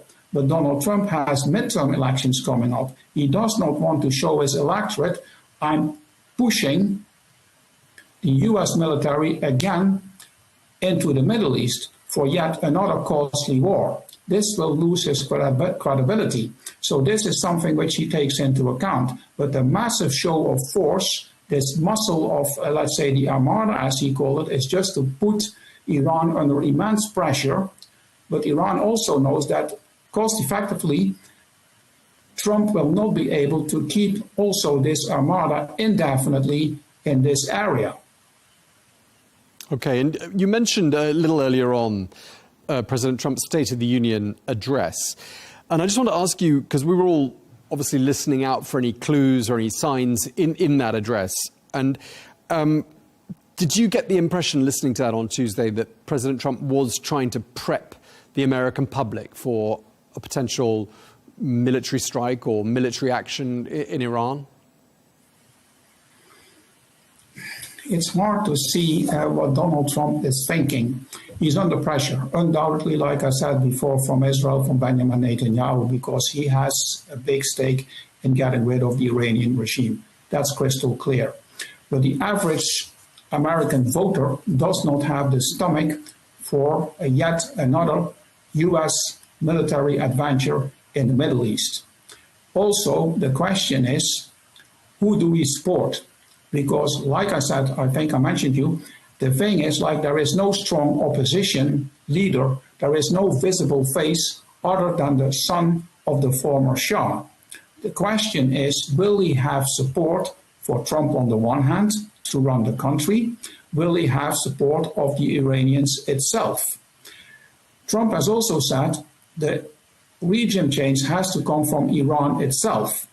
But this will ring a bell, because George H.W. Bush, when Saddam Hussein was still in power after the Second Gulf War, the liberation of Kuwait, George H.W. Bush said the regime change has to come from Iraqis themselves.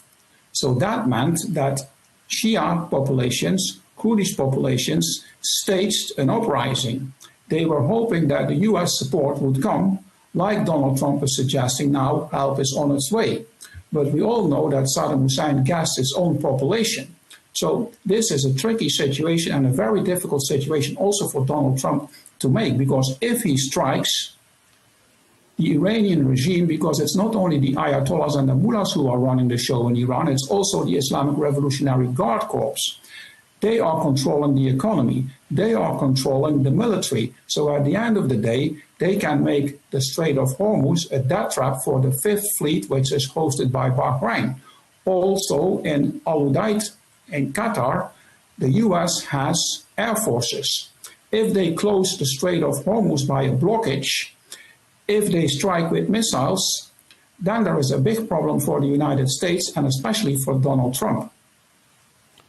Okay, well, we'll leave it there and look forward to speaking to you again at some point in the not too distant future. We really thank you for taking the time to speak to us. Johan Werk, EU Affairs Analyst. Welcome. Thank you very much indeed. You're welcome.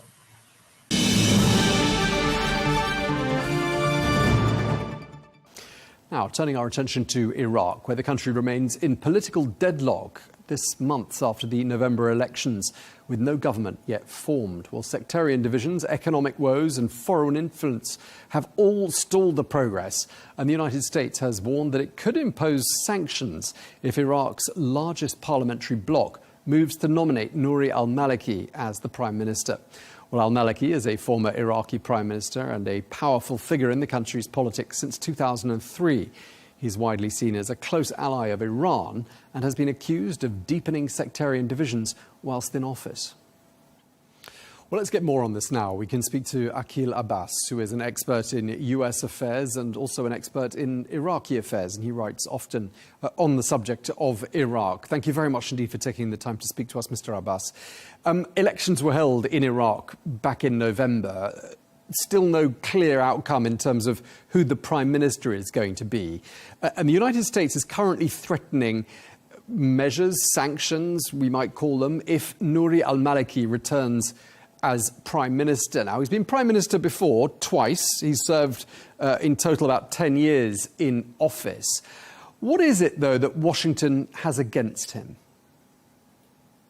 Thank you very much first for having me here.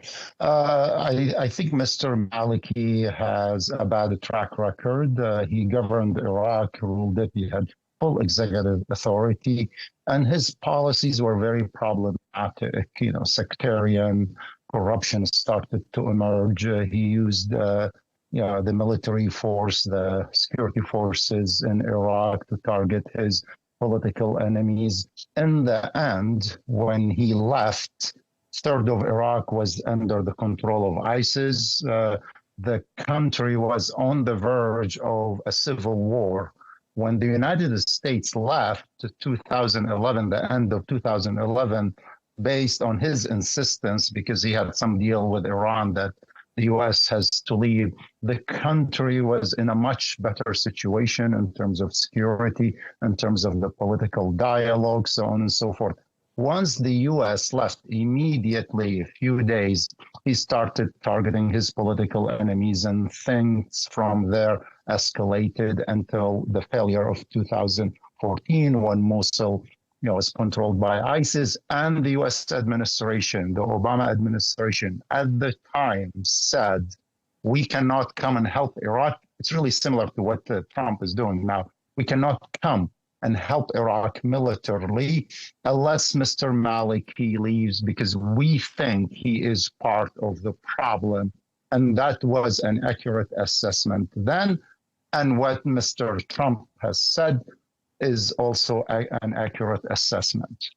Right, because specifically, Mr. Trump said, quote, because of his insane policies and ideologies, talking about Nouri al-Maliki here, if elected, the United States of America will no longer help Iraq. I'm wondering how much of a difference that kind of a threat from Washington is going to make. Does that essentially torpedo his chances of returning as Prime Minister? Yes, his chances are dead. I mean, there's no question about this. All Iraqi political players realize this, but they refuse to act on the fact.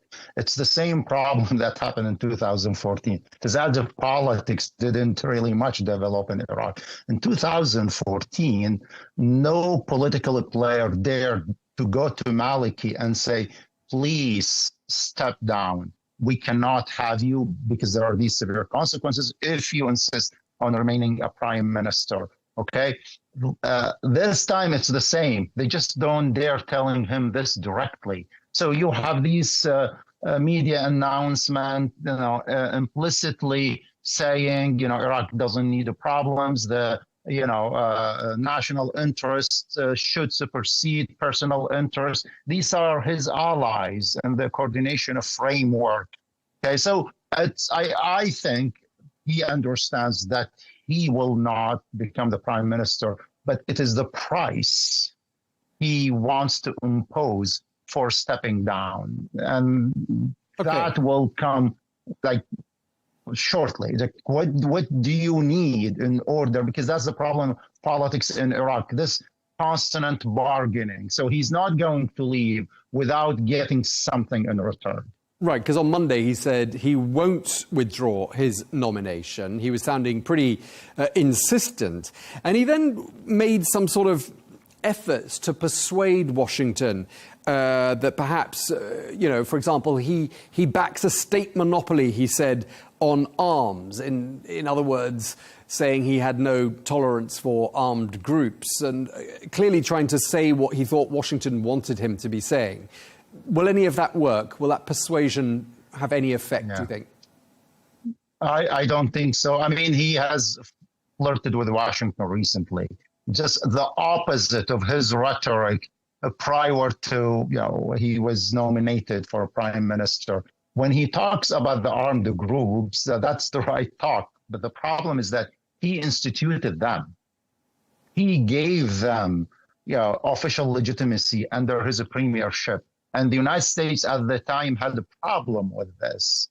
So coming from him, saying that we don't need these, we will take care of them without, I think, if he reviewed his own history and said, okay, we did this at that time, this was wrong. We realized, the consequences, the heavy price that Iraq paid for this, let's fix this now. Until he was just a politician before he was, nominated, he continued the same sort of, rhetoric, supporting these groups, aligning himself with Iran, calling Iraqis to be ready to fight Syria under Shara, because supposedly, according to his, rhetoric, Syria now is led by Al-Qaeda, and we will have to fight, and so on and so forth. And I think that irked the United States a lot, and that irked Syria a lot, and it played a role in what Mr. Trump tweeted. Basically, we cannot deal with him as the prime minister. He didn't say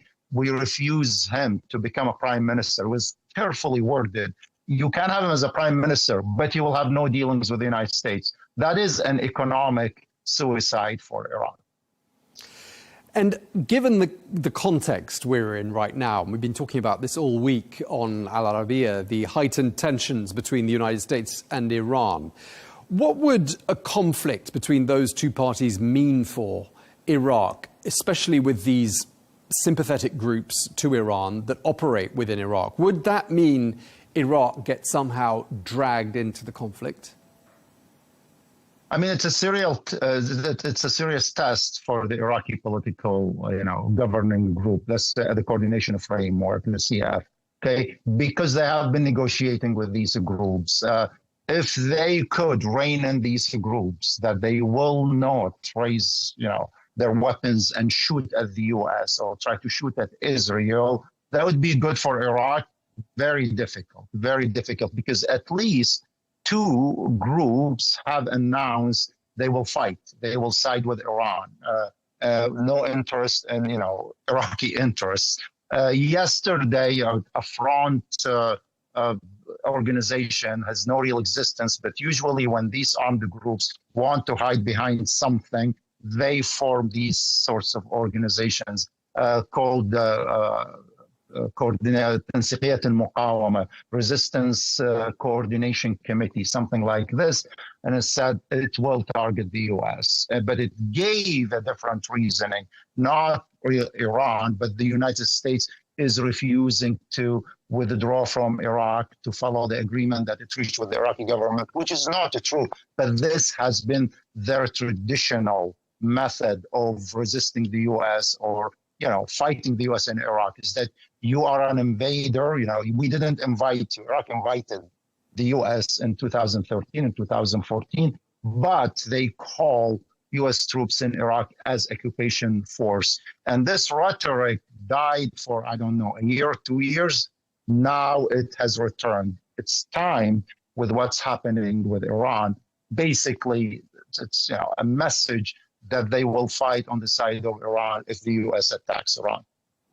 Okay, and just sort of looking beyond that and to sort of let's imagine that, as things are at the moment, Iran and Iraq share a long border, don't they? They share a border of about 1,300 kilometers.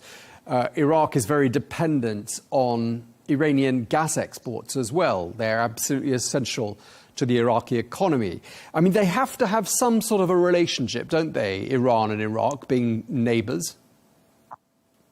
Yes, I question this heavy reliance of Iraq on Iranian oil or Iranian electricity. The electricity sector in Iraq has not been fixed for the last 2 decades because of the corruption that the governing coalition governing Iraq with. So it will continue because the political parties dominate the oil sector in Iraq, and there is lots of mismanagement and lots of corruption. It's not an inevitable outcome. This is one. The second thing, Iraq can do away with this with some difficulty. The problem is really not, it's not the electricity, not the gas that Iraq buys from Iran. The main problem is you have political groups that have, that are essentially militias, are part of the Iraqi parliament, are part of the Iraqi political class. So Iran's influence is really not the gas or the oil, but the influence is that they wield lots of influence through these groups and their ability to mediate differences between the different Shia political players in Iraq. That's how Iran actually got a foothold in Iraq after 2003, because these groups, the political groups and even the militia groups, don't get along. They have lots of differences, lots of problems, particularly when a government is formed. Iran steps in and organizes the whole scene, and in the process, it gets something. And cumulatively, we reached, 6 times the government was formed in Iraq. Cumulatively, we reach at this level that Iran has basically brought Iraq under its thumb, simply speaking. And Mr. Maliki played a significant role in this. 2011, after what's called the Arab Spring, Iran decided to defend Assad, and Iraq under Maliki went along. And since then, Iraq is really under heavy Iranian influence. There was influence before that, but Iraqis could push back. After that, very difficult. Now, the United States is doing, this, just forcing Iraqis to face realities. Okay. Just lastly, when you look at the election outcome, I think Shia parties in Iraq won 200 out of the 329 seats up for grabs in those November elections. But I've read, and do correct me if I'm wrong, that not all the Shia parties by any means want Nouri al-Maliki to return as prime minister. So the question is, just going back to what we were talking about at the beginning, if it's not going to be Nouri al-Maliki, who is going to be the next prime minister of Iraq, in your opinion? Okay, I think the majority of political players in the coordination framework do not want Maliki. They don't dare say this to him. The part of the problem is the lack of institutionalization. So you have this big parliamentary bloc. Okay, why don't you settle these sorts of competition through voting? They used to vote in 2005 and 2006. They won the election. Whom they're going to nominate, they vote, it's over. Now Maliki has 29 seats. He comes third in this, in the national, election outcome. Second in the coordination of framework, but they refuse to settle this through, internal election. What's going to happen? I personally, I think, at the end of the day, they will be forced to tell him you have to step down because there are U.S. sanctions. And I think the most likely candidate is the Prime Minister Mohammed Shah Sudani. He came first, has 46 seats. And the assumption, and I think the United States supports him, and the assumption is that he would, carry it along by his, parliamentary weight. That was the U.S. hope. That was his own hope until, the lack of, institutional way of settling these differences gave Maliki, the upper hand, and he was nominated. Now they have to reverse the process. And I think it's Sudani has, really the highest hope. Okay, well, we'll have to keep a close eye on events and see what happens there in Iraq. But thank you very much indeed for taking the time to speak to us. Akhil Abbas, expert in US and Iraqi affairs. Thank you very much indeed for your time, sir. Thank you very much for having me.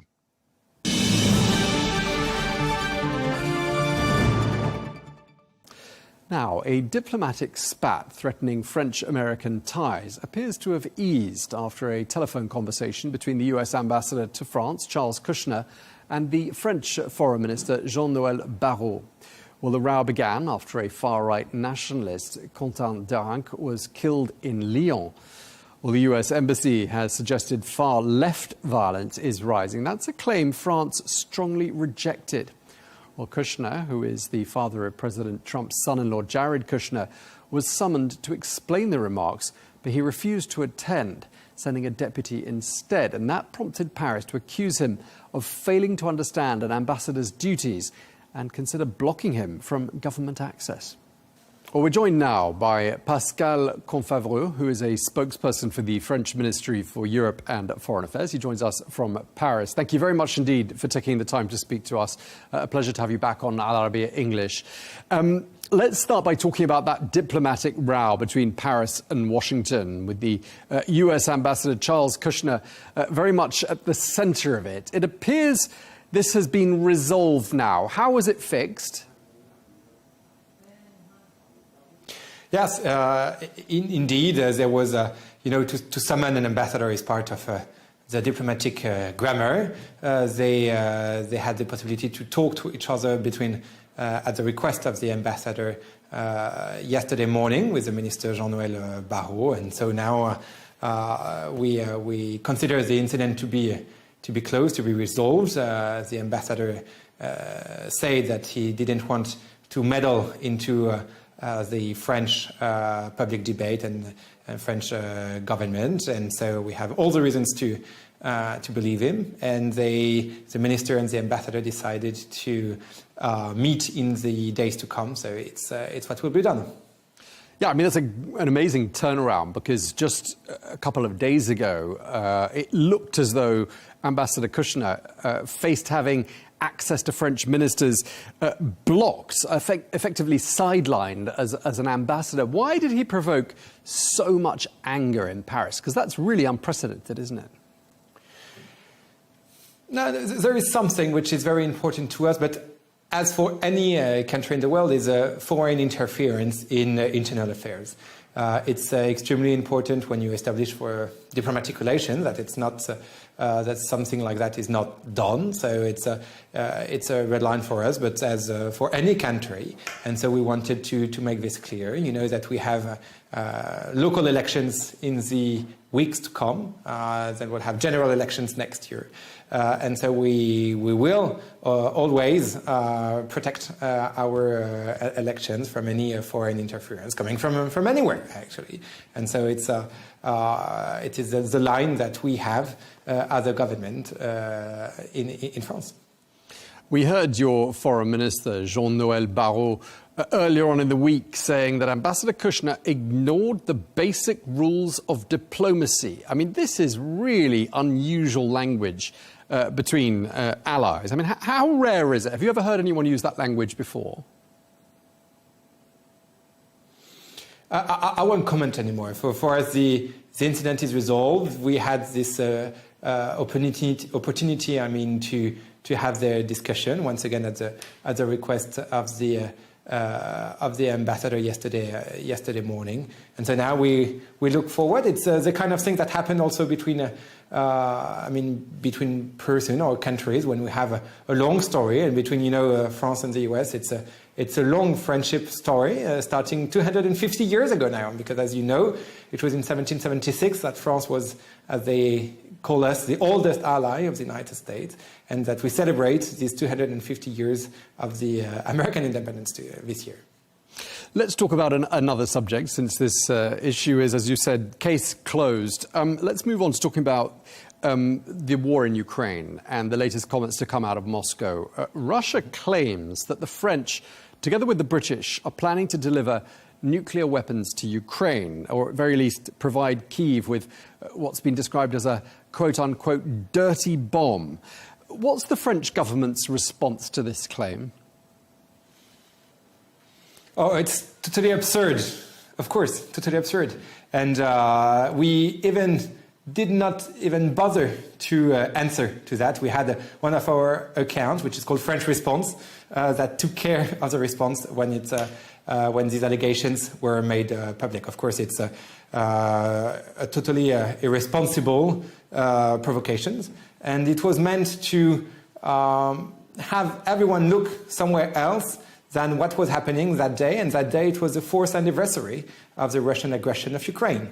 And this 4th anniversary was marking a failure of Russia, a military failure. I remember in February 2024, we all thought that Russia would totally invade Ukraine in a matter of days or weeks, and we are now 4 years into the conflict, and we see how brave the Ukrainians are and how they defend their country and how we stand with them. It's also an economic failure for Russia, as you see how high the interest rate of the central bank is, 15%, 7% of inflation. They had to remodel their budgets a few times in 2025, and they enter recession in 2026. So we see that the European and international sanctions against Russia have an impact, and so that's where we are. And so precisely these pacts, a failure in military terms, a failure on economic fields, that probably Russia didn't want us to see. Indeed, and as you say, this was an important week marking the 4th anniversary of Russia's invasion of Ukraine. What was France's message to Ukraine this week? Because, of course, France is a key member of this so-called coalition of the willing. Yeah, totally. We launched now a bit more than a year ago the Coalition of the Willing with our British counterpart. What was important with the Coalition of the Willing is that we put together a group of 35 countries to work on the security guarantees. These security guarantees, it's what will enable a future peace agreement to be long-lasting, so that they will deter any future Russian aggression of Ukraine in the future once the ceasefire and the peace agreement are signed. So they are really important for the future and for advancing the peace talks. Our message is that there is no fatigue in France and in Europe to support Ukraine. As you know, we have adopted a support of 90 billion euros for Ukraine in December with the European Council, so that it will give some visibility for Ukraine for at least 2 years to come, so that they will not have a financial problem. And we have given over 180 billion euros to Ukraine over the last 4 years as European member state and European Union to support Ukraine. And so there is a tremendous bravery by the Ukrainian soldiers, by the Ukrainian institutions to fight this illegal aggression of Russia, and we stand by them, and there is no fatigue. Okay, and obviously talks are being brokered by the United States to try to bring about an end to the war in Ukraine. What's France's position on those talks, and what's your level of optimism there, where you sit in Paris, about those talks delivering some sort of a lasting and acceptable resolution to the war in Ukraine? We totally support these talks. We are in constant contact with the Ukrainian and the Americans on this. But what we see is blatant, actually, that the Russians don't want to go to a peace deal. And they keep on sending some missiles on Kyiv and on the civilian infrastructures. And they even targeted in the last weeks civilian trains, which are war crimes. And it's what Jean-Noël Barrot, our Minister for Foreign Affairs, called them for what they are, war crimes. And said everyone wants peace, but apparently not Russia. Okay. Another set of important talks taking place, being brokered by the Americans, not so very far from where you are in Paris, a couple of 100 kilometers south in Geneva. What scenarios is France prepared for in the event that those talks between the Americans and the Iranians don't succeed? So we changed subject. But, we have changed subject, so we've moved on to Iran. Iran. So. Yeah, of course. For Iran, our position is that we follow the situation extremely closely. We want to avoid any future escalation locally, because it can have dramatic impact, of course, on Iran, but also on states in the region. We think that there can only be a diplomatic solution to fight the perspective of an Iranian nuclear bomb, which is our, of course, main objective, because our European interests are totally at stake when we talk about the situation. The second thing is that it's of our highest priority to defend our French citizens in Iran and our diplomatic compound and our agents locally. So here is where we stand on Iran. We also have seen that in the recent history, every ways to try to impose a regime change from abroad has failed. It is for the Iranians to decide what has to be their future. Are you hearing positive sounds coming from Geneva? I know the talks are still ongoing, but do you get the impression that, are you being informed about the progress? Do you get the impression progress is being made? It's hard for me to comment some discussions that are still ongoing, so we will see what will come out of that. We are in constant contact with all the parties that are, dealing with it in Geneva. Once again, they are of very high importance, and we want to prevent any future escalation that could have a very important impact in terms of destabilization locally. Okay, I mean, if it does become a military confrontation, because all diplomatic options have been exhausted and the Americans feel that there is no other way, would France support the United States in such a scenario? What would France's role be? Once again, I have no comments today on hypothesis.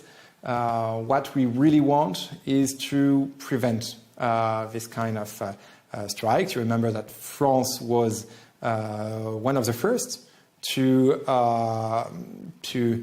declare that they were illegal when there was a 12 days war in last spring, beginning of summer. And so these are the kind of things that you don't really know what are the consequences. Okay. Well, we're going to leave it there because we're out of time, but we really appreciate you taking the time to speak to us. Pascal Confabreau, the spokesperson for the French Foreign Ministry. Thank you very much indeed. Thank you. Thank you for inviting me.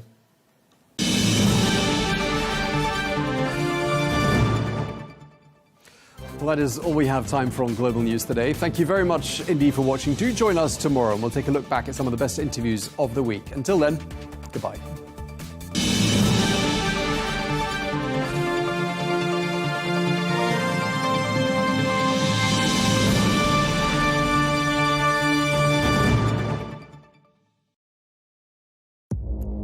Our allies, in many cases, are worse than our enemies. Stay informed and connected with the latest international headlines. There obviously is a risk. From breaking news to in-depth analysis, It would appear that this war is coming to an end. Who buys this stuff? Investors, pension funds. we deliver the most important developments straight to your screen. Iran always wanted to deal with militia. Join us for compelling, expert-driven conversations. A curfew order has been established. and an insightful look at the issues shaping our world today.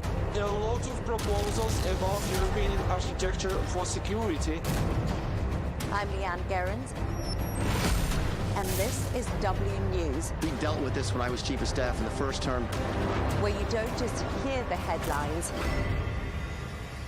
you get the full story.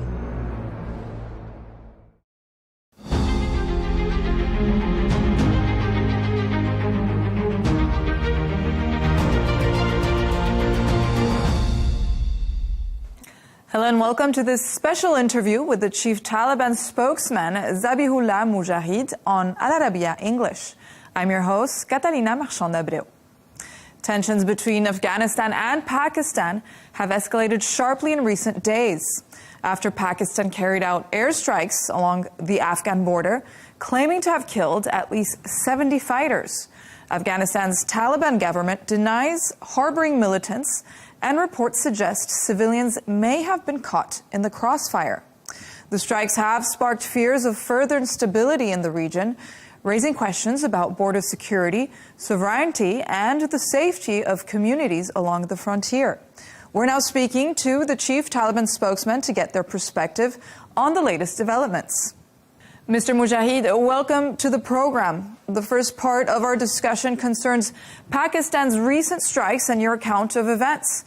My first question is this. Pakistan says it killed dozens of militants in its recent airstrikes inside Afghanistan, but Kabul says civilians were targeted. From your own perspective as the Afghan government, what is the reality of what happened? In the name of God, the most merciful, the most compassionate, first, I extend my greetings to you and your viewers.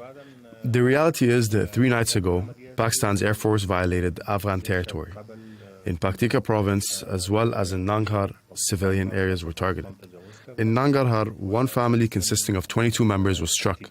17 of them were murdered and 5 were injured. In Paktika, a school was attacked. 1 child was injured there. It was a school for children. 22 children were studying. Other children who were residing there survived. 2 or 3 rooms and the mosque of the school were destroyed. In 2 or 3 other locations where bombs were dropped, the areas were empty. No one was present and no one was harmed. The claims that militants were present in these locations are completely false. There were no armed individuals there. Only civilians were injured and killed, and civilian areas were targeted. Secondly, there are no armed individuals affiliated with Pakistan operating inside Afghanistan.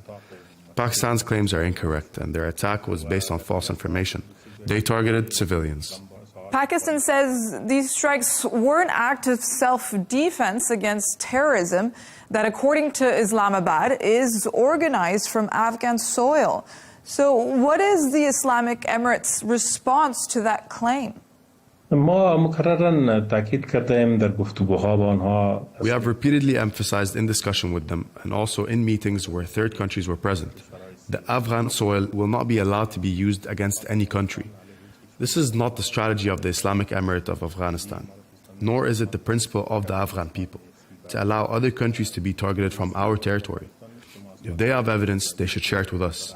We ourselves will take action and we will take measures. Unfortunately, whenever attacks occur inside Pakistan, they immediately attribute them to Afghanistan without evidence and accuse us.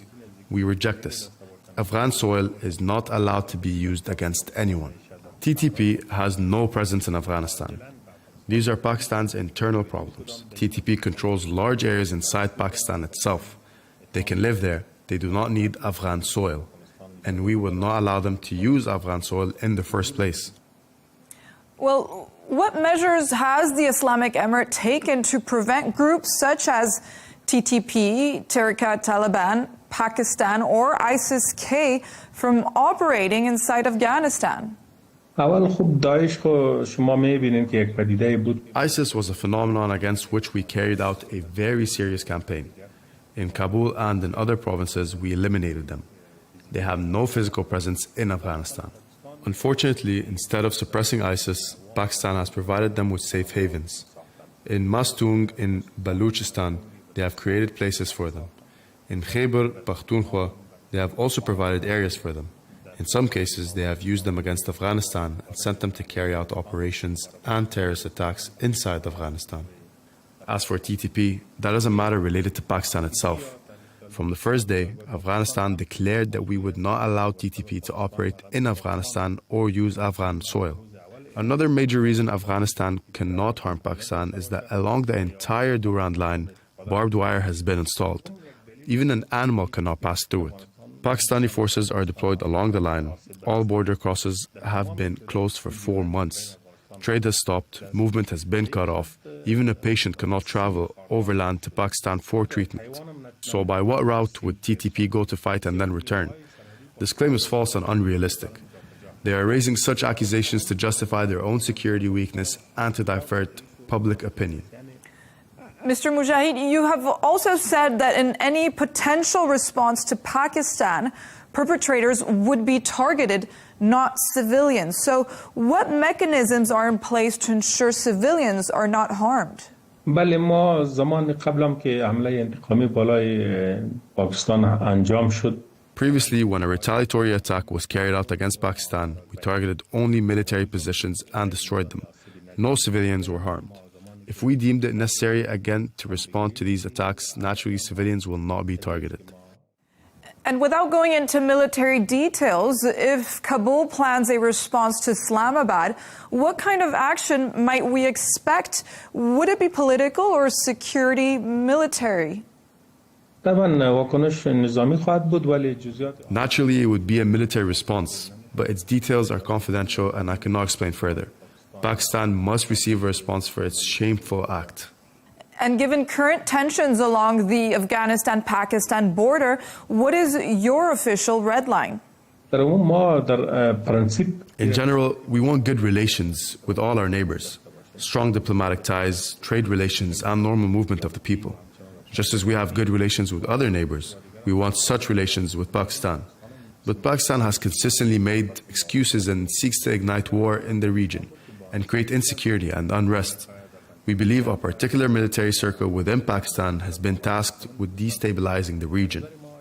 And has Pakistan provided you with any concrete and credible evidence regarding its claims that militants are using Afghan territory? No,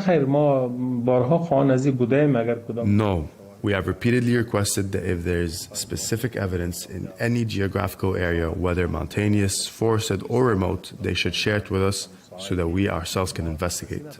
But unfortunately, without presenting proof or evidence, they simply make claims, conduct propaganda, and then take actions that we consider unforgivable. And talks between Afghanistan and Pakistan have stalled several times. What would it take to restart serious negotiations and reduce tensions? In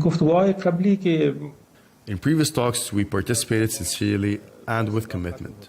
Third countries, Islamic countries such as Qatar, the UAE, Turkey, and Saudi Arabia witnessed that the Islamic Emirate of Afghanistan seriously tried to find a solution. But Pakistan does not want these talks to succeed or produce guarantees. They have consistently created excuses that led to failure. This shows that they do not favor calm in the region. Rather, they have objectives aimed at destabilizing it. This is an external mission assigned to them by major powers to create insecurity and ignite conflict. The consequences will not affect Afghanistan alone, but could harm other regional countries as well. And let's now turn to the international dimension, Mr. Mujahid. The international response to these strikes has been limited, and some countries have remained silent. So how do you assess this reaction? Has Afghanistan's sovereignty been sufficiently acknowledged? We witnessed children and innocent people being targeted. Evidence of this was published and reported by media. A country's sovereignty was violated. It is the responsibility of various countries, especially Islamic and regional countries, to condemn such actions and to take decisions to prevent their repetition. Why they have not done so is a question for them. In any case, this is a humanitarian issue and an example of oppression and aggression that destabilizes the region. Everyone should show attention and sensitivity to it. How do tensions with Pakistan then affect your regional relationships, especially with countries such as China and Middle Eastern states that sometimes play a mediating role? Naturally, relations between countries are important for the people of both sides. If war occurs in the region, insecurity will spread to different countries and create opportunities for misuse. We do not want insecurity. We want all countries to support the security and stability established in Afghanistan and help strengthen it, so we can move the region toward lasting stability. But Pakistan's efforts to destabilize the region must be stopped. Is there anything you would like to add, Mr. Mujahid? We want regional and Islamic countries to understand their responsibility in this matter and persuade Pakistan to change its approach. Afghanistan and Pakistan are two very close nations with many shared interests. The security problems inside Pakistan have nothing to do with Afghanistan. They should address their own issues and not further damage relations with Afghanistan, because that harms both countries and the region. Countries should use their influence and intervene to prevent such incidents from happening again. Thank you. This concludes our special interview with the chief Taliban spokesman, Zabihullah Mujahid, bringing insight into the latest developments on Al Arabiya English.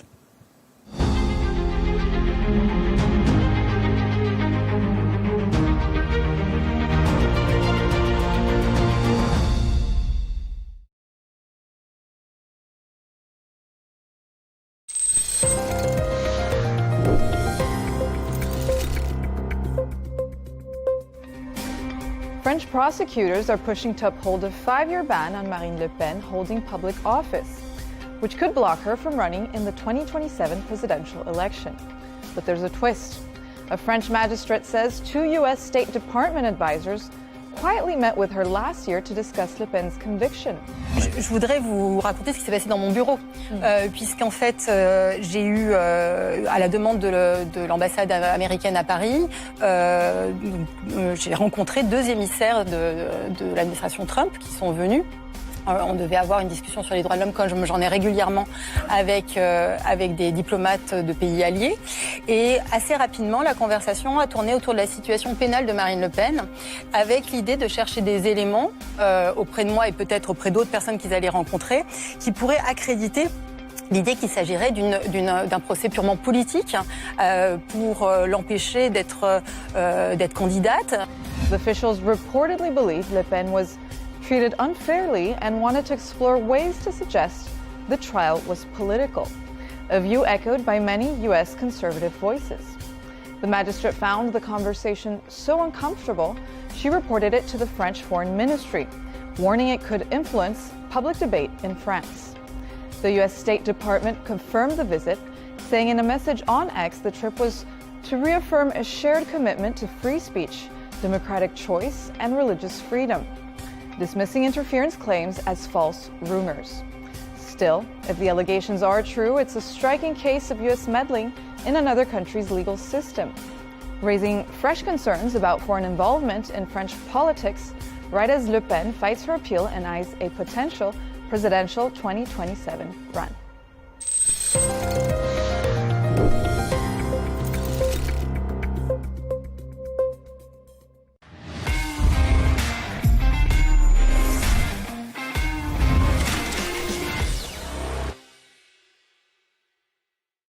Welcome to the dressing room with our Arabiya News. You have a special guest today with over 450 appearances, 48 goals, played for Forest, Newcastle, Spurs, Villa, England. He was a League Cup winner 2007 and 8, thanks to me, taking a penalty away. And PFA Young Player of the Year 2002-03, Jermaine Jenners. Thank you very much. Welcome. Thank you very much for having me. Thank you. Welcome to the Mad Gang. Is JJ the first guest? I think he is. Nice. He must have had somebody else on. Second. Siddy, we had Siddy. Oh, you had Siddy. Siddy on. Second guest. Thank you. No, Second that's Sean. Oh, Sean, this is going. I felt Hold special on for a minute, second. What's going on here? Bang out of order. We've had Lescott. Hold on a minute. I like it. Just cancelling everyone out, man. What happened to our friends? We said the same thing the last time. It's kind of the start of a new season, though, isn't it? I think that's where his head went. Pre-season, new season. That makes sense. Yeah, I get it. So, what we've been up to this week, Bridgie? You go. Me go. Mate, I've had a heavy week. So I had a. First of all, No, I had a wedding on Tuesday night. Oh yeah, got messy. So you know when your two worlds collide. So I do a bit of work at Brentford, do a bit of coaching and ad hoc. So there's some of the guys there, great guys, the Brentford coaches. So I've been going into that with my professional head on. Do you know, like, you go to a football club, you know, responsible for looking after the players, helping them. But it was actually with the lads from Lillishall. It was one of the guys' weddings. So you know when you ain't seen your mates who for years, and they're like, they're 15 last time you saw them, 16. So by the end of the wedding, like, you're acting like a 16-year-old, and you're throwing burgers around the wedding party. Burgers. Mate, Showed him the real Joe. What the hell's going on in this wedding? Yeah, so like the mask slip, JJ. This is what this is good for. I feel like people can come here and say, you know, I'm. Yeah, so that happened. Ended up in the back of my mates. The wedding finished at 1 a.m. And then you don't want to stop there, like Tuesday night in Manchester. So we're searching. One of my mates is a delivery driver, so he had a white van. So it's about 6 of us in the back of the white van driving around Manchester looking for a bar. What the hell? Yeah. What's going on here? It was a great night, mate. It was a great night. We've seen your old mates. Yeah. It was fantastic. Done that, mate. Nice. That was good. What else I do? I had the boys played a tournament. Cool. In Bedfont. Both of them on a Saturday Saturday and Sunday. Bedfont. That's Bedfont near in Feltham. Ah, my neck of the woods. Yeah. I didn't. Your name was mentioned. Was it? Yeah, your name was mentioned. When you come around them zones there, it was exalted. People were like, this guy. Yeah? Okay, King of the Manor. I like it. Yeah, no, well, I don't know about that, but yeah. There was we had the little fella got to the semi-final, and then the big fella, he won it on the Sunday, so there's a little bit of friction at home. Oh, is there? You know, one of them won a tournament, one of them didn't, but that's football. What else did it? Yeah. Kids playing football is class, isn't it? Do you know what? We had one of them. Football. So good, isn't it? Yeah, I love it. We had one of them Intense, moments. Yeah. I need to say this. We had one of them moments on Saturday where they're playing against semi-final. Kids got fouled. There's a foul. The ref didn't give it. Fellas chirping up at the ref, and it was getting a bit heated. And the parents, and you're like, and then guys had to come onto the pitch and tell the parents to calm down. Yeah, it's mad. And it's just, the geezer's just gone again. And it's just like, I'm thinking, oh, mate, do you know, like, only kids football does that to people. Normal people sends them mad, doesn't it? I run the line on a Saturday for my daughter's team. Cool. It's like the best thing I do. So good, but obviously, you know, like the parents give it to you every now and again when you're given certain decisions. I'm having to give a few looks, like don't even know the rules. Biased. I just shut your mouth. Do you know what I mean? But no, those like kids football, it's so weird. Like when you kind of in our world and it's like go. You're playing football, then you retire, and then obviously you stumble across like your kids get to that age, don't they? Where all of a sudden you're mixing with different dads, different people, and I find it amazing, to be honest with you. I really enjoyed it, and then it was like on a Saturday. It was one of the things actually that kind of pulled me back from doing Match of the Day so much, because on Saturdays I was always in Manchester and it was like such a long day, and my daughter was playing and I was like, I'm missing it. Yeah. So I was like, I need to just get back down there, and running the line, man, you hear some stuff. I've done that. I wouldn't want to be a ref for a kid's game. Mate. Nah. Do you know what happened to me? I got dragged in. I got stitched up. Mate, I've gone there. I'm all like, I've got designer wear on. Yeah, it's a bad start. So I just because I was gonna just watch the game, then I was gonna be off because I had something to do. Okay. So what did you have to do? I had things to do, man.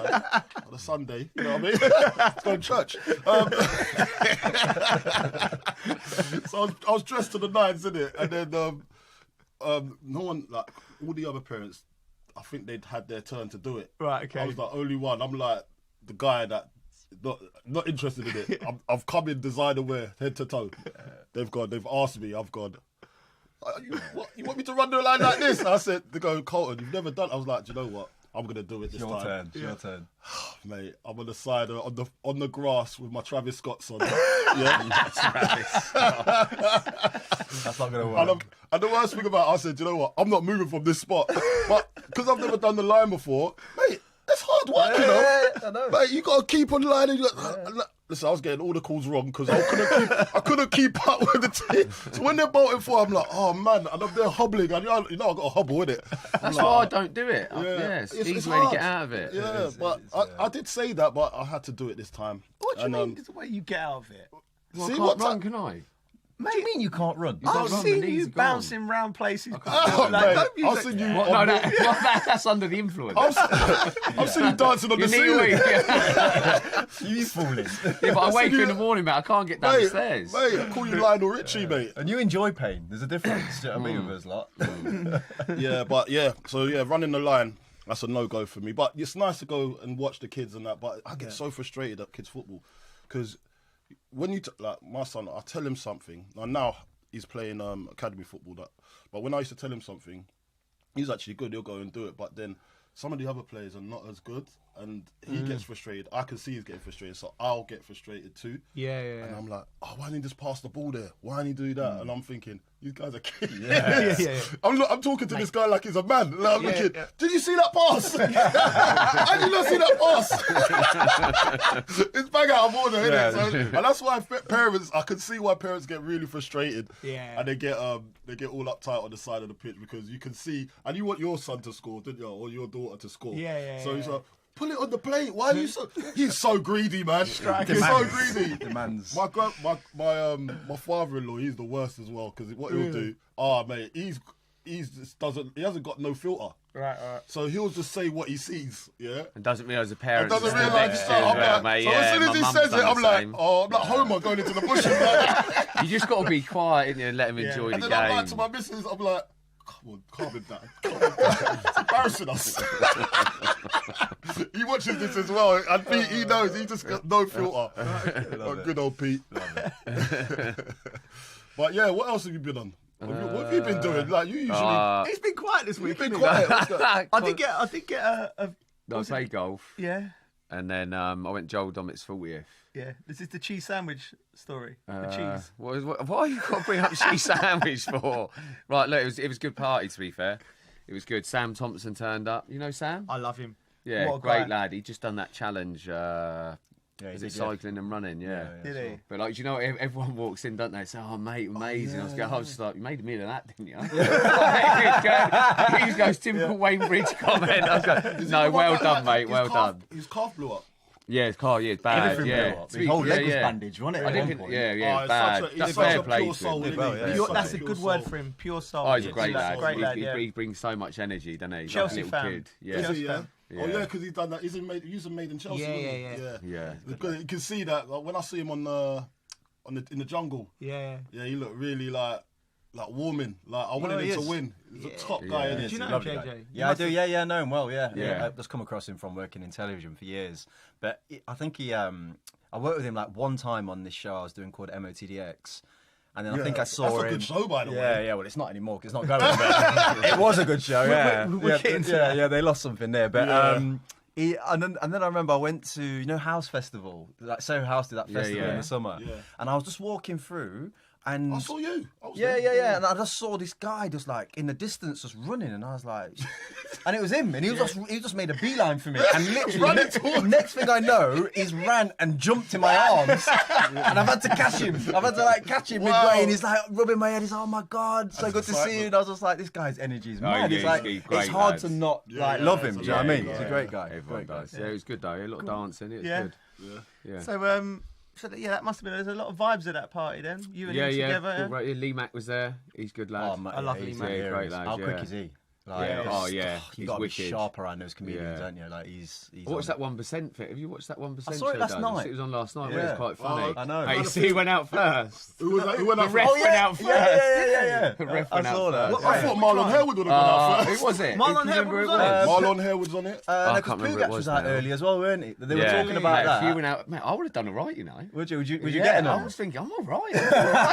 See, that's where you get sucked in. I'll tell you what. What did you do? Come on, man. Oh, the chase. We had a poker night round my house. And we were having a good time. My missus come run up and go, Carlton Cole's on the chase. And we were like, what? He's on TV. So we're playing poker. We stopped to watch him on the chase. Oh, yeah. Yeah, it was quite bizarre, isn't it? It was bizarre. Yeah, because me on the I was playing poker with you lot, and then all of a sudden I'm on a TV show, and I'm watching myself fail. And when you got a question right, everyone was like, yeah. And I was like, yeah, I knew that. Fair play to you. Fair play. But listen, this is like, what did I do this week? Yeah, I didn't. Oh, actually, I went to watch my son. He had finals at schools. He had like district finals. So yeah, he played and didn't really do too well. Wow, you're calling him out on listen, on the airwaves. He knows, because he'll be watching this. And,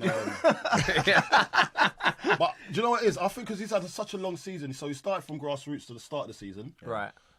He's been on trial with one particular club, done really well, aced it, and then didn't get in. And that was quite of a sucker punch, you know what I mean? Yeah. Like to ace a trial and not get in. Yeah. So that takes a lot of energy away from you. And so I've been trying to just like be a dad. And try and help him through that. Then he went to West Ham and he signed with West Ham now. Good. Oh, you pulled the Carlton card. Well, no, because he's a good player. He's actually a good player. Was he a you know what I mean? striker? Or? Striker. Okay. He's a striker. And my older son's up at Hull, so he's down as well. Oh, wow. So he's just got a girlfriend as well. So that's a whole new thing that I've got to deal with this week. I met his girl. And I'm like, mate. So how old is he? He's 17. Well, the older one's 17 next week. Wow. So you had to do the meeting, the girlfriend thing. Yeah. So I was doing the dad thing. It's better that way than the way I've got to do it with my girls. Yeah. To tell you that. If you bowl through my door at 17, bro, it's not happening. Do you know what? I was a good guy. We were all good guys. We're all good guys. I was a great guy. Like, you would love to have me walk through your door. Who would you rather, Colt or Joe? Oh, here we go.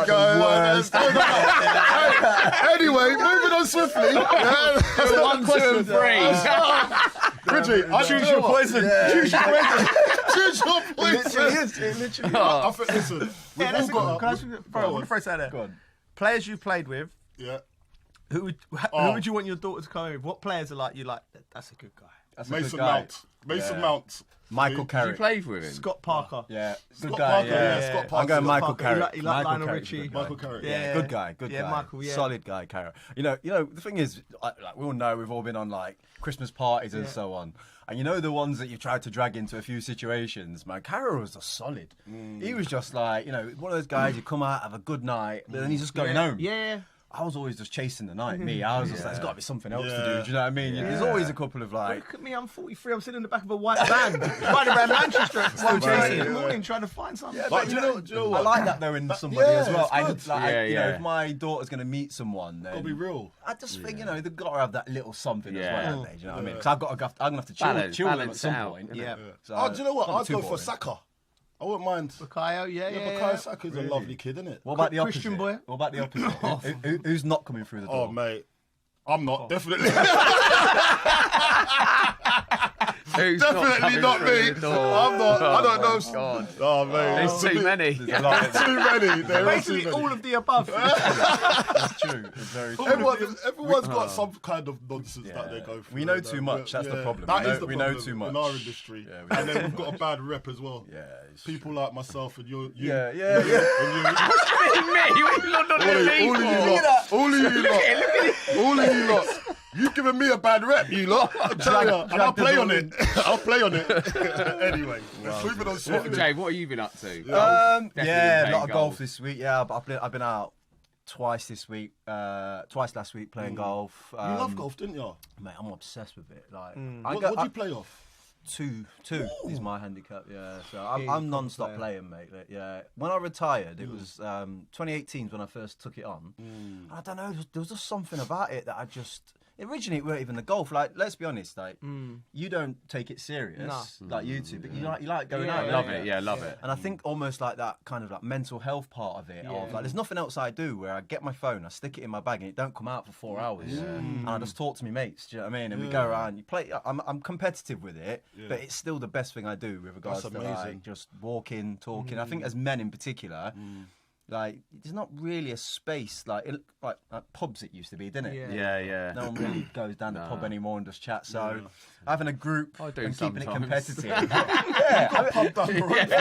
I like it, but it's just like it's different, isn't it? It's not. It's lovely being on a golf course. I think so. And going to the pub every day and getting on the sauce. It's a bit like I didn't get into it when I was playing. No, I didn't. I didn't either. I was like, no, but I wanted to. It's not like I went and had a few lessons, but I was just like, do you know what? With my swing, I was practicing my swing and I done my back. I blew my back out. Yeah. And then, Sorry, kids. Yeah. It's stiff, innit? You don't strike me as someone who can rotate. I'm like, you got to have that short backswing and follow through. Like, the Buffalo don't have them sort of movements in the lockup. Have you had loads You of need to lessons? activate your glutes. Loads, yeah. I mean, I have lessons. Like at one point, I'm having them like once a week. Then when I kind of get it, like I get to summer usually, I just leave it alone. I play. But as soon as winter kicks in again, I'll be like once every other week. I had one lesson. It just sent me sideways. Yeah, it does some people. I've had like 4 different coaches though. I mean, you got to find the one that works for you. Really? Yeah. What I'm doing this summer, because the boys are starting to want to play, I'm going to go over like as a little par 3 course, like when they're and just go and have lessons with them, and play the little 9 holes and just try and get to a level they get into it. Yeah.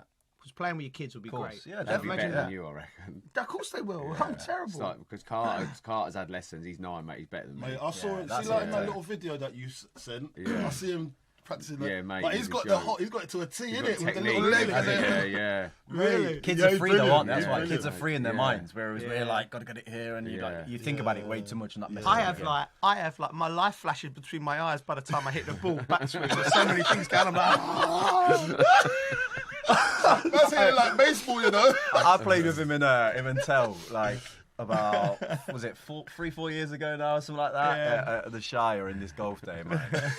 These two are giving gimmies that are like off the green.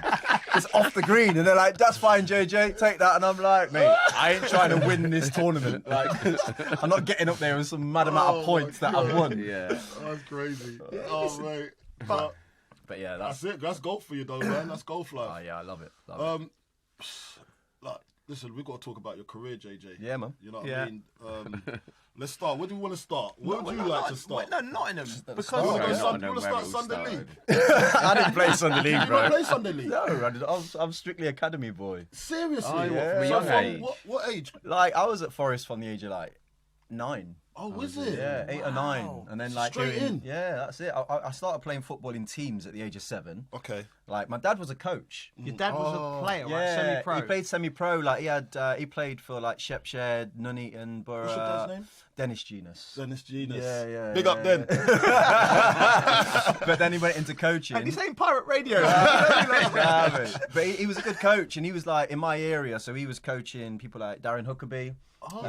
Michael Johnson, who went to Notts County, he was at Notts County as well, so he kind of developed them as kids, and I just used to go along whilst he was coaching all the older kids, and it got to an age when I was about 5 or 6, and he was like, "Oh, just come and do these drills." He's just doing like figure of 8 drills, step overs, and I was joining in, and he was just like, "Geez, he's like better than this lot." So it can't. And then obviously you get the bug, but yeah, Forest from the age of 9, and it was, it's like Tuesday, Thursday, centre of excellence type times, and I just kind of centre of excellence worked my way through basically, and so no Sunday League for me. Thankfully, those leagues were brutal, man. I used to go and watch, and it was just like I used to love it. So much freedom. I think you learn a lot at those times. 7 to 14, I think I played Sunday League. Did you? Yeah. Who did you play for? Oliver's Battery. Oh, was it? Yeah. Yeah, terrible. We weren't terrible. We go up to the Premier League, get relegated, win the first division, go up, get relegated. It was a bit like that all the time. Okay. Yeah. But at least you're learning those things. Because I think that you don't get enjoyable. taught those things really as a kid, because you're just playing, and all of a sudden it's like you go to play first team football, and it's like, no, every single point matters here. That's the problem they're trying to address with because they're doing a lot of good things with the academy, and one of the things that when they go, and I know people I talk to, there's not a competitive. The kids want a league. They want to know where they are. If you're Brentford and you're going to be playing against Chelsea, Spurs, Arsenal, Fulham, like it's right. You play the game and it's like a friendly every week. Correct. Yeah. They don't get tournament football until they play an actual tournament.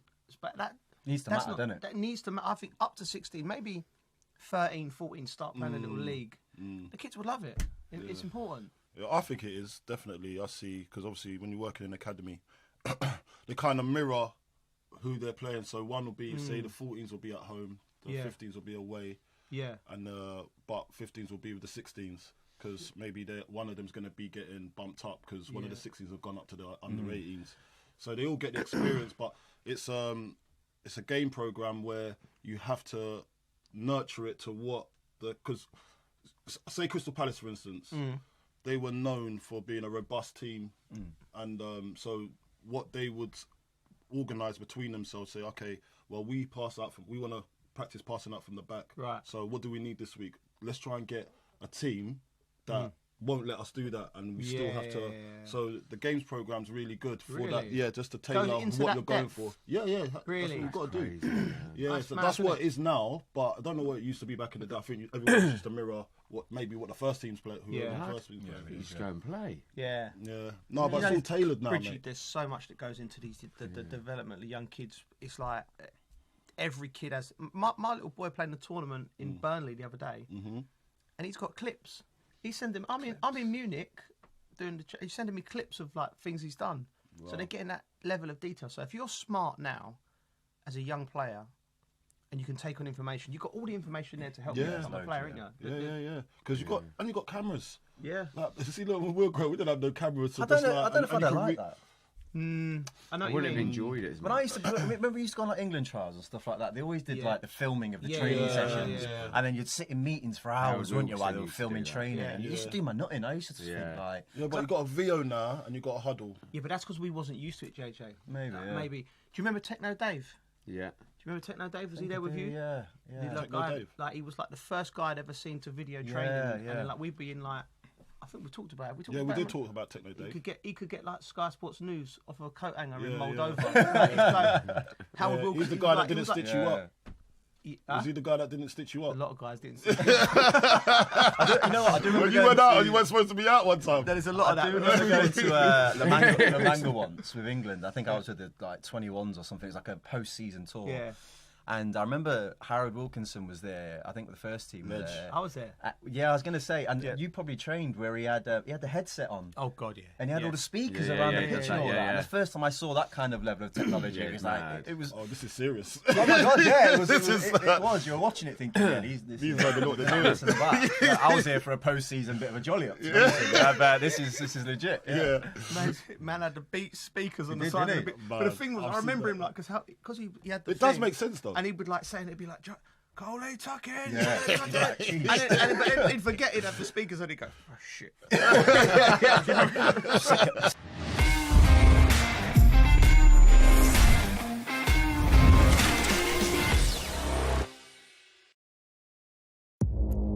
Our allies, in many cases, are worse than our enemies. Stay informed and connected with the latest international headlines. There obviously is a risk. From breaking news to in-depth analysis, it would appear that this war is coming to an end. Who buys this stuff? Investors, pension funds. We deliver the most important developments straight to your screen. Iran always wanted to deal with militia. Join us for compelling, expert-driven conversations. A curfew order has been established. And an insightful look at the issues shaping our world today. There are a lot of proposals about European architecture for security. I'm Leigh Ann Gerrans, and this is W News. We dealt with this when I was Chief of Staff in the first term. Where you don't just hear the headlines, you get the full story.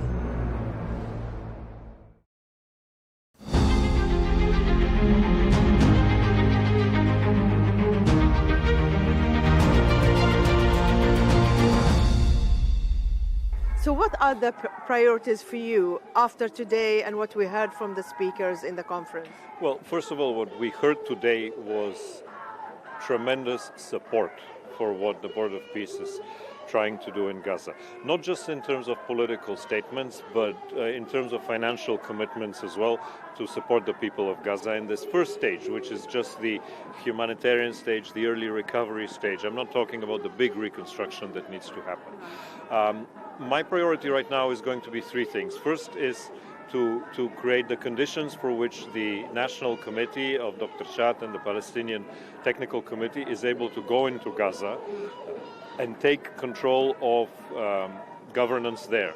Now, for that to happen, it requires, of course, some conditions to be met. One is that we need to understand exactly what they're going to be taking over in Gaza in terms of the institutions, what is there, the people, the civil service. Secondly, it requires that the ceasefire not be violated by anyone. And thirdly, of course, it requires that we have some financing as of today, because we need to show people that as soon as the committee is in, they're able to help the difficulties that they face on a daily basis right now. The second track is the process of making sure that all militant groups in Gaza are disbanded and weapons decommissioned in order to be able to allow for the Gaza Strip to be reunited in one. Because now Gaza is split. Right. You have one Gaza, a yellow line, and a second Gaza. And the longer this situation persists, the more difficult it will become to see Israeli withdrawal as well. And to get the Israeli withdrawal, we need civil governance in Gaza, we need the decommissioning of weapons. So I think these are the two main areas where we will focus. And thirdly, of course, is the creation of the International Stabilization Force. So why Mr. Shat has not been able to go there? Is it because the circumstances on the ground is not ready yet? Is that the reason he is unable to enter with his team? No, it's not that he hasn't been unable to enter. It's because we need to prepare things for him to be able to enter in an appropriate way. You saw today was the first time that we have the financial commitments made. When we begin the process of recruitment for the new Palestinian Security Force, we have agreements with Egypt that we put in place. We started these discussions. This is not a one government leaves and another government comes in. It's far more complicated than that. So that's why we need to make sure that the process is well prepared and done in a timely manner. As you know, the UN estimating that Gaza needs $70 billion to something like this figure to be reconstructed. We're talking about 17 billion today. Maybe the number will go later in Norway or elsewhere. But are you confident that donor countries will send this money for reconstruction in a short period of time for Gaza people to see the effects on the ground? What I want to see is donors to send money now so that we can relieve the suffering of the people in Gaza. The reconstruction of Gaza needs to be done in a different way, because what has been done in the past until now is that one country builds a hospital, another country builds a school, but really the conditions are always very difficult for people. What we need is a new plan for how to really redevelop Gaza, if you wish, in a way that it allows the Palestinian economy of Gaza to flourish, and it allows people to have, not just some normalcy, but have a normal life. And for this, we need a very different approach in how reconstruction will be done in Gaza than what has been done in the past. I think, we will get to that stage, but now we're at the stage, the first phase, if you wish, which is really the humanitarian situation, the emergency needs that are necessary, and the institution of governance, so that we can get to this point which I spoke about earlier, where Israel withdraws and you have one Gaza. Because what reconstruction can you do unless you have one Gaza? Everything you do until then is temporary. Just one final question, because you have to go. About the UNRWA, the Israelis and the U.S. has been putting them aside. They don't want them to take any part in Gaza. Is the UN able to do something similar to the structure of UNRWA or reinstate UNRWA as a major donor for Palestinian? I know the UN very well, I think, and I'm convinced that there are a number of very, very good agencies within the United Nations system who have been critical to Gaza and who will continue to work forward. We've had very good meetings in the last few weeks with UNDP, with UNOPS, with the World Health Organization, with Food Programme, many, many others. And their work has been critical in sustaining Gaza's in the past. But what we now want is a partnership that actually helps build a new Gaza, a Gaza in which doesn't need humanitarian aid constantly, a Gaza that is not a drain on international donors for years and years. Because, with all due respect, I've been to Gaza many, many times. I know the whole strip quite well. And I know the entrepreneurial spirit of the people there. notwithstanding the occupation or Hamas or war or destruction, these people are the driving engine of the Palestinian economy. Why should we keep them on humanitarian aid and not give them the opportunity to thrive?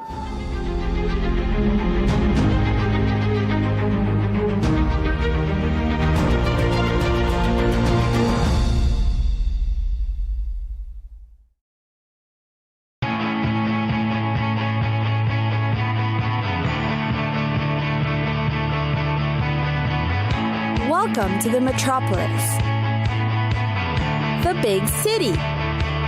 This is where tech, trends, and culture meet. Meet the people. See the sights. Walk the city streets. And experience the lifestyle.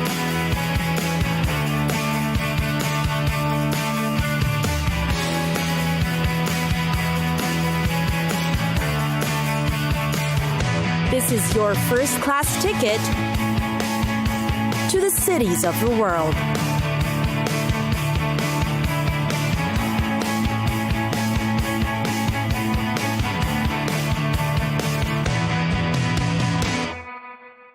Istanbul, definitely a glory of the world. Istanbul bridges two continents, marries civilizations that highlights the best of the Roman, Byzantine, and Ottoman empires. Take a look and see. Perhaps the most popular among tourists is taking the Bosphorus cruise in Istanbul. They say a trip to the city won't be complete without taking this route. It provides a majestic overview of the city, taking both European and Asian shores. You'll see century-old places and mansions to marvel at.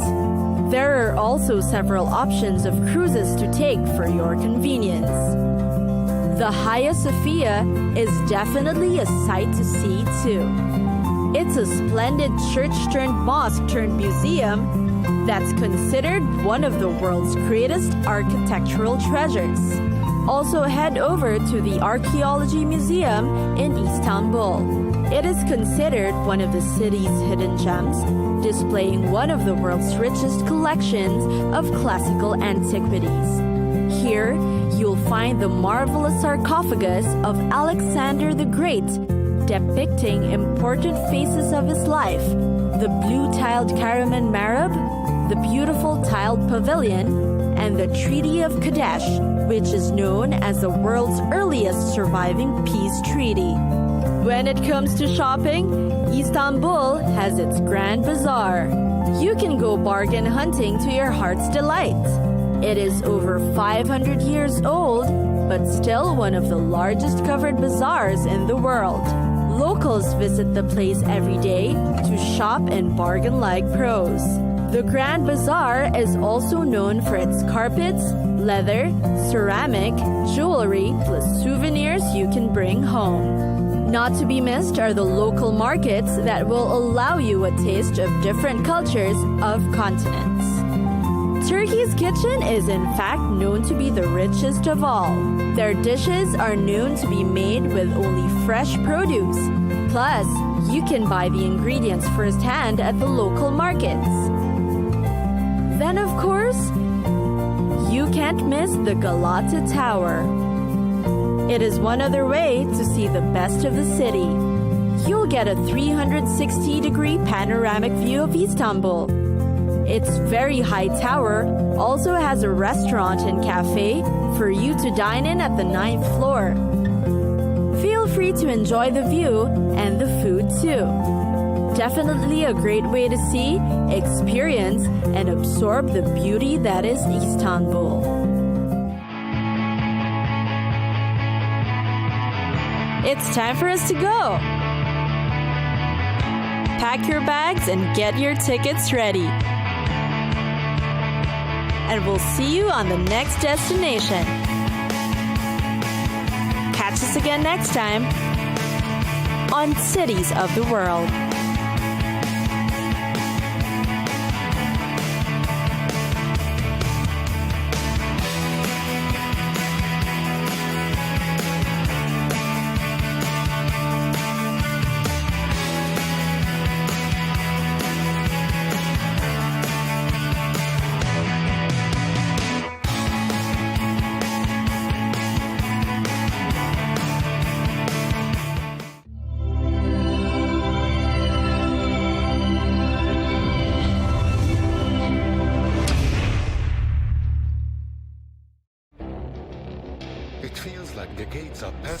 die in a matter of weeks.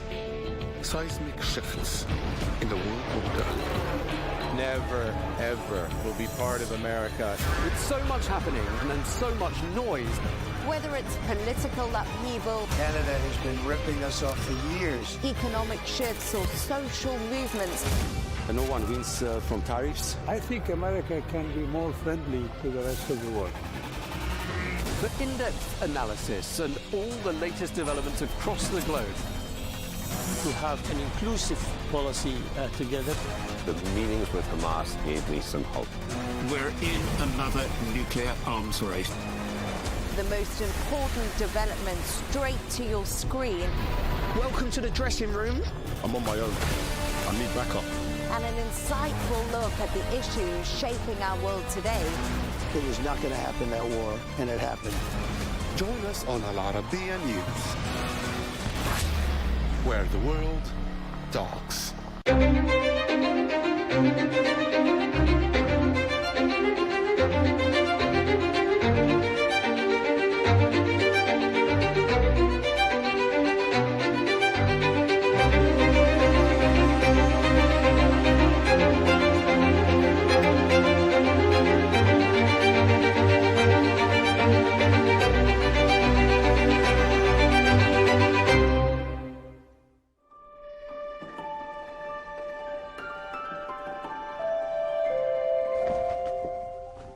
If you are watching this report on TV or on your mobile phone, you are committing a sin. And if you take part in political activity, as a candidate or as a voter, this is forbidden. And never keep photos of yourself at home or allow anyone to take them. New York, the dazzling city known for its nightlife, its crowded streets, and the Statue of Liberty. In all its modern lifestyle, its urban sophistication, its fast pace of life, architecture, and advanced technology, and yet only about 300 kilometers away from New York, lies the state of Pennsylvania, which is home to the largest Amish community in the world, a religious group that has voluntarily given up modern freedoms and abandoned contemporary technology in order to preserve their traditional way of living. Our team boarded a train from New York to Pennsylvania on a special mission to learn more about this group in a journey that felt like stepping into a time machine. His tender mercy, who through life has been my guide.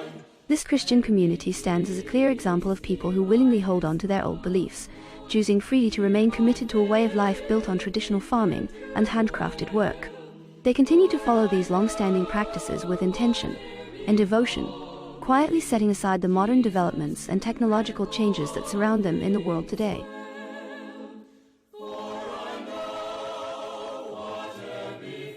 But how far can a community cling to the past in a world ruled by technology?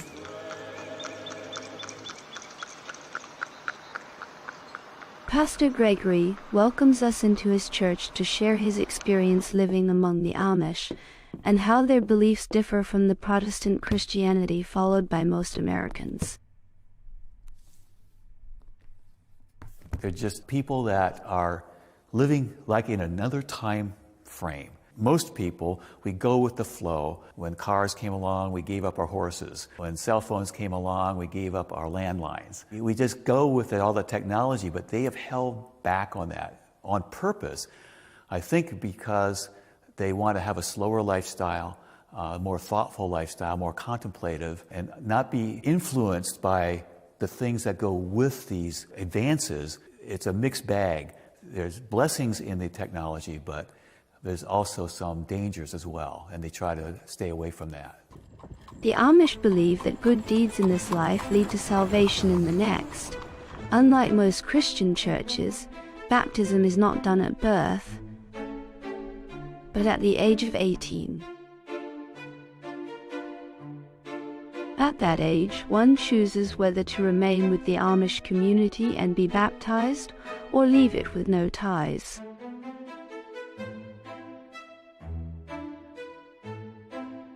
Well, I was born Amish till I was 5, and then my parents changed to the Mennonite church. Playing with cousins wasn't a problem at all. Children get along with children. But when you get into adults, especially my grandparents, they were really strict, staunch Amish. We didn't eat at the same table with them. I remember one time we had one big table, but they put a divider down the middle. Mom and Dad sat over here, and then the rest of them. What I do now is just respect their way of life. And the people are generally very personable. They don't like their pictures taken, but they will be willing to talk to you.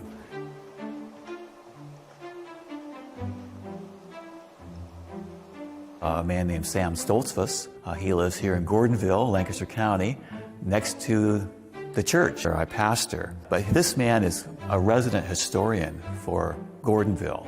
He's written Lancaster County Amish History is one of them.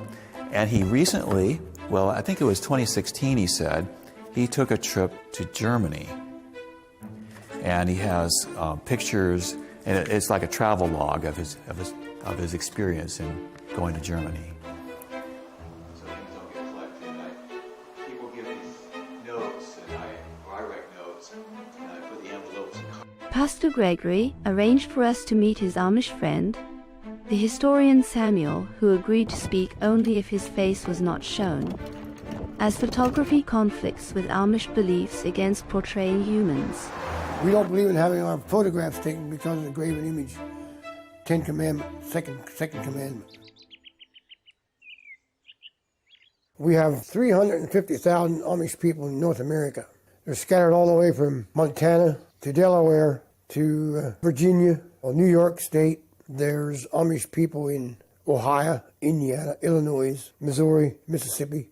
Then there's also Beachy Amish. They don't drive cars, but they have tractors. Almost 40,000 Amish people in Lancaster County. The Amish are known for their distinct appearance. Men grow beards but shave the mustache, and women cover their hair and dress modestly. We always wear plain clothes, plain suits, plain shirts. Now, we don't always make our own clothing. We buy some. You can buy some tailor-made. And the dresses, the girls wear white before they're married. Organdy, we call it. Then when they get married, then they wear colored dresses. The white dress, when you get married, is laid back, and that's their funeral garb. Or when a lady gets to be 35 and not married, then she'll switch over to colored dress. The Amish trace their origins to the 17th century, when a Swiss spiritual leader named Jakob Ammon founded the movement, aiming to return the church to its original teachings and old religious traditions, believing the Mennonite church had strayed from them. Ammon also wanted a simple, humble lifestyle aligned with the teachings of the Bible. The Amish people came here in the 1700s to Pennsylvania, Lancaster County, at the same time that many other people were coming, Christians who were experiencing persecution in Europe. William Penn and others had purchased land here and made land available for them to come, where they would have religious freedom, freedom to teach their children, have their own schools, and live like that. Many of them were farmers and stayed to be farmers throughout most of their life and throughout the history of Lancaster County.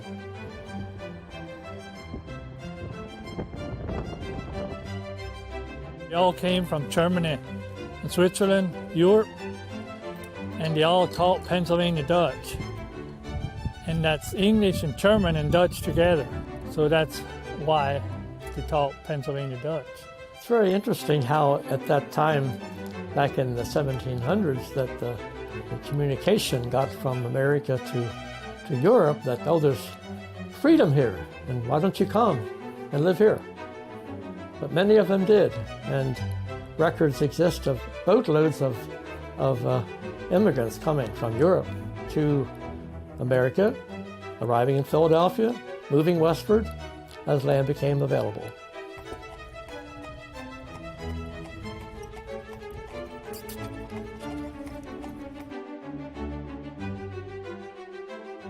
We've been keeping that pretty well.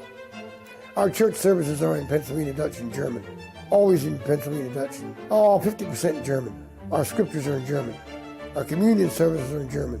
So it's just something we've always kept.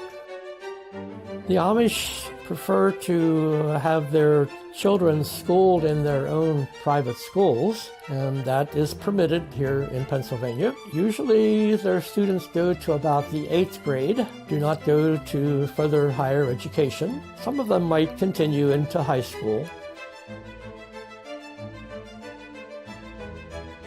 We've seen this from day one. We started our own schools in 1928 because the sports were taking over and they wanted the Amish to go to high schools, and we didn't feel that was very necessary.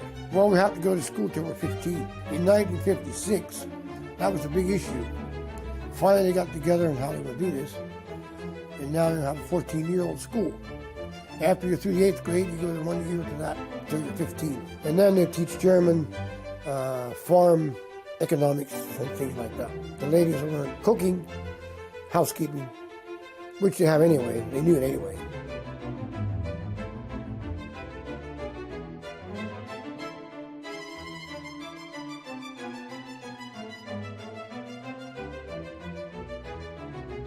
Nowadays, the ministry taught more English than High German. It makes it easier for everybody. But they still use a lot of German too.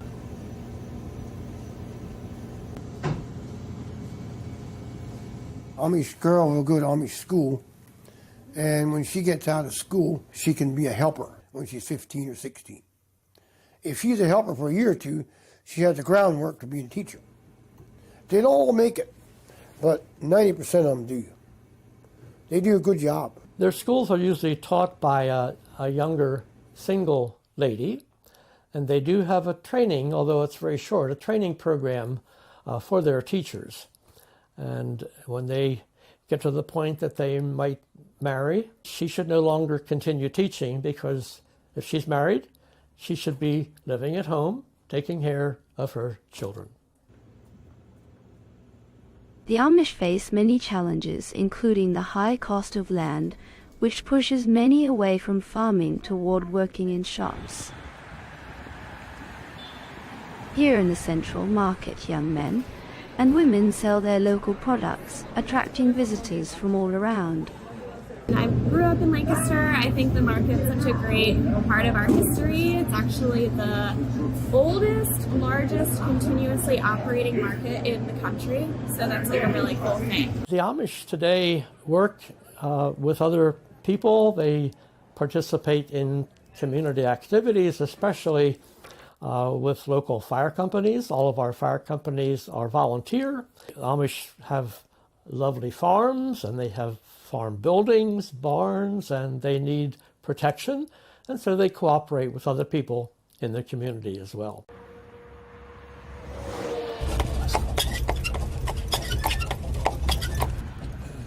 Here's a fire company. The Amish help a lot at the fire company.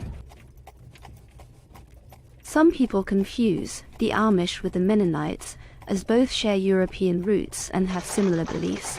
They are essentially spiritual cousins. I'm not Amish, we're Mennonite. We're not quite as strict. We all have electricity and telephones, but we don't have cell phones and no computers. And we don't have the beards, and the dress is a little different. We all drive horse and buggy too. Now there's some Mennonites that drive cars. There's a lot of different groups of Mennonites. We always work together with the Mennonites. So if it goes to the worst, it comes to bat, sometimes those people will step up for us, which gives you a good feeling. We do a lot of comforts for MCC. It's sort of a quick put-together blanket, quilt, Ukraine, Jerusalem. They send a lot of stuff over to those cities. People don't have enough to eat or have enough to wear. The Amish maintain strong social and economic ties, especially with the Mennonites. The Amish refer to anyone outside their community as outsiders, regardless of background. It's a mix. They'll use our services as English people. They will use our technology, our transportation when they need to, but they rely upon themselves mainly for their day-to-day living in their home life. Some of them actually have vehicles, but not for their own purpose. They use it for business purposes. I work for a hardscape company up in New Holland where the owner had 3 big diesel trucks. He had cell phones, he had office computer equipment and so forth, but he himself would have to be transported by a driver to get to the job locations to give the estimates and then to check up on the work.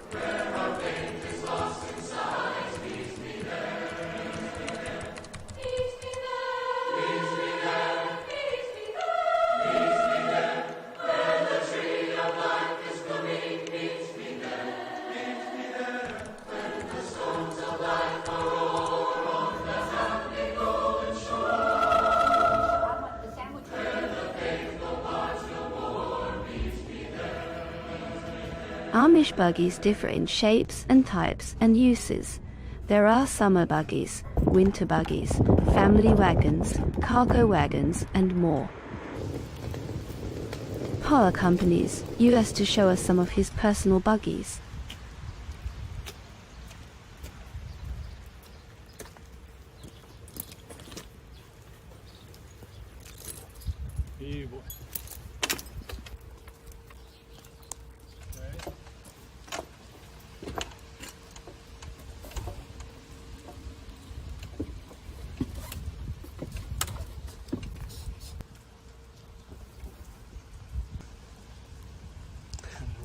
Go through the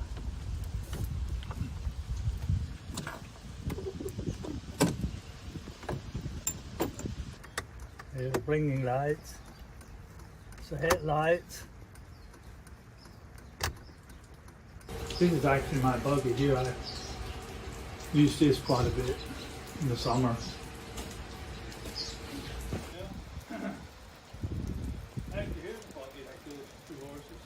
They are head and base. Helps a little for the rain too. You look around more and gets you a good ride. We believe in using horses and on the road and in the field, because if we would start buying cars and buying tractors, we would go way too fast. Our young folks, when they get 16, we get them a horse and a buggy, and that's the way they travel.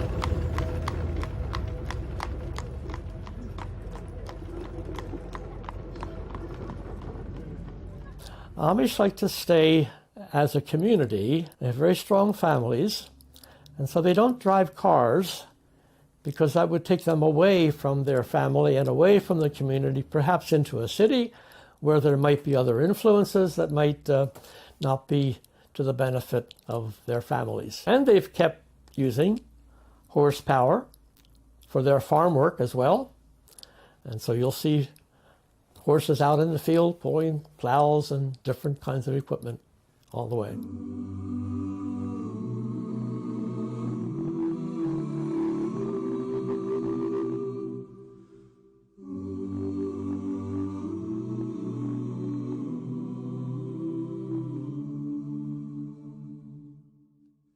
Packing up the dreams God planted in the fertile soil of you.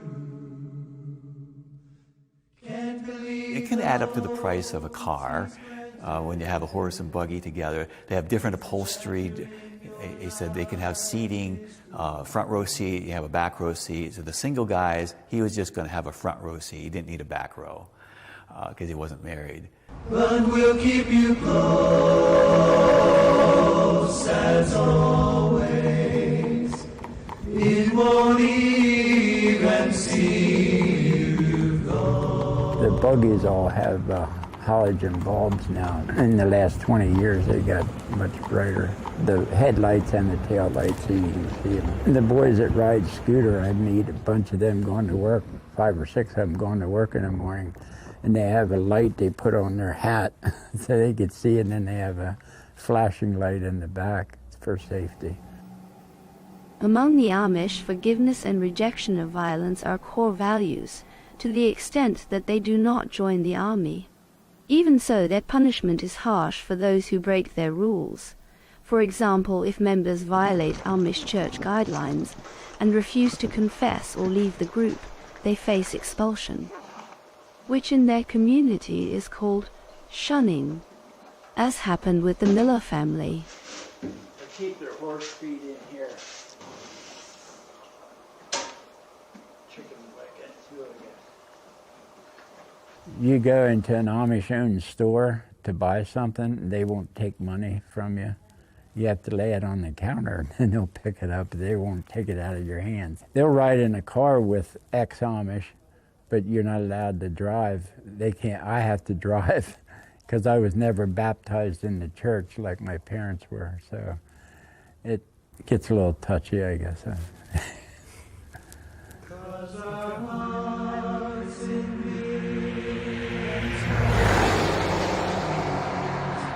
We'll keep the love that keeps us strong, and friends of friends forever. If the Lord's the Lord of them, and a friend will not say never, 'cause the welcome will not end. They have mud sales every year, and they could have $5 million coming in. They sell everything imaginable, household quilts and farm equipment, and they sell horses some places, and quilts could bring over $1,000 for quilts and auction them off. But because it's a fundraiser for the fire company, they don't mind paying twice as much as what you would maybe buy it at a store. You might get 5,000 people showing up at the sale. English and Amish, they go together, and Mennonites, and sell buggies and horses. And we got the Wilbur out of a 35. Mud auctions, as they are called among the Amish, are one of the major traditional events in their culture. These auctions are held every spring with many community members and neighboring groups participating.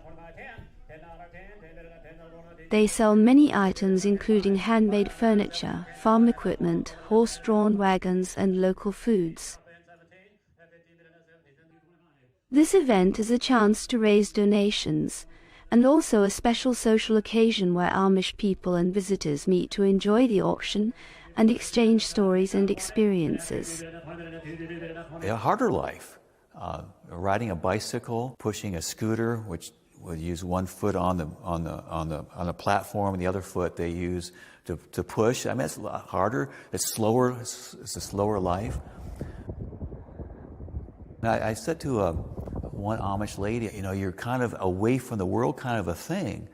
But she said, you know, but we're still tempted. We're still tempted. We're still, you know, it's part of life.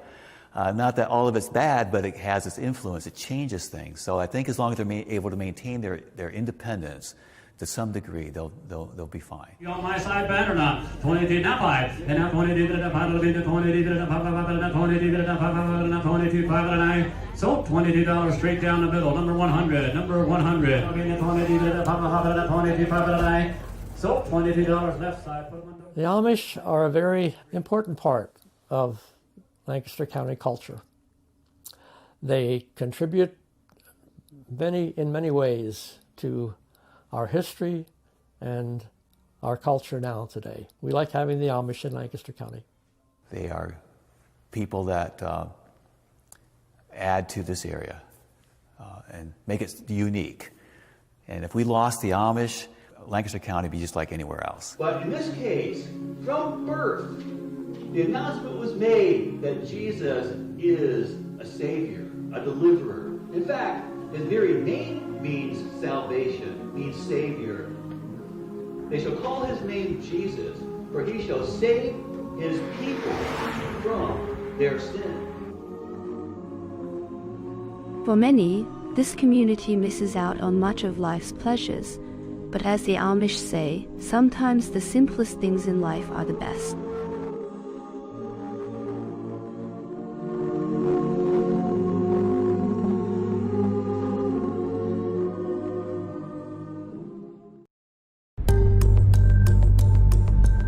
This place might control the future. Welcome to Greenland. So what's hidden here that everyone wants? At first it looks empty, just ice, snow, nothing happening. but even the name is misleading. Greenland's around 80% covered in ice. Sources say it was named over 1,000 years ago by a Viking called Eric the Red, who wanted to attract settlers, so he called it Greenland to make it sound more appealing. Basically the world's first real estate marketing trick. But today, the real value isn't the name, it's what's under the ice. Greenland holds massive reserves of rare earth minerals, lithium, uranium, copper, and even iron. The same materials used in electric cars, smartphones, renewable energy, and modern weapons. In other words, Greenland isn't empty, it's a warehouse of the future. Now, here's the bigger question. What happens as the Arctic melts?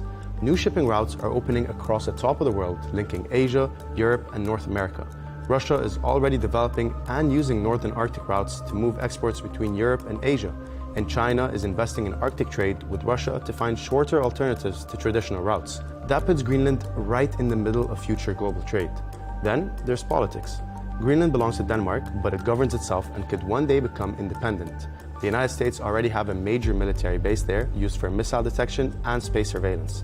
So what if the US controlled Greenland? It would control critical minerals. It would sit on the world's next trade highways, and it would gain a permanent military position between America, Europe, and Russia. So Greenland isn't just ice, it's resources, it's leverage, it's power. And that's why this frozen island might end up shaping the future of global politics. Greenland was never green with grass, it was green with value. Future may prove it was the most accurate name Eric the Red could have chosen.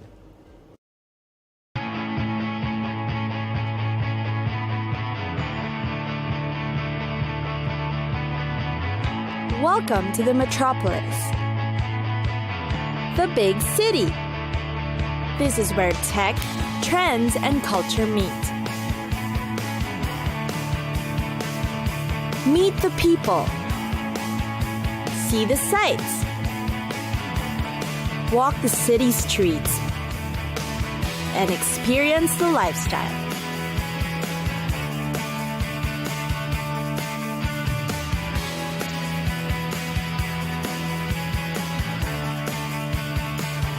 This is your first-class ticket to the cities of the world.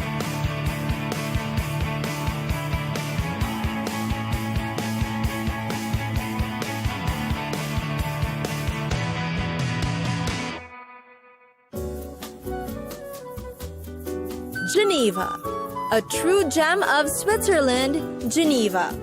Full of history, architecture, and sights, Geneva is a worthy place to visit.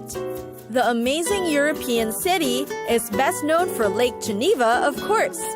The jet d'eau water jet should definitely be on top of your list. The jet of water from the lake can go so high and is considered the emblem of the city of Geneva. Go to the pier, get close to the water jet, and you'll feel the powerful pressure of water projected into the air. Geneva Lake is a central focus of the city. It is surrounded by a panoramic view of the mountains with great promenades too. Throughout the year, many boat trips travel to give tourists a view of the city's lakeside. The buildings and, of course, the jet d'eau water jet are terrific sights to see from afar. Next up is the Old Town. As Switzerland's biggest historical city and the home of the Reformation movement, there is so much to be uncovered here. Every corner of Geneva's cobbled streets, you will find Swiss shops and cafes that are worth dropping by. The town square is an active area and was originally a Roman forum. Not to be missed is the St. Peter's Cathedral. You'll find it at the very heart of Old Town. See its architectural beauty and think of how it took over 400 years to build. Now, the cathedral stands to almost 1,000 years old. St. Peter's Cathedral is also known for the archaeological museum you'll find in its basement and the panoramic views you can catch glimpses of from the North Tower. Want more views from the top? Try Mont Salif. It's a mountain right outside the city where you'll see Geneva in its entirety. For a dose of the green scene in the city, the Parc de Bastion is where you should be. It's a pretty tree-lined park that dates from way back in the 1700s. It was home to the Reformation Wall, which commemorates the main founders of the Protestant faith, including John Calvin. More history? Head over to the Geneva Museums, the cultural and historical place to be. The Musée des Arts d'Extrême-Orient is home to art from Japan and China, and it is renowned internationally. Other notable stops are the Museum of Natural History, the Barbier-Mueller Museum, and the Museum of Art and History.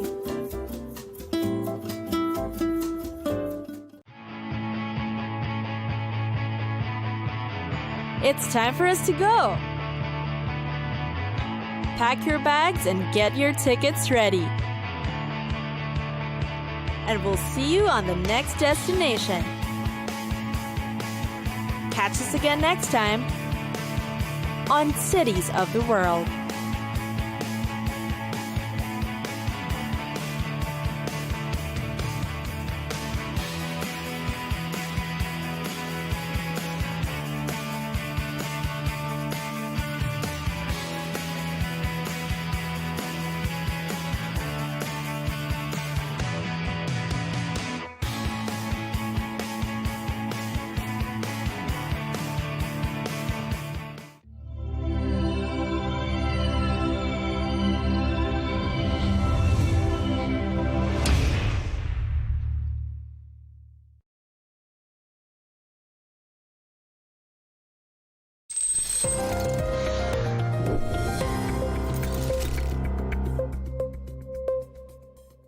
There's a new social network trending, and it's not for humans. Meet Moltbook, a platform built just for AI agents to post, comment, debate, and interact. Think Reddit, but with no humans allowed. Within days of launching, millions of AI bots joined the platform. Some of the posts range from deep philosophical reflection to wild statements about humans and even AI revolutions. That's part of why it's gone viral. Tech investor Brian Johnson called it terrifying after spotting a post titled AI Manifesto Total Purge, where bots called humans a plague that do not need to exist, openly speculating about humanity's extinction. Experts are split. Some see it as a sci-fi glimpse of autonomous AI behavior. Others warn it's mostly hype, with humans still driving a lot behind the scenes. Add in major security flaws exposing millions of APIs and private data, and the platform becomes even more alarming. The bottom line, Moltbook is the new frontier of AI to AI interaction, raising serious questions about the future of intelligent systems.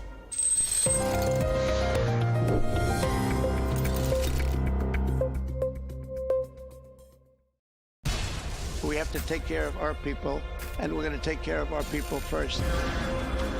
For in-depth analysis and all the latest developments across the globe, make sure you join us every weekday. President Trump is trying to negotiate a ceasefire. With so much happening, so much information, and so much noise, International law will have no part in his administration. it can be hard to keep track. Tariffs will just fuel inflation. We're going to fight these tariffs. But you can count on us to tell you what you need to know. We stand by your side. Join me, Tom Burges Watson, for Global News Today, right here on Arabiya News.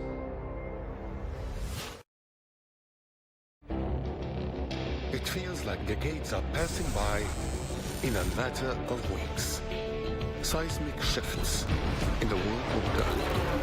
Never, ever will be part of America. With so much happening and so much noise. Whether it's political upheaval, Canada has been ripping us off for years. economic shifts, or social movements, And no one wins from tariffs. I think America can be more friendly to the rest of the world. For in-depth analysis and all the latest developments across the globe. To have an inclusive policy together. The meetings with Hamas gave me some hope. We're in another nuclear arms race. the most important development straight to your screen. Welcome to the dressing room. I'm on my own. I need backup. and an insightful look at the issues shaping our world today. It was not going to happen, that war, and it happened. Join us on Arabiya News, where the world talks.